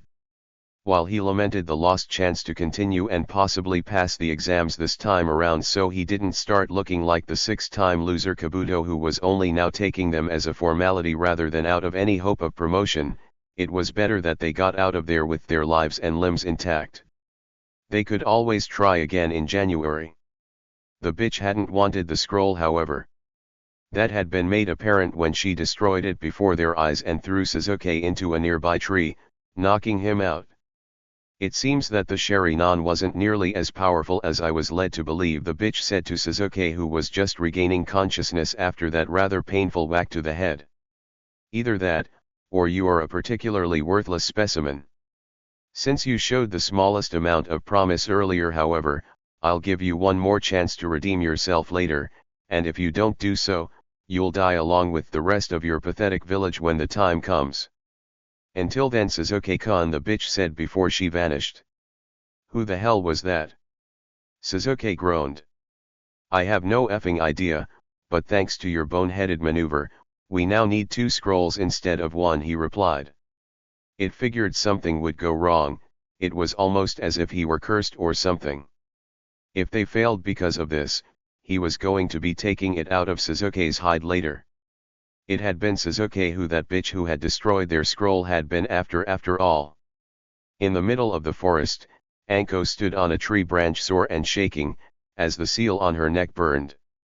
This was supposed to be a nice relaxing job, a break between more strenuous missions.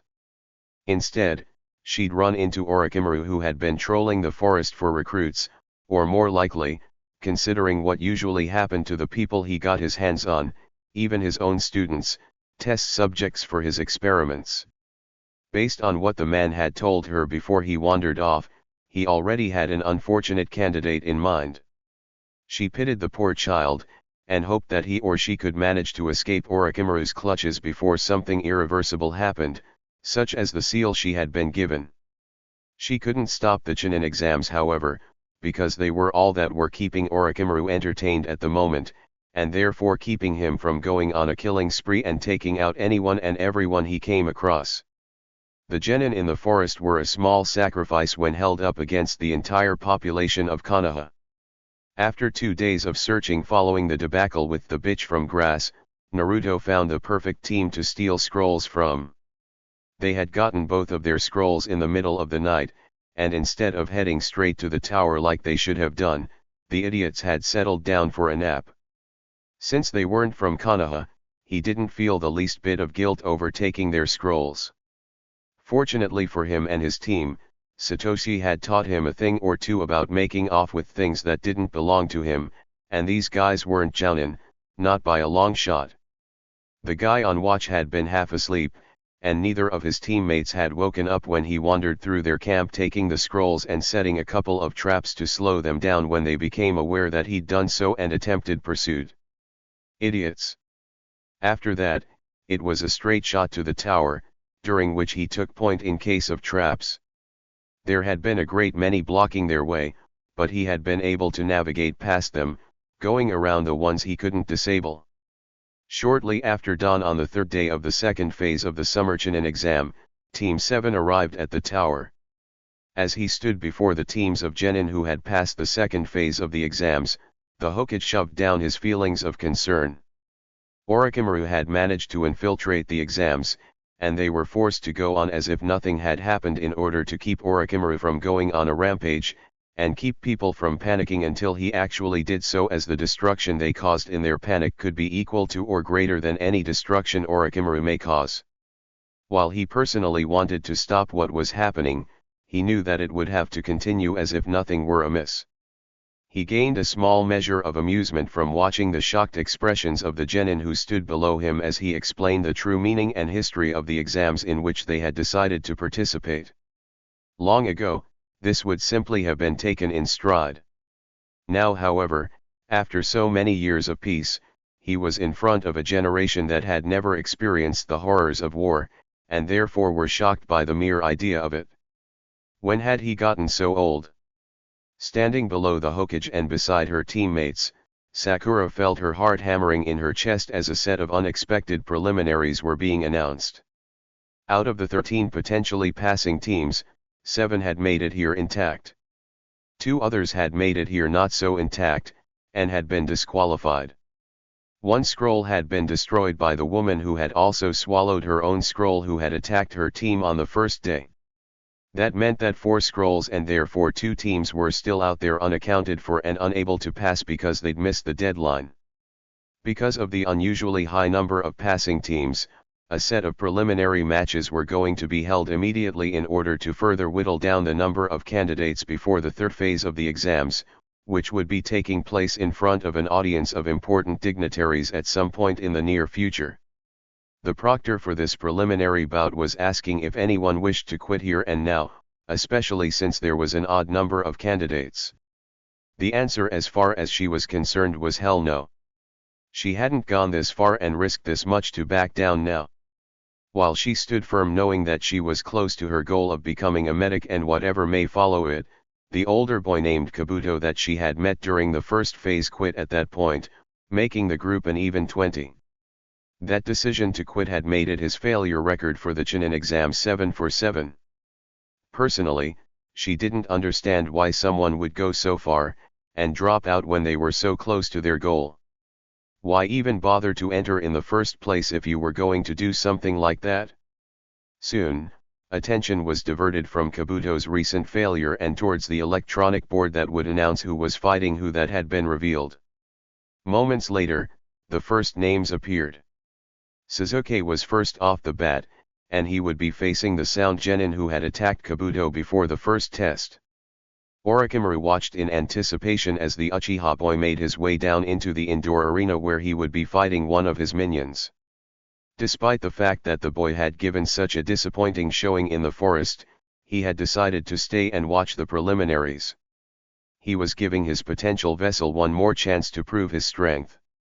If the boy failed here and therefore failed to reach the arena next month, he would be as worthless as the rest of Konoha and would deserve to die in the invasion.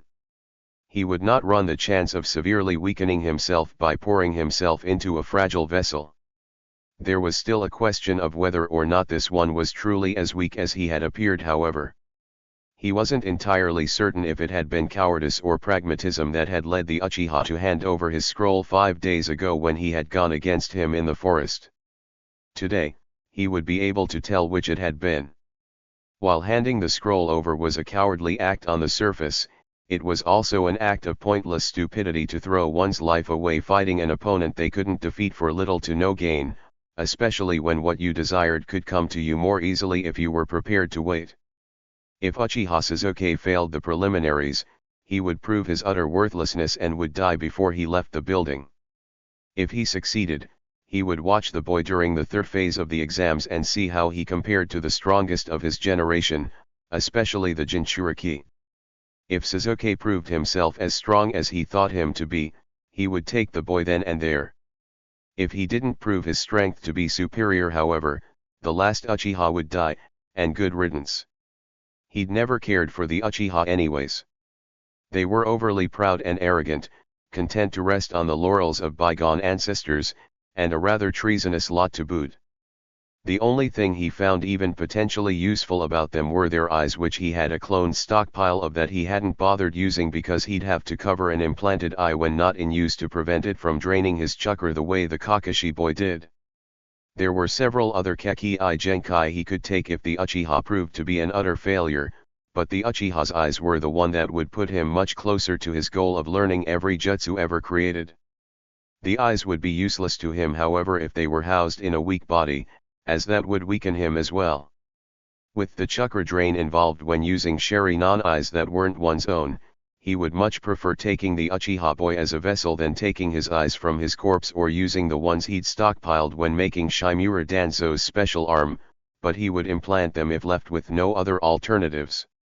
Instead of drawing one of the strongest available amongst the group of candidates that were in the preliminaries, someone who would bring out the Uchiha boy's true strength so he wouldn't have to wait another month to see it, Sasuke's opponent had turned out to be one of his throwaway pawns that he had planned to use to test Sasuke's ability to handle the seal he had planned on placing on the boy, until the Uchiha child had proven to be somewhat of a disappointment. Rather than being a foil to test a newly acquired curse seal against, the minion would now be a secondary test of the power of the Uchiha child as well as his prized Sharingan. As he'd more than half expected he would, Sasuke had proven himself far more able with a foe he believed he had a chance of defeating, proving that his handing over his scroll several days before had been more an act of pragmatism than cowardice. There had been more than 4 days left before the deadline, and a number of scrolls floating around where the boy could get his hands on them after all. Why keep something that could cost you your life when you could get something just like it elsewhere and from someone much weaker than the opponent you were facing after all? After a rather short fight in which Sasuke proved himself to be superior to his opponent in every way, Sasuke eventually finished Dosu off with a move that his father had been rather famous for during the days when he'd served on the field rather than as the chief or police.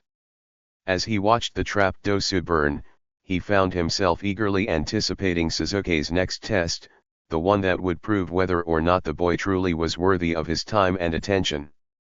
All too soon for the participants in that match, the second set of names were called. Abumizuku made his way down to the arena floor a second after Abarame Shino. When the time for the battle came, he wasted no time in blasting the boy in the trenchcoat with his Zankyuha. The boy evaded his attacks with relative ease however, and called upon an army of bugs.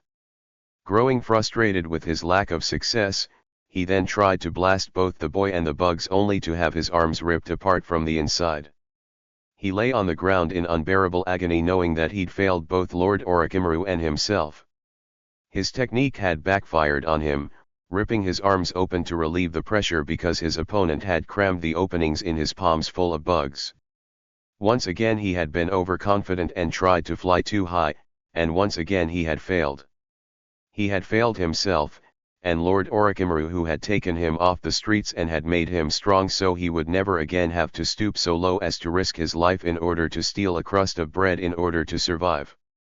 After his name was called, Inyazuka Kiba felt somewhat uncertain as he made his way to the arena floor.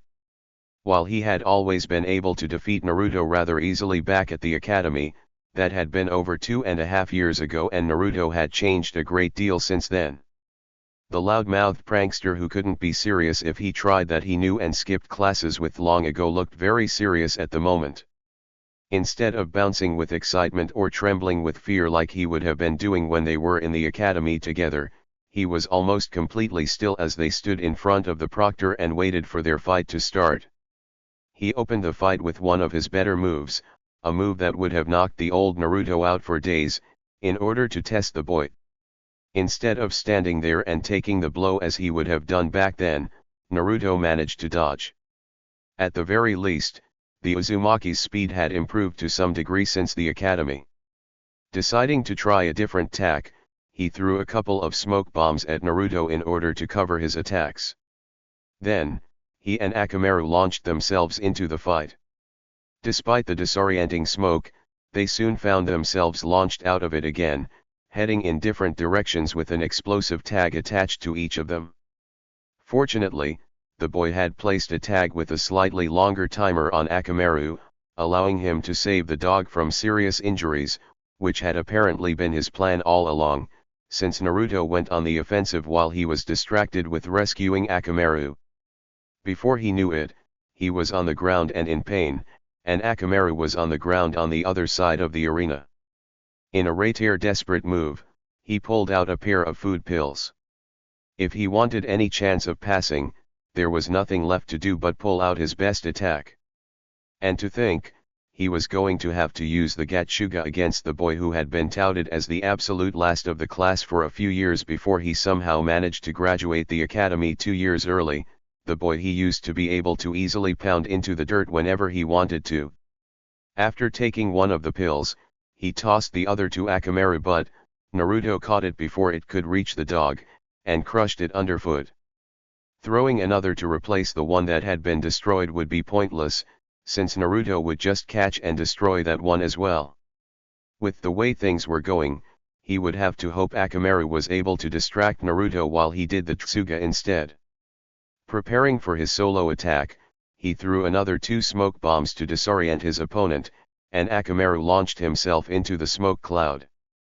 After Akamaru jumped in to pin his opponent, he flew towards the boy, spinning at an insane rate, while Akamaru attacked from the other side. The attack failed however because Naruto had managed to shake Akamaru off and dodge his attack and counter it, even with the smoke cloud disorienting him. Still desperate to win or at the very least land a single blow, he flew at Naruto once more, and the result was the same. Eventually, after giving his best, And after several failed attacks, he was forced to admit defeat when Naruto finally knocked him down one more time than he could rise. Naruto definitely wasn't the Omega of the pack he remembered, but an alpha in his own right. After Kiba had forfeited, Sakura's heart leapt into her throat as the next two names came up on the board. She would be fighting Ino next. Ino, who had once been her friend, Ino, who was her rival for Sasuke's affections, Ino, whom she had been trailing after practically all her life, Ino, who was a beautiful cosmos flower while she was still a bud, was her opponent, and she would have to fight her if she wanted to pass the exam so she could be free to become a medic. Back when they were in the academy together, Ino had defeated her in just about everything but academics. Ino had trounced her during their taijutsu spars, and outperformed her in the womanly arts. Ino had beat her then, and would quite likely beat her now. Even though she was afraid to face her, she would have to, since the other girl was standing in the way of her future. She would have to defeat Ino, who had always been better than her, in order to move forward. Swallowing down her nervousness, she made her way to the arena floor. She would have to get past her fear and give it her all and pray that it was enough. As Ino was being led away from the arena, the girl found herself wondering if she knew Sakura anymore, as her former friend had changed a great deal in the month since she had last seen her.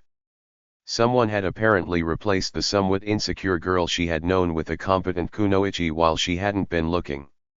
The girl whom she had expected to fall to her might had instead risen to the challenge, and taken the advantage presented to her when she had rather stupidly pulled one of her punches, believing Sakura to still be as weak as she used to be. Thanks to that pulled punch, she had been steadily driven into a corner by the girl's furious onslaught which had followed, until she had eventually fallen. After years of winning in just about every arena other than love, she had finally lost to Sakura. Kakashi proudly greeted Sakura after she'd returned from her fight with the Yamanaka girl. Despite their differences, his team had performed admirably so far. They had managed to work together long enough to make their way through the forest to the tower, and all three of them had passed the preliminary matches, advancing to the next round. He was slightly worried about Sasuke though. The boy obviously had some anger issues. Using a jutsu like the Ryuuka no Jutsu in a preliminary bout had been overkill, especially since he already had his opponent on the ropes and pretty much defeated when he used it, making its use highly unnecessary. Naruto had of course performed admirably as always, just as his father would have done.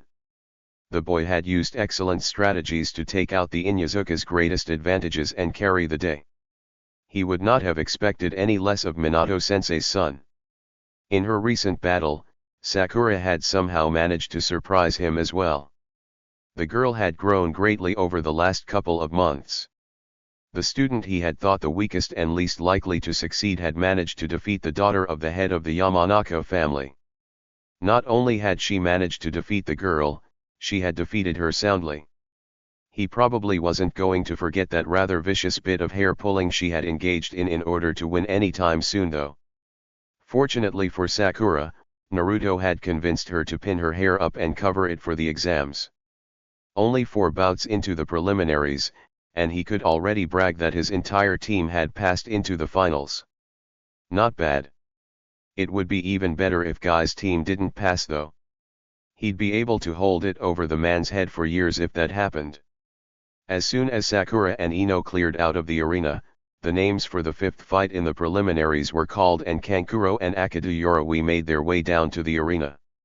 Kankuro had, rather cleverly in his opinion, switched himself out with Karasu when everyone had been paying attention to the bitch fight between the two Leaf Kunoichi that had been passed off as a preliminary bout, and therefore was being carried into the arena rather than walking.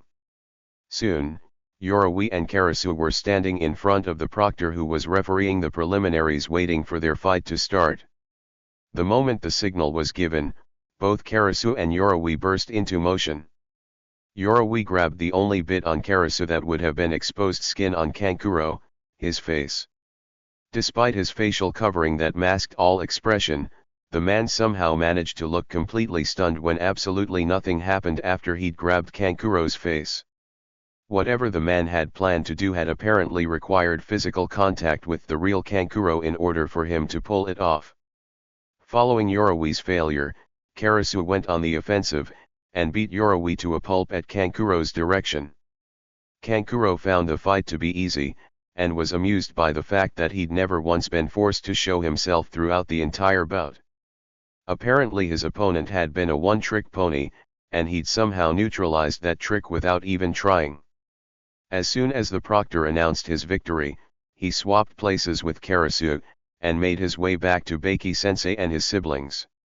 There was no reason to remain wrapped in those stifling bandages any longer than necessary. Practically the instant Kankuro returned to his teammates, the names for the sixth bout were announced. Tamari would be fighting someone named Tenten.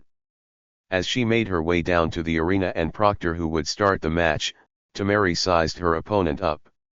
The girl looked more serious than her other Konoha counterparts, and obviously hadn't spent as much time on her hair and clothing as that ridiculous pair who had been clawing at each other and trying to pull the other's hair had done.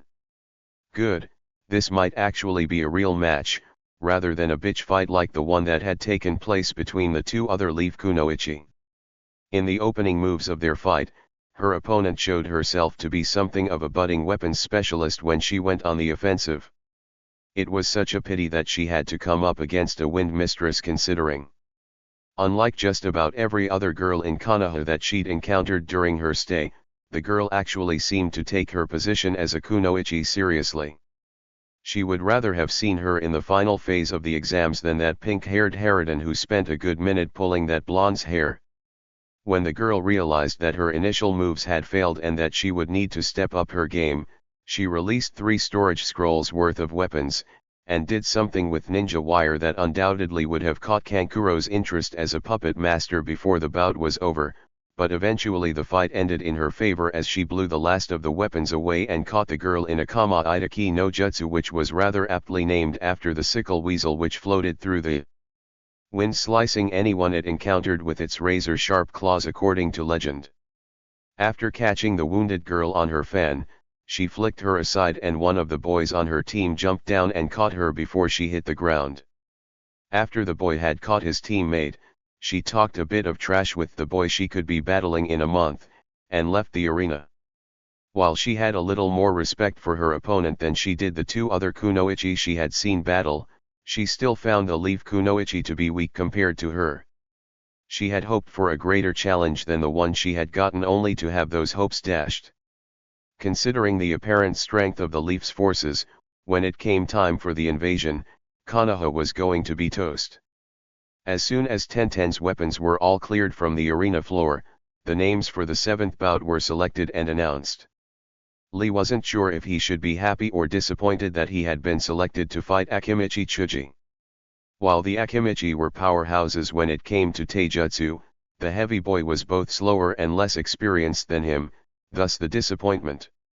The potential joy over the selection of his opponent came from the fact that he would have a much better chance of advancing to the finals and facing a truly strong opponent during the 3rd phase of the exams in front of all of the dignitaries that the Hokage had mentioned, proving that a genius of hard work could succeed. The battle that came next was short, and almost brutally one-sided, as even with the weights holding him back he moved far too quickly for Chuji to counter. Chuji's punches and kicks were undoubtedly powerful, as was his human bullet tank technique, but he had been able to rather easily avoid them, and kicking Chuji around like he were a soccer ball had not been nearly as fun as it had apparently looked to his audience, who had cheered when Chuji had hit the far wall of the arena. He had been hoping for a most youthful battle in which both parties gave their all, but it looked like he would have to wait until the 3rd phase for that to happen. As soon as Lee and the rather battered Chuji were cleared from the arena floor, the names for the 8th bout were announced. They were Hyuga Hinata and Hyuga Niji. Hinata, who had been over the moon about the fact that Naruto was actually speaking with her, even if it was only about the properties of the homemade medicinal ointment that she had given him, had been forcefully slammed down to earth by the name of her opponent. That couldn't possibly have been a random selection. Someone had to have bribed whoever it was that programmed the boards, either that, or a Hyuga had programmed the board at some point when it became apparent that preliminaries would be necessary. She understood why it had been done. Compared to Niji and her younger sister, she was weak. If she somehow made it to the final part of the exams and failed in front of the assembled dignitaries, her family would be seen as weak. By having her fight Niji and be eliminated now, it was guaranteed that a Hyuga would make it to the final phase, and not shame the family when they did so. She felt sadness and anger at this. She had worked so hard to be strong, and had hoped to prove to herself and everyone around her that she was so during the Chunin exams. She had always wanted to be like Naruto, who always picked himself back up off the ground and climbed ever higher after every time he did so. Every time she faced an obstacle, however, she found herself stopping and backing away.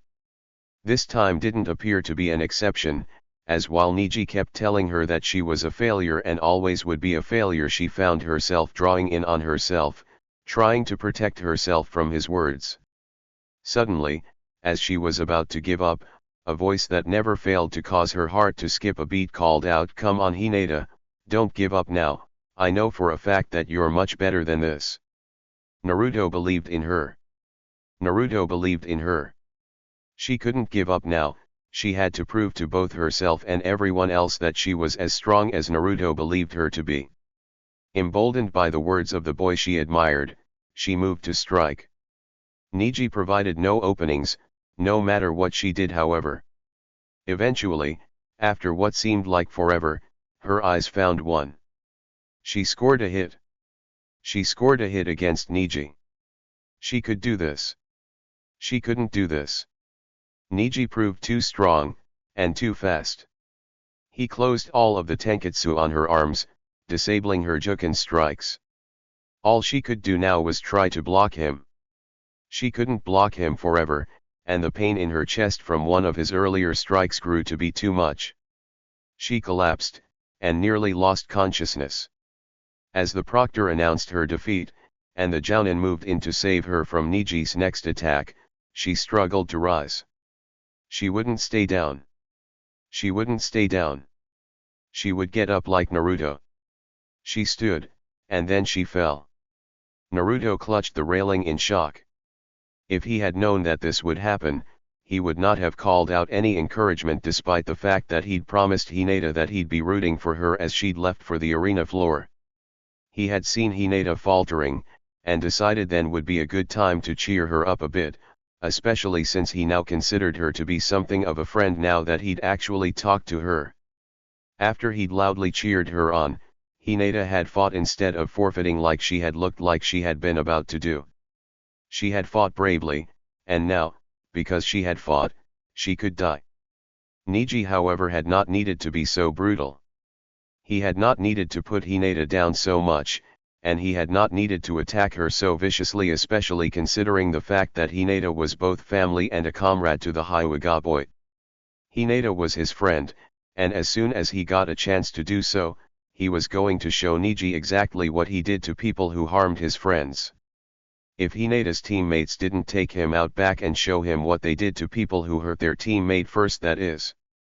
As her teammates, the Inyazuka and the Abarame had first dibs on any actions that might be taken against the Hyuga bastard for what he'd done to Hinata. As she was carried off, Niji watched his cousin, who persisted in calling him big brother despite the fact that he had done everything to make it clear that he disliked her, go.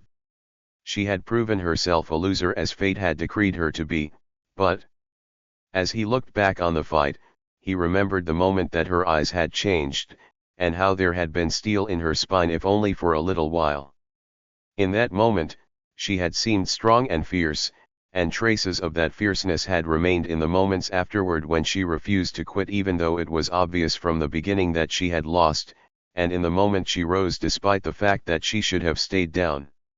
She had lost as fate decreed she would, however. People don't change. Once a loser, always a loser.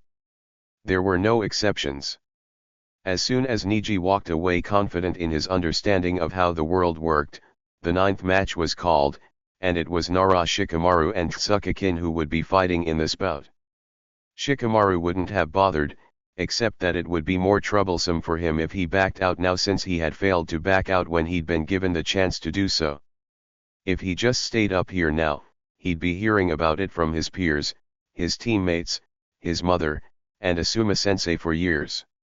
Whether he won or lost, it would be better to just get it over and done with now so he wouldn't have to hear anything about it from anyone. Kin proved to be an interesting if somewhat easy to read opponent. After determining the nature of her sound-based genjutsu attack, he swiftly caught her in his cage main and made her knock herself out by hitting her head against a nearby wall while dodging a flying shuriken. Now that that was over and done with, he couldn't wait for the 10th battle to take place so he could get the hell out of here and maybe catch some cloud watching time before the team went out for Chuji's consolation dinner. After the unconscious Kin had been cleared away, the 10th match was called, and it was Gaara against Tsurugi Misumi. As Misumi made his way down to the arena, he wondered exactly how hard a time he would have of it. Kabuto had informed him of Gaara's status as the Jinchuriki of the one-tailed Tanuki Sukaku. This meant that in regards to power, his opponent was stronger than the average Jounin, and he would have to end this quickly. Trying to get the fight over with as fast as possible, he moved to the boy the instant the start of the fight was called, and dislocated his limb so the boy couldn't just throw him off when he wrapped himself around him as he did so. When he grabbed the boy in order to squeeze him to death or unconsciousness at the very least, it had probably looked like a weird sort of hug to everyone who had been watching, since he'd gone for the front as the boy's back was covered by a giant gourd. As he tried to crush the boy, he could feel sand move under his arms. Suddenly, he felt himself flying away from the boy, his limbs ripping off and going in different directions as sand flew into his face, blinding him. There was more pain than he'd ever felt in his entire life, and everything went black. After the 10th bout had ended and those who passed had lined up before him, Gecko Hate looked over the group of genin who had made it to the third phase of the exams. They were a strong bunch, and would most likely go far. Soon, the Hokage finished his speech to the young shinobi that were arrayed before him, and he went along the line with the box that contained the numbered slips of paper that would determine in which order the genin would fight. Once he reached the end and the last number had been taken, the candidates called out their numbers. 1. Hyuga Niji called. 5. Abarame Shino called. 3. Rock Lee called. 4. The Suna Genin Kankuro called. 2. Uzumaki Naruto called. 7. The Suna Genin Tamari called. 6. Nara Shikamaru called. 9. Uchiha Sasuke called. 10. The Suna Genin Gaara called. 8. Harano Sakura called. The matches for the third phase of the Summer Chunin exams will be, Hyuga Niji vs Uzumaki Naruto, Rock Lee vs Kankuro, Abarame Shino vs Nara Shikamaru, Tamari vs Harano Sakura, and Uchiha Sasuke vs Gaara, he announced after the last genin had called out her number. After the matches had been called, the preliminaries had ended and everyone including Kakashi had gone home. As he made his way into his apartment and tossed his vest onto a chair that was completely covered in dog hair, Kakashi sighed in relief that that ordeal was over. A moment later, he whirled and pulled out a kunao as he made his way to his minuscule kitchen to attack the person who was sitting at his dining table without his leave. He then lowered the kunao when he saw exactly who it was that was sitting at his table, leafing through one of his few non-ika-ika books and chowing down on the leftovers he'd planned on having for dinner. "Hello Jiraiya," he said. "Long time no see." After greeting his sensei, Kakashi pulled a beer out of his fridge and popped it open, wondering what the hell Jiraiya was doing in his kitchen after staying away from Konoha and everyone in it for more than a decade. After several moments of thought, it finally hit him. "You're taking Naruto, aren't you?" he asked, holding the open beer 2 inches away from his masked face, unheeding of the fact that it had begun to spill. "I had planned on it, yes," Jiraiya replied, and in that moment, he felt an almost uncontrollable urge to murder his sensei. Under Konoha law, he could get away with it too, since the man had invaded his apartment uninvited. "You do realize that I don't plan on handing him over," he told the man who had come into his home, eaten his dinner, and told him that he planned on taking Minato-sensei's son from him coldly. He knew that Jiraiya had the prior claim since he was the boy's godfather, appointed to the position by Minato-sensei and all. He even knew why the man had not fulfilled his responsibilities towards the boy until now, as it was the same reason he had hung back until Shimura had given him a legitimate reason to come forward. Even with that knowledge, the thought of the man taking Naruto away from him before he had a chance to connect with the boy enraged him. You do realize that you don't have a choice, much like that one guy what's his name didn't have a choice when you took Naruto from him. Jiraiya replied equally coolly, the look in his eyes saying that if he tried to force the issue, he would smack him down hard. Naruto was meant to be. He started. Naruto was meant to be his student. He had known that since the day he had first felt the boy kick while Kushina-san was pregnant with him. He'd almost forgotten it in the intervening years, but he had remembered when Shimura had taken the boy for himself. With you, yes I know. Jiraiya said. You clearly illustrated that when you took him without ever once consulting the boy about his feelings on the matter. He'll come around eventually, he replied. Naruto would come around eventually, even if he had to wait a long while. Naruto was his to train, his to mold as Minato-sensei had once done with him. He'd promised Minato-sensei well before Naruto was even born. Would you have come around if someone had snatched you from little Minato and demanded you call them sensei? Jiraiya asked, pushing his half-finished meal aside and looking at him seriously. That is hardly the... He started before Jiraiya cut him off again. It is the same. You took him away from a teacher he knew and loved just like family, and tried to take the man's role even though Naruto hadn't wanted you to. Jiraiya replied. I may have been far away, but I've always had eyes and ears on the boy. You plan on doing the same thing, he pointed out, as Jiraiya had already admitted to as much earlier. Not exactly. Jiraiya replied. While I do plan on springing a little surprise on the boy, I'm going to make it clear that I know that his sensei is his sensei, and that his godfather can teach him a few tricks that his sensei doesn't know.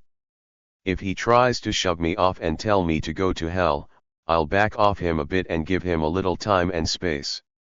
If you keep trying to squeeze him tighter, he's just going to struggle that much harder to escape. He scowled at this behind his mask.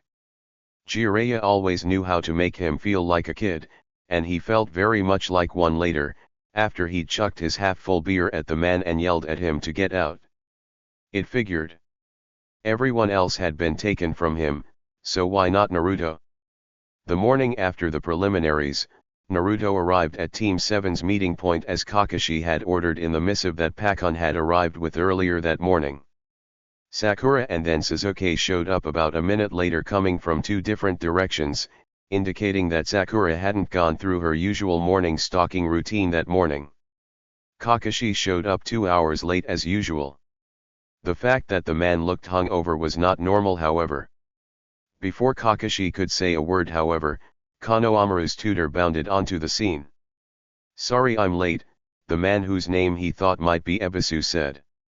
The honorable grandson somehow managed to paint the Hokage's office orange, and the lecture I gave him ran longer than I had planned. The look on Kakashi's face at this statement was absolutely murderous.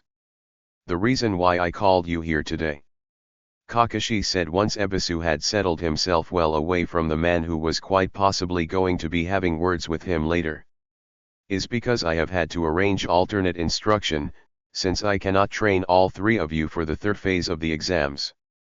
There were 2 potential instructors, and 3 of them. That meant. Yes. He was getting back with Tetsuo-sensei, finally. Ebisu here will be taking Sasuke, Kamizuki Suzume has agreed to train Sakura, and I will be taking Naruto. Kakashi finished. What? But Kakashi. He started. He had to act fast, or his chance to spend a month with Tetsuo-sensei would be gone. He would have to think of an argument quick. What is it, Naruto? Kakashi asked. Wouldn't it make more sense for you to take Sasuke, he asked, having gotten his inspiration from the horrified look Sasuke had given Konohamaru's tutor. Both of you have the Sharingan, and Sasuke is a lightning affinity like you as well. Not only that, but Sasuke will be going up against a rather dangerous earth user who ripped that one guy apart. That does make sense, Naruto, but... Kakashi started, clearly not willing to let him go. It was going to take a long argument to get rid of the man, and Sasuke really did need the training, so he wasn't entirely doing this for selfish reasons. While Team 7 met, Inuzuka Kiba sat at Hinata's bedside as he had done for the past hour and a half. The medics had had to restart her heart twice since the preliminaries. Somehow, Hinata had managed to pull through though and was in the ICU instead of the morgue. He had come to visit the instant the hospital allowed it, despite the fact that the girl was unconscious, and he would stay by his teammate's bedside until she got better. He had nothing else to do, and even if he did have something else to do, he would still have visited. It was a pity that Niji was untouchable at the moment due to the exams. If he tried to do anything to the other boy, Shino could be disqualified because of his interference since he was Shino's teammate. This little fact was only just barely holding him back from going up to Niji and ripping his balls off though. If Shino didn't get the bastard during the exams, he was going to murder him afterward. Guy didn't know why he even bothered lecturing Niji about his unyouthful, and frankly somewhat psychotic actions during the preliminaries. The boy obviously hadn't been listening to him. Niji rarely listened to him when he tried to give him advice, unlike Lee. Lee was the perfect student, and quite possibly a distant relative. Lee had been a great deal like him as a child. A hard-working boy who was called a loser, and determined to prove he wasn't. Lee had put in all the hard work to get where he was today, obsessively training day after day after day. All of that hard work was finally starting to pay off for Lee, just as it had for him when he was Lee's age. A month from now, Lee would be proving to everyone that a person could be an exemplary shinobi with taijutsu alone. Until that day came, he would train with Lee to prepare him for his coming ordeal, and try to figure out what he was going to do with Niji, who would be training with his clan during the upcoming month. Niji would have to be dealt with soon, however, since his being perceived as the sort who would attack comrades could completely ruin his career as a shinobi, and the whispers about what he had done to his cousin Hinata were already beginning to spread. The fact that his final attack took place after the fight had been declared over, and the fact that the Hinata girl was family wasn't doing his student any favors either. Back at the Hyuga compound, Hyuga Hayashi watched the video of the fight between his eldest daughter and his brother's son. He had been advised of Hinata's condition as a result of that fight earlier when he had gone to visit his daughter at the hospital. Hinata had always been weak, and while he told himself it would be no great loss if she passed, and that it would solve the problem of who would be his heir, seeing her like that had hurt him deeply. She looked so much like her mother had in her final moments. Turning his attention to the video, he watched in surprise as the trembling and weak creature he knew suddenly grew determined and began to battle her older cousin despite knowing the outcome in advance. He grew even more surprised when the girl rose after she lost, despite the fact that she had to be in almost unbearable agony, and was quite likely suffering from a heart attack at that time. It would seem that Hinata wasn't so weak after all. Jiraiya observed his future apprentice from a distance as the boy argued with little Kakashi. He would have to find the most opportune time for them to meet, the time when his student's son would be most inclined to accept his assistance.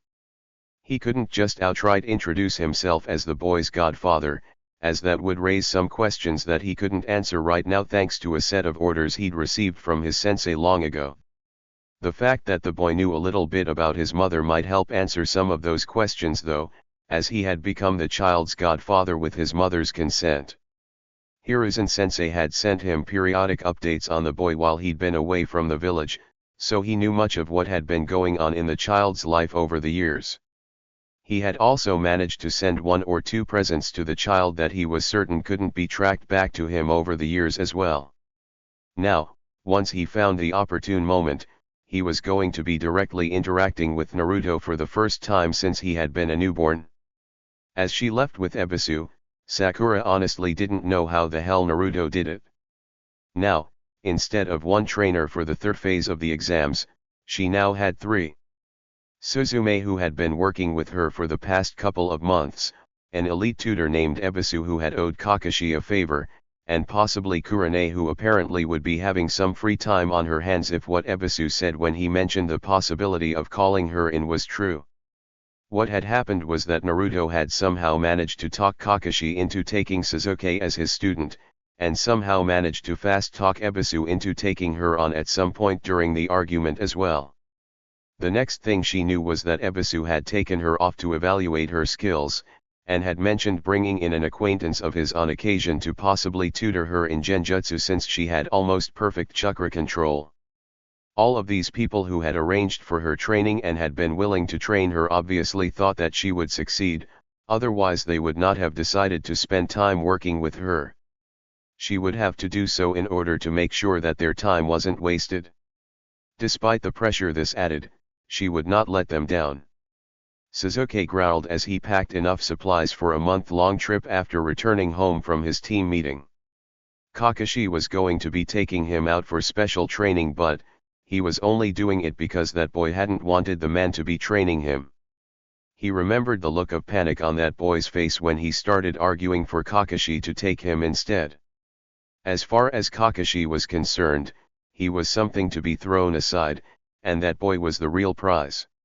He didn't know why since he disliked the man, but that realization really stung for some strange reason. Tetsuo had been about to lay his daughter down for a nap when he heard the excited pounding on the door. He went to open it, and found a very welcome visitor on the doorstep.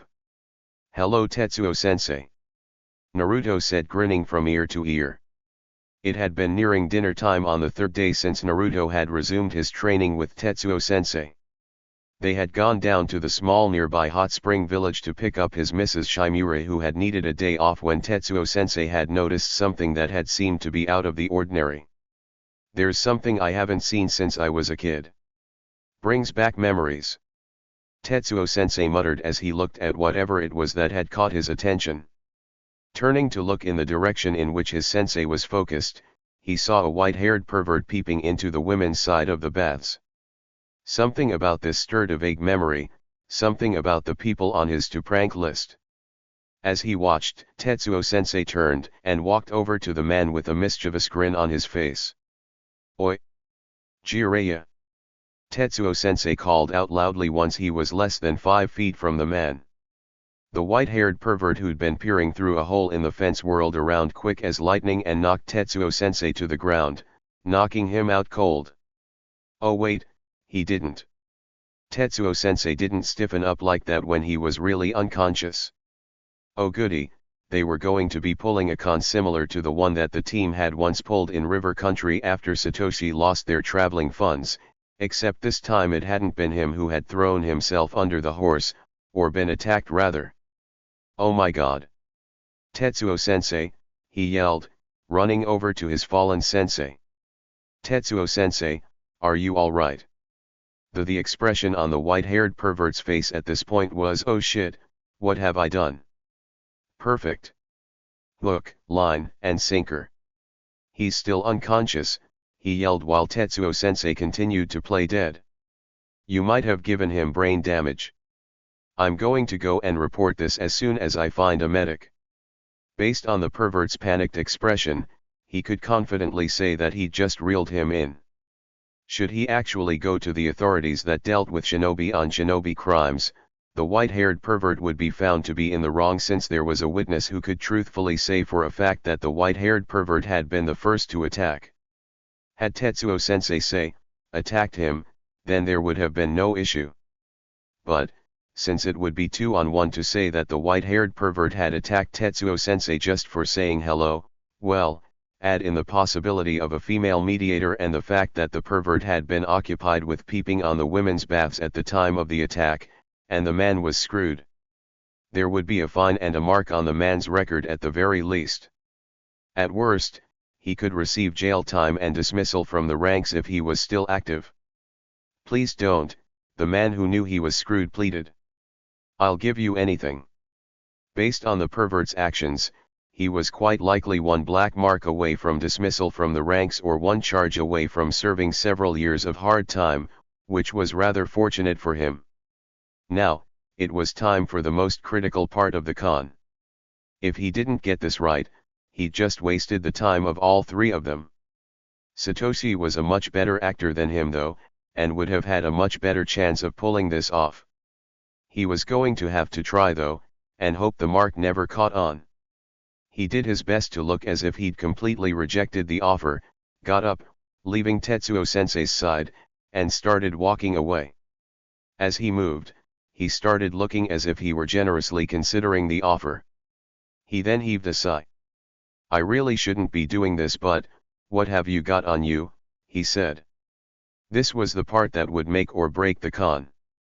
It seemed to have made it, however, since the man had started listing a bunch of useless things. It was time to put pressure on him to make him go for the valuables.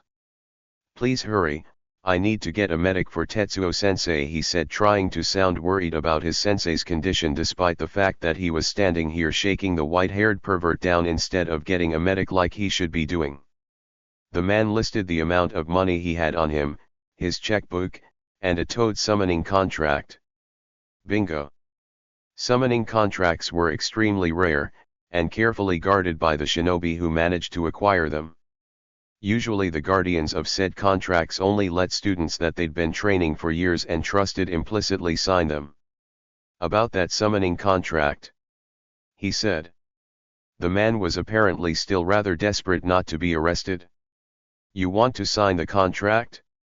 I'll let you sign the contract," the man said as he pulled the aforementioned contract off his back and unrolled it. "I'll even teach you how to summon toads later as well." He made sure to be hesitant, and properly reverent as if he wasn't sure he should be doing this as he reached towards the aforementioned contract. It wasn't all that hard to do so, since there was a niggling suspicion in the back of his mind that it had been all too easy. Maybe why it seemed so was because it was more than likely that the man would skip out on the actual summoning lessons. Oh well, Kakashi had the dog contract, and would be able to teach him the basics. While the particulars of summoning differed depending on the animal, there was some basic commonality for all summons. "You sign it in blood, kid," the pervert said, when he moved for a writing implement. He complied, putting his name and a set of bloody fingerprints down in the space right next to that of one Namikaze Minato, which, if he remembered correctly, had been the name of the yondaime. "Well, now that that's taken care of," the man said as he refurled the scroll, and turned to leave. "Bye-bye." Tetsuo-sensei got up as soon as the man was gone. "Good job, Naruto," Tetsuo-sensei said. "But, do you know that signing that contract will be absolutely useless without?" "I'm not that stupid," he replied. "Kakashi has the dog summoning contract, he'll teach me the basics, and I'll figure it out how from there. If I didn't know where I would be able to find a teacher, I'd have shook him for cash." Jiraiya chuckled to himself as he watched Naruto and his sensei from a hidden perch nearby. He couldn't wait to see the little con artist's reaction when he found out exactly what he'd signed himself up for. He knew that it was going to come as a slightly nasty shock to the boy, but then again, the brat should not have tried to con him like that. He'd been avoiding cons like those for years, and knew how to spot them from a mile off. Now that his business here was done, he was going to head over to the tower and register his new apprentice.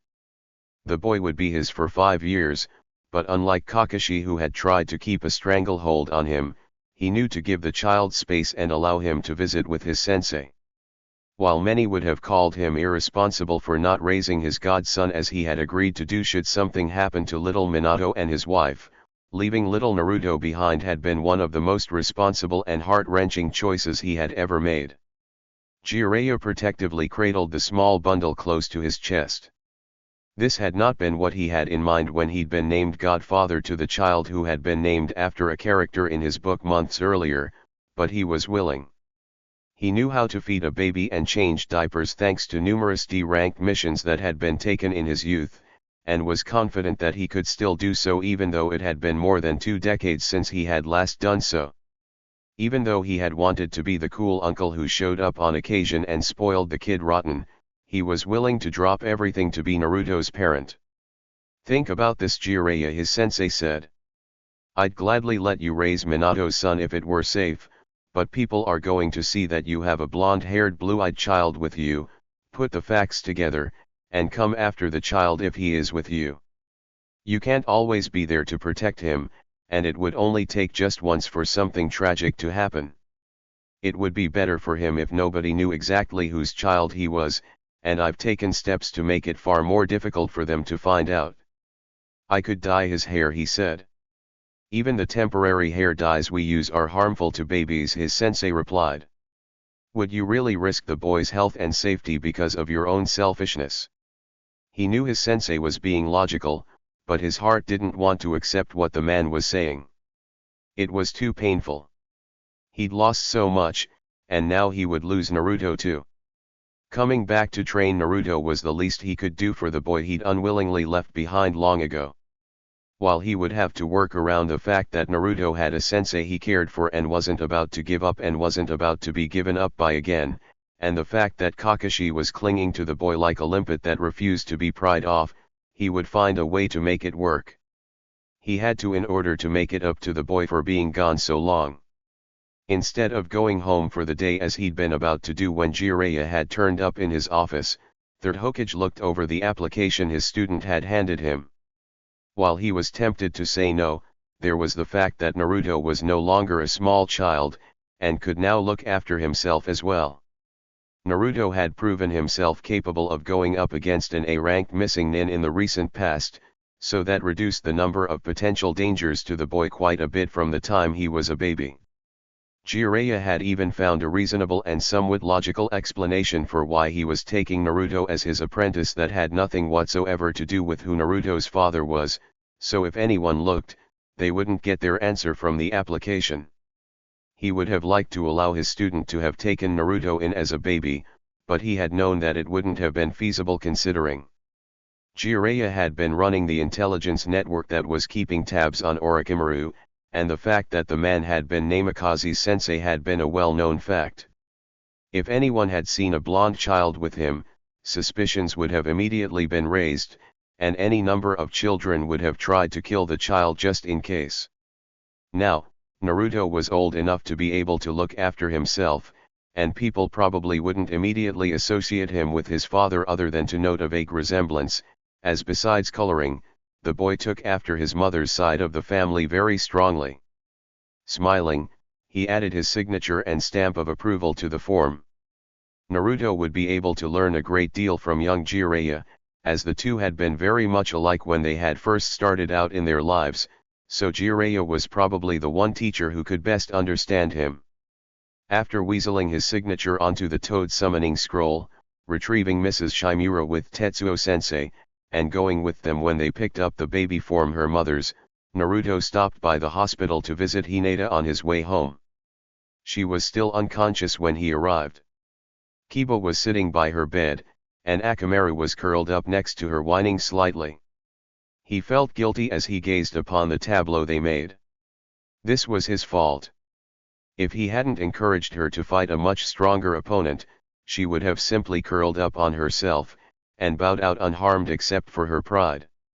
Instead, she had fought, she had lost, and now she was just barely clinging to life. After watching Hinata and her teammate for a while, he entered the room and took the other chair beside Hinata's bed.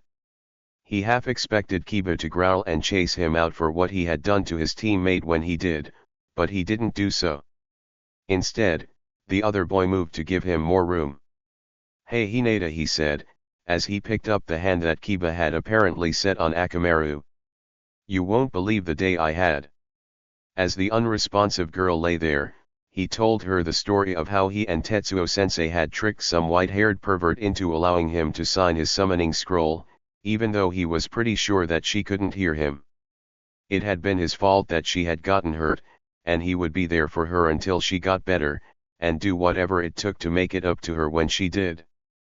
Naruto had been going over the finer points of his plan for dealing with his first match during the third phase of the exams with Tetsuo-sensei, namely, Don't let Niji get close enough to touch him, and use things that don't require chakra if he does. When the white-haired pervert that Tetsuo-sensei had informed him was named Jiraiya and was apparently one of a group of 3 legendary ninja who had trained under the old man Hokage before the Second War showed up. "What are you doing here?" he asked, as he looked up from the information he and Tetsuo-sensei had managed to get on the Juken, in order to better form their strategy. "I had a little spare time, and thought I'd drop by and teach you how to summon toads," Jiraiya said, going into some over-the-top pose as he did so. What was it with ninja and drama? It was like they were deliberately trying to be contrary or something. You're told all through the academy that a ninja was not meant to be noticed and that there should be almost no sign of your passing, and just as soon as you graduate, and before then even, well, there was Zabuza and his flying sword trick, the exam proctors and their suddenly appearing in a cloud of smoke due to several simultaneous shunshin, there was Anko flying in through a window and flinging a banner, there was Mato Guy's dynamic entry, and there was this guy. Sure, a dramatic entrance could knock an enemy off balance and cause them to over or underestimate you depending on the situation, but it was also a good way to get yourself killed, since you've just pulled yourself away from any available cover and completely ruined the element of surprise. "Great," he said semi-excitedly once he'd finished internally grumbling about ninja and unnecessary drama. It seemed that the pervert he finally remembered to have been the one who had ogled Suzume in the mixed baths that one time was actually holding to his word.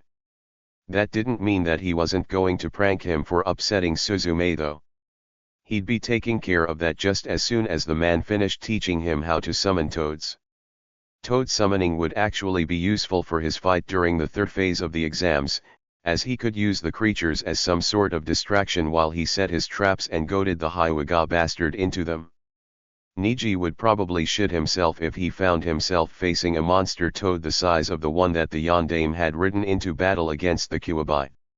There was a picture of the thing in one of the history books he'd found in the library, and if he found himself looking up at one of those, he'd want to run himself.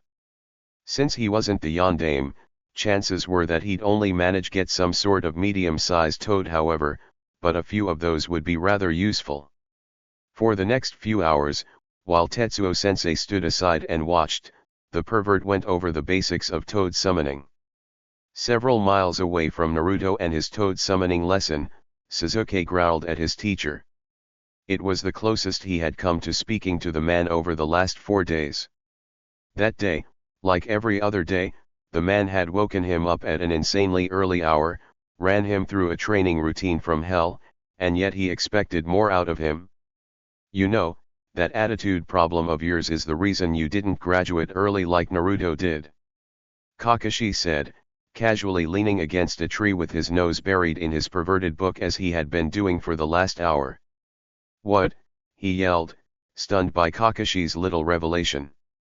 "Your attitude and apparent superiority complex which you seem to have inherited from your father was seen as potentially disruptive," Kakashi said calmly as he turned a page. "The fact that an early graduation would have placed you on a team with older genin would have been disruptive enough," Kakashi continued, still reading that book.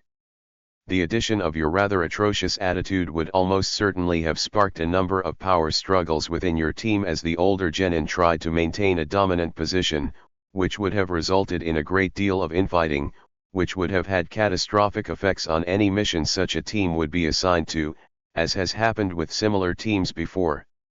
It was decided that unless your attitude improved, you would remain with your initial graduating class, since the members of that class would be able to compensate for and work around your behavior since they were already accustomed to dealing with it. Over the following years, your attitude got worse instead of better, and here we are, with you causing trouble as predicted," Kakashi casually concluded as he turned another page. After listening to the Heitake's listing of his failings, he sat there stunned. The only reason he hadn't graduated with that boy, or possibly even before him as he should have, was because somebody thought he had an attitude problem. An attitude problem? Well now, 10 more laps, and try to improve your time, as this is an exercise for increasing speed as well as stamina. If you're going to knock off guys' students' routine like you tried to do during our spar yesterday, you'll need both. Kakashi said lazily, gesturing toward the track he'd worn into the grass over the last couple of days. Over in the Hyuga compound, Niji continued his solitary training, ignoring the strangeness of the last few days. Instead of the usual reverent treatment he got from the other branch house members and the words of encouragement that accompanied it, everyone seemed to be dodging him, as if they didn't want to be associated with him for some strange reason. It was probably because they thought that he would be up for punishment for what he had done to that loser Hinata during the preliminaries.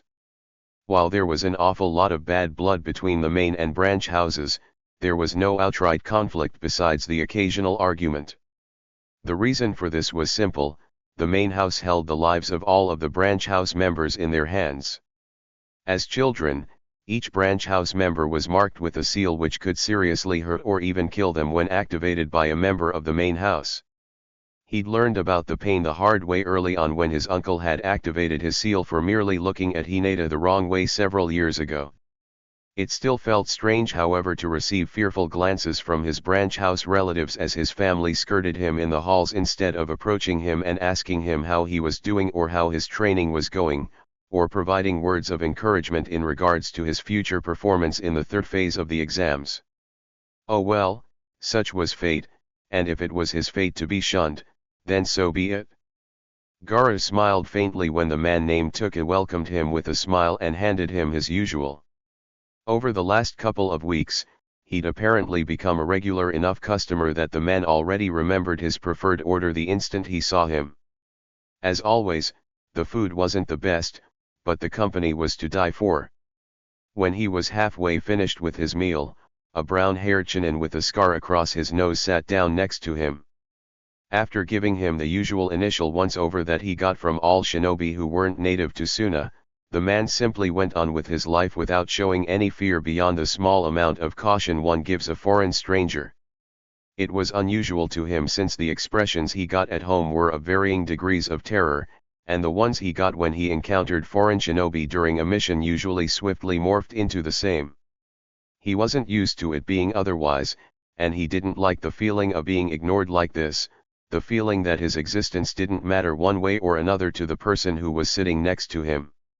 He could feel his anger rising as the man continued to ignore him, but before it could get to the point where he would actually kill the man and quite possibly ruin some plans that had been in the works for months, something distracted him. "Hey, Gaara, was it? How's it going?" a familiar voice called out as a certain blonde moved to sit next to the Chunin, and a brown-haired man of average height with dark eyes that looked to be a jounin sat next to the blonde. "Okay," he finally replied. "Good." The blonde, who seemed to have been somewhat aptly named after a ramen topping considering how much of the stuff he ate, said before greeting the scarred Chunin, who was apparently Irika-sensei, and answering the two men's questions about how he and Gaara met. Instead of leaving him out of the conversation with the two men whom Naruto knew well, Naruto had tried to include him in it.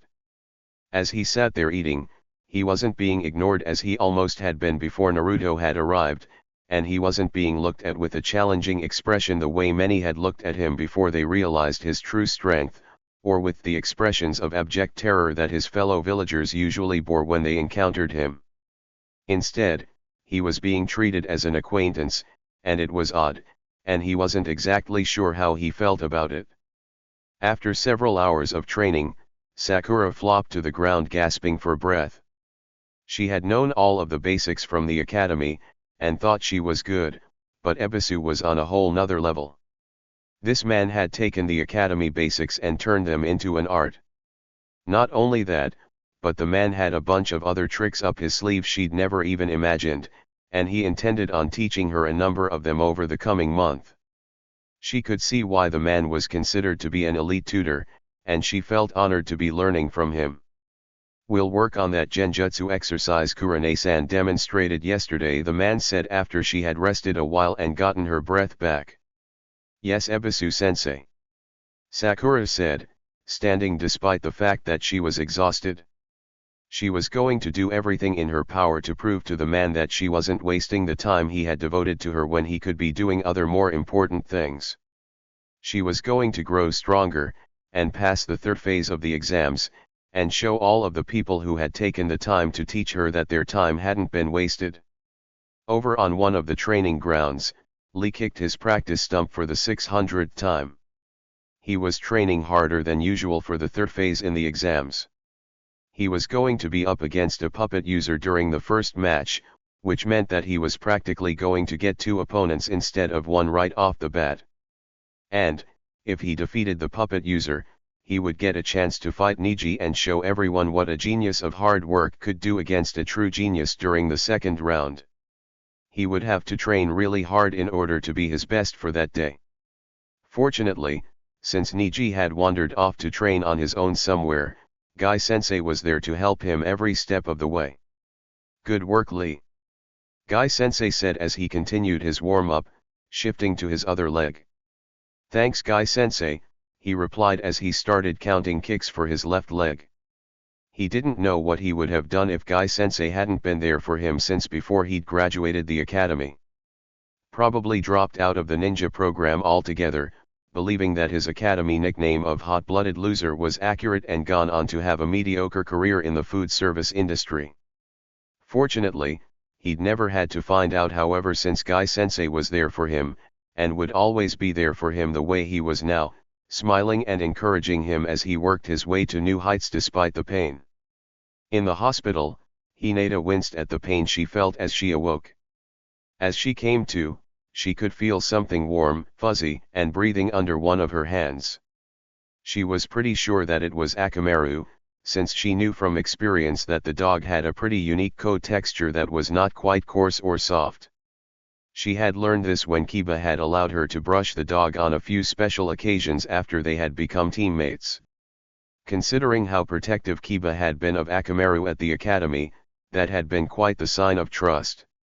When she opened her eyes, the light nearly blinded her.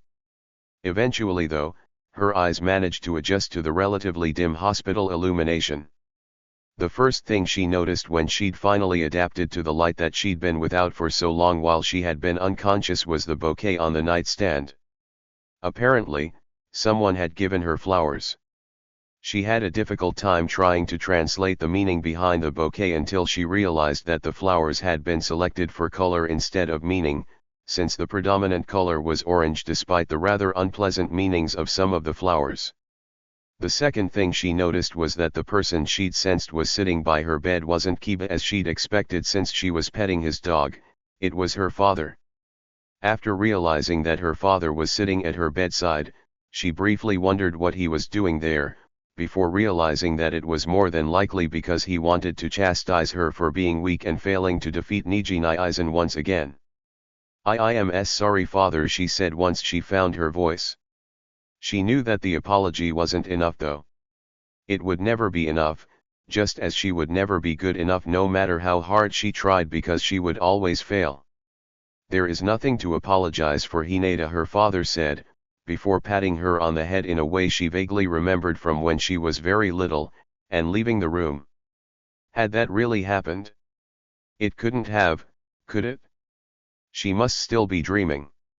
It must be the result of the pain medication that was undoubtedly in the IV that was connected to her arm. There was no way hell that her father would have let her go without a lecture on every last one of her failings as a Hyuga, and as his daughter. "What did you just say?" Zabuza asked, hoping to God that he'd misheard his wife.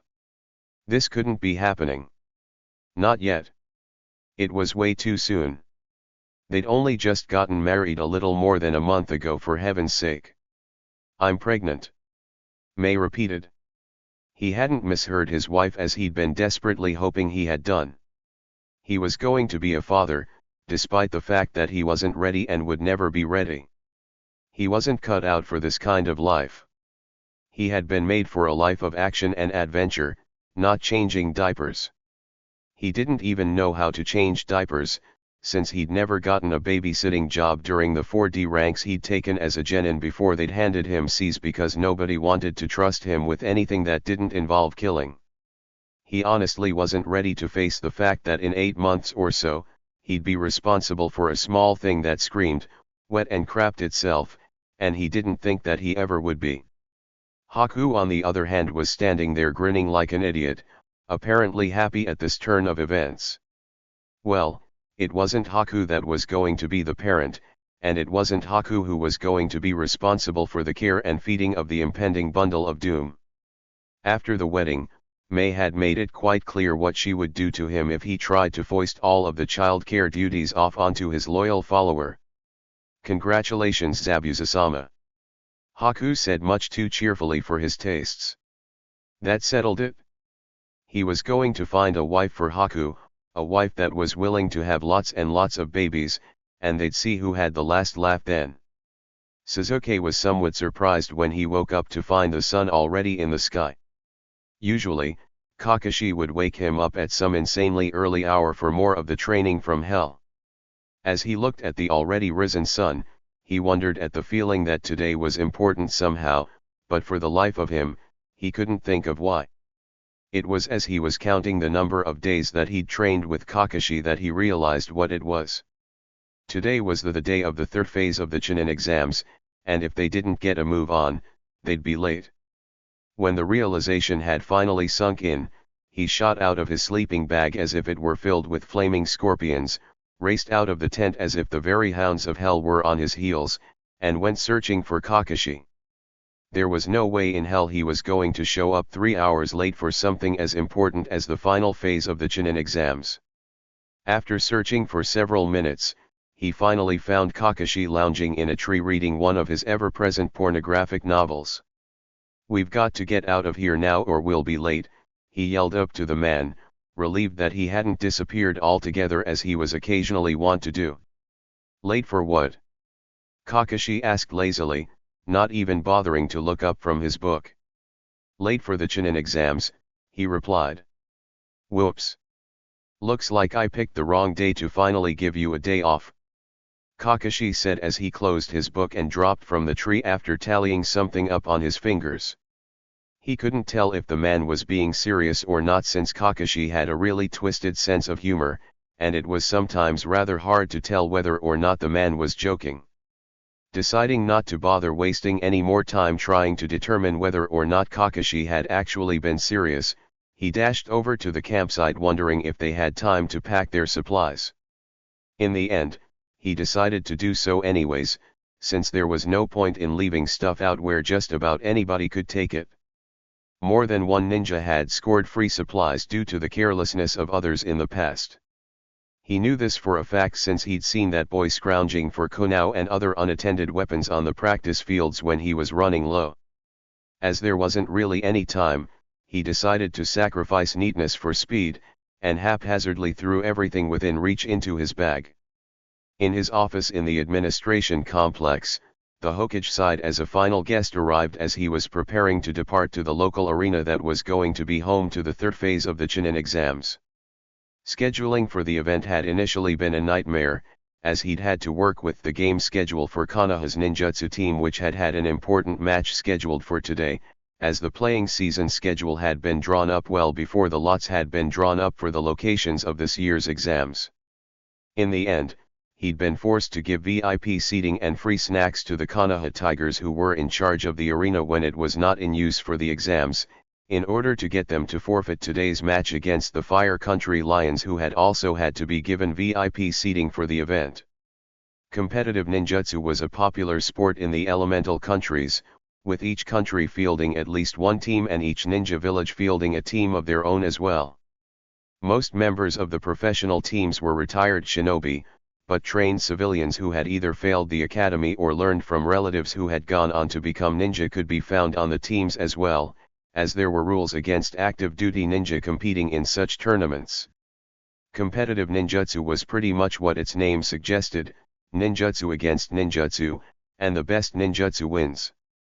Points were also given and taken for evasive ability and creative use of terrain or lack thereof. Bouts were either singles or team trials and could last for several hours at a stretch. Some of the flashier moves first seen in the arena had found their way onto the battlefield on occasion over the years, such as the Uchiha's Grand Fireball Jutsu, which had previously merely been a jutsu that had been used to mark a certain rite of passage before it had been popularized by a top professional player from that clan sometime around the founding of the village. He'd been torn from his musings on competitive ninjutsu that he'd been lost in as he'd grabbed his hat and got up to go in order to be on time for the opening ceremonies when Danzo had walked into his office with some last-minute paperwork. Great. Just what he'd needed to start his day.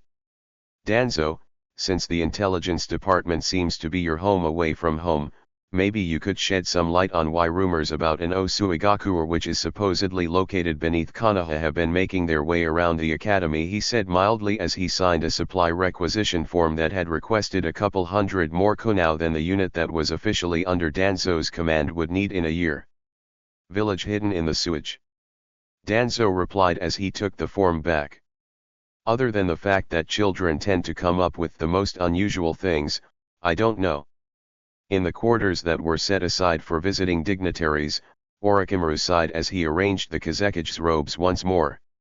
He didn't quite feel comfortable wearing the things, and understood why the brat who had taken the position that should rightfully have been his had ditched them in favor of a jacket.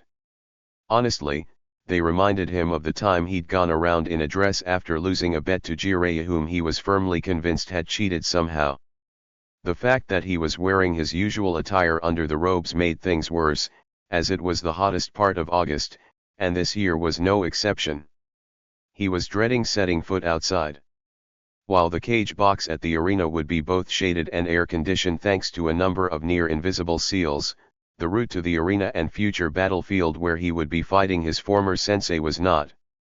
Normally, this wouldn't be too much trouble for him since he was acclimated to Konoha's weather, having spent most of the first 40 years of his life here, but today he was wearing far more layers than usual. In addition to his normal attire that consisted of underclothing, some armor, and his usual summer battle wear, he was wearing a long robe and an overcoat.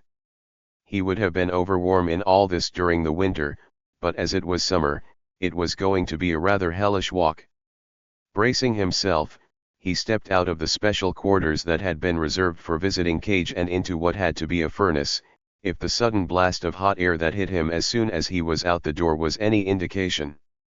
He wondered how he was going to keep from sweating and giving himself away by doing so, since this would be nothing for the real Kazekage Asuna was worse, much worse.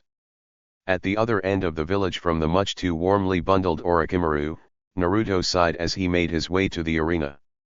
All he'd heard in the streets was speculation about the performances Sasuke and Neji were going to give today, and hopes for a Sasuke/Neji fight during the final round. Those who hadn't been able to score an arena seat would be able to watch the final phase of the exams on a screen that had been set up outside, and would be able to catch the events in full or special highlights of the coming events at the local theater for the next month or so. There was an almost palpable air of excitement in the village, as Konoha had not scored the more desirable and better attended summer slot in a good long time. While winters in Konoha were relatively mild, many of the lords who attended the final phase of the exams did not enjoy traveling during that season, as a sizable number of them had to make their way over treacherous snowy passes and whatnot to even get to Fire Country. The excited air eased his tense mood somewhat, especially after his old team had dropped by to wish him luck that morning, and inform him that they'd be in the stands rooting for him.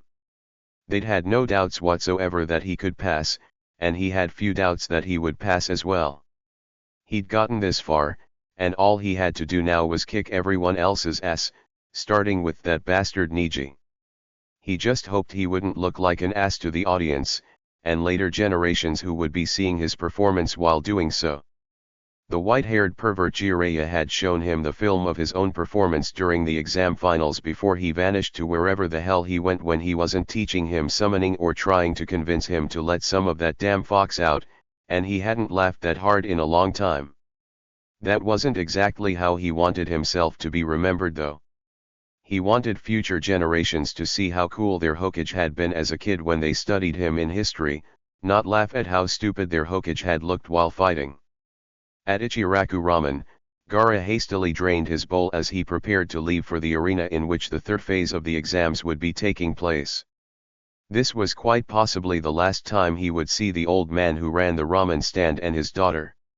He'd tried to order for them to be kidnapped prior to the invasion, but Beiki had countermanded his order, and Beiki would of course be paying for that after this bothersome invasion was over. While it was still possible that the old man would be taken and brought to Suna after the invasion was over and they and their allies won, there was still the distinct possibility that the small family would die before that could happen.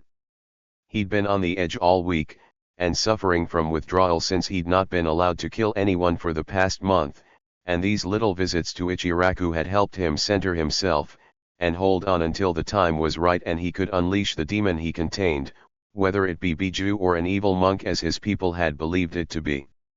When he attempted to pay his tab after he'd finished his ramen that day, the old man told him that the bowl was on the house since he was a friend of Naruto, before he wished him luck in the exams. The man had given him free food. The man had given him free food, and not in a here, now please don't kill me manner. That had never happened to him before. As he made his way to the arena, he tried to figure out what he felt about it. He knew that hadn't felt this since his uncle had passed, and didn't have a name for it. Whatever it was called, it wasn't entirely painful. In a different section of Konoha, Shikamaru sighed and muttered troublesome as he and his father made their way to the arena. Personally, he'd much rather be at home, but he knew that he'd never hear the end of it if he skipped this, and that would of course be more troublesome than just showing up, giving up, and getting it over with since he'd be hearing it from his usually rather laid-back father as well. His father, who was following his mother's orders and making sure he arrived, was nursing a hangover because the man had gone out with his old teammates and gotten completely smashed the night before. When he'd gone to pick the man up from the restaurant, it had been while his father had been in the middle of sharing one of the more embarrassing stories of the original Inoshikacho team with another one of his friends. While learning new things was almost always interesting, he had not wanted to know that when his father and his teammates were genin, people kept mistaking Yamanaka-san for a girl since the usual makeup of a genin team was 2 males to 1 female, and that the man had been pursued by a particularly stubborn older genin for more than 3 months before he had finally snapped and dropped his trousers in a rather crowded public area. This morning had gone well enough though, making up for the embarrassment of the evening before. Both Ino and Chuji had stopped by to wish him luck. Not that he really needed it though. He was still debating on exactly when he planned on giving up. In another part of Konoha, Lee's heart pounded in excitement as he raced towards the arena and his future.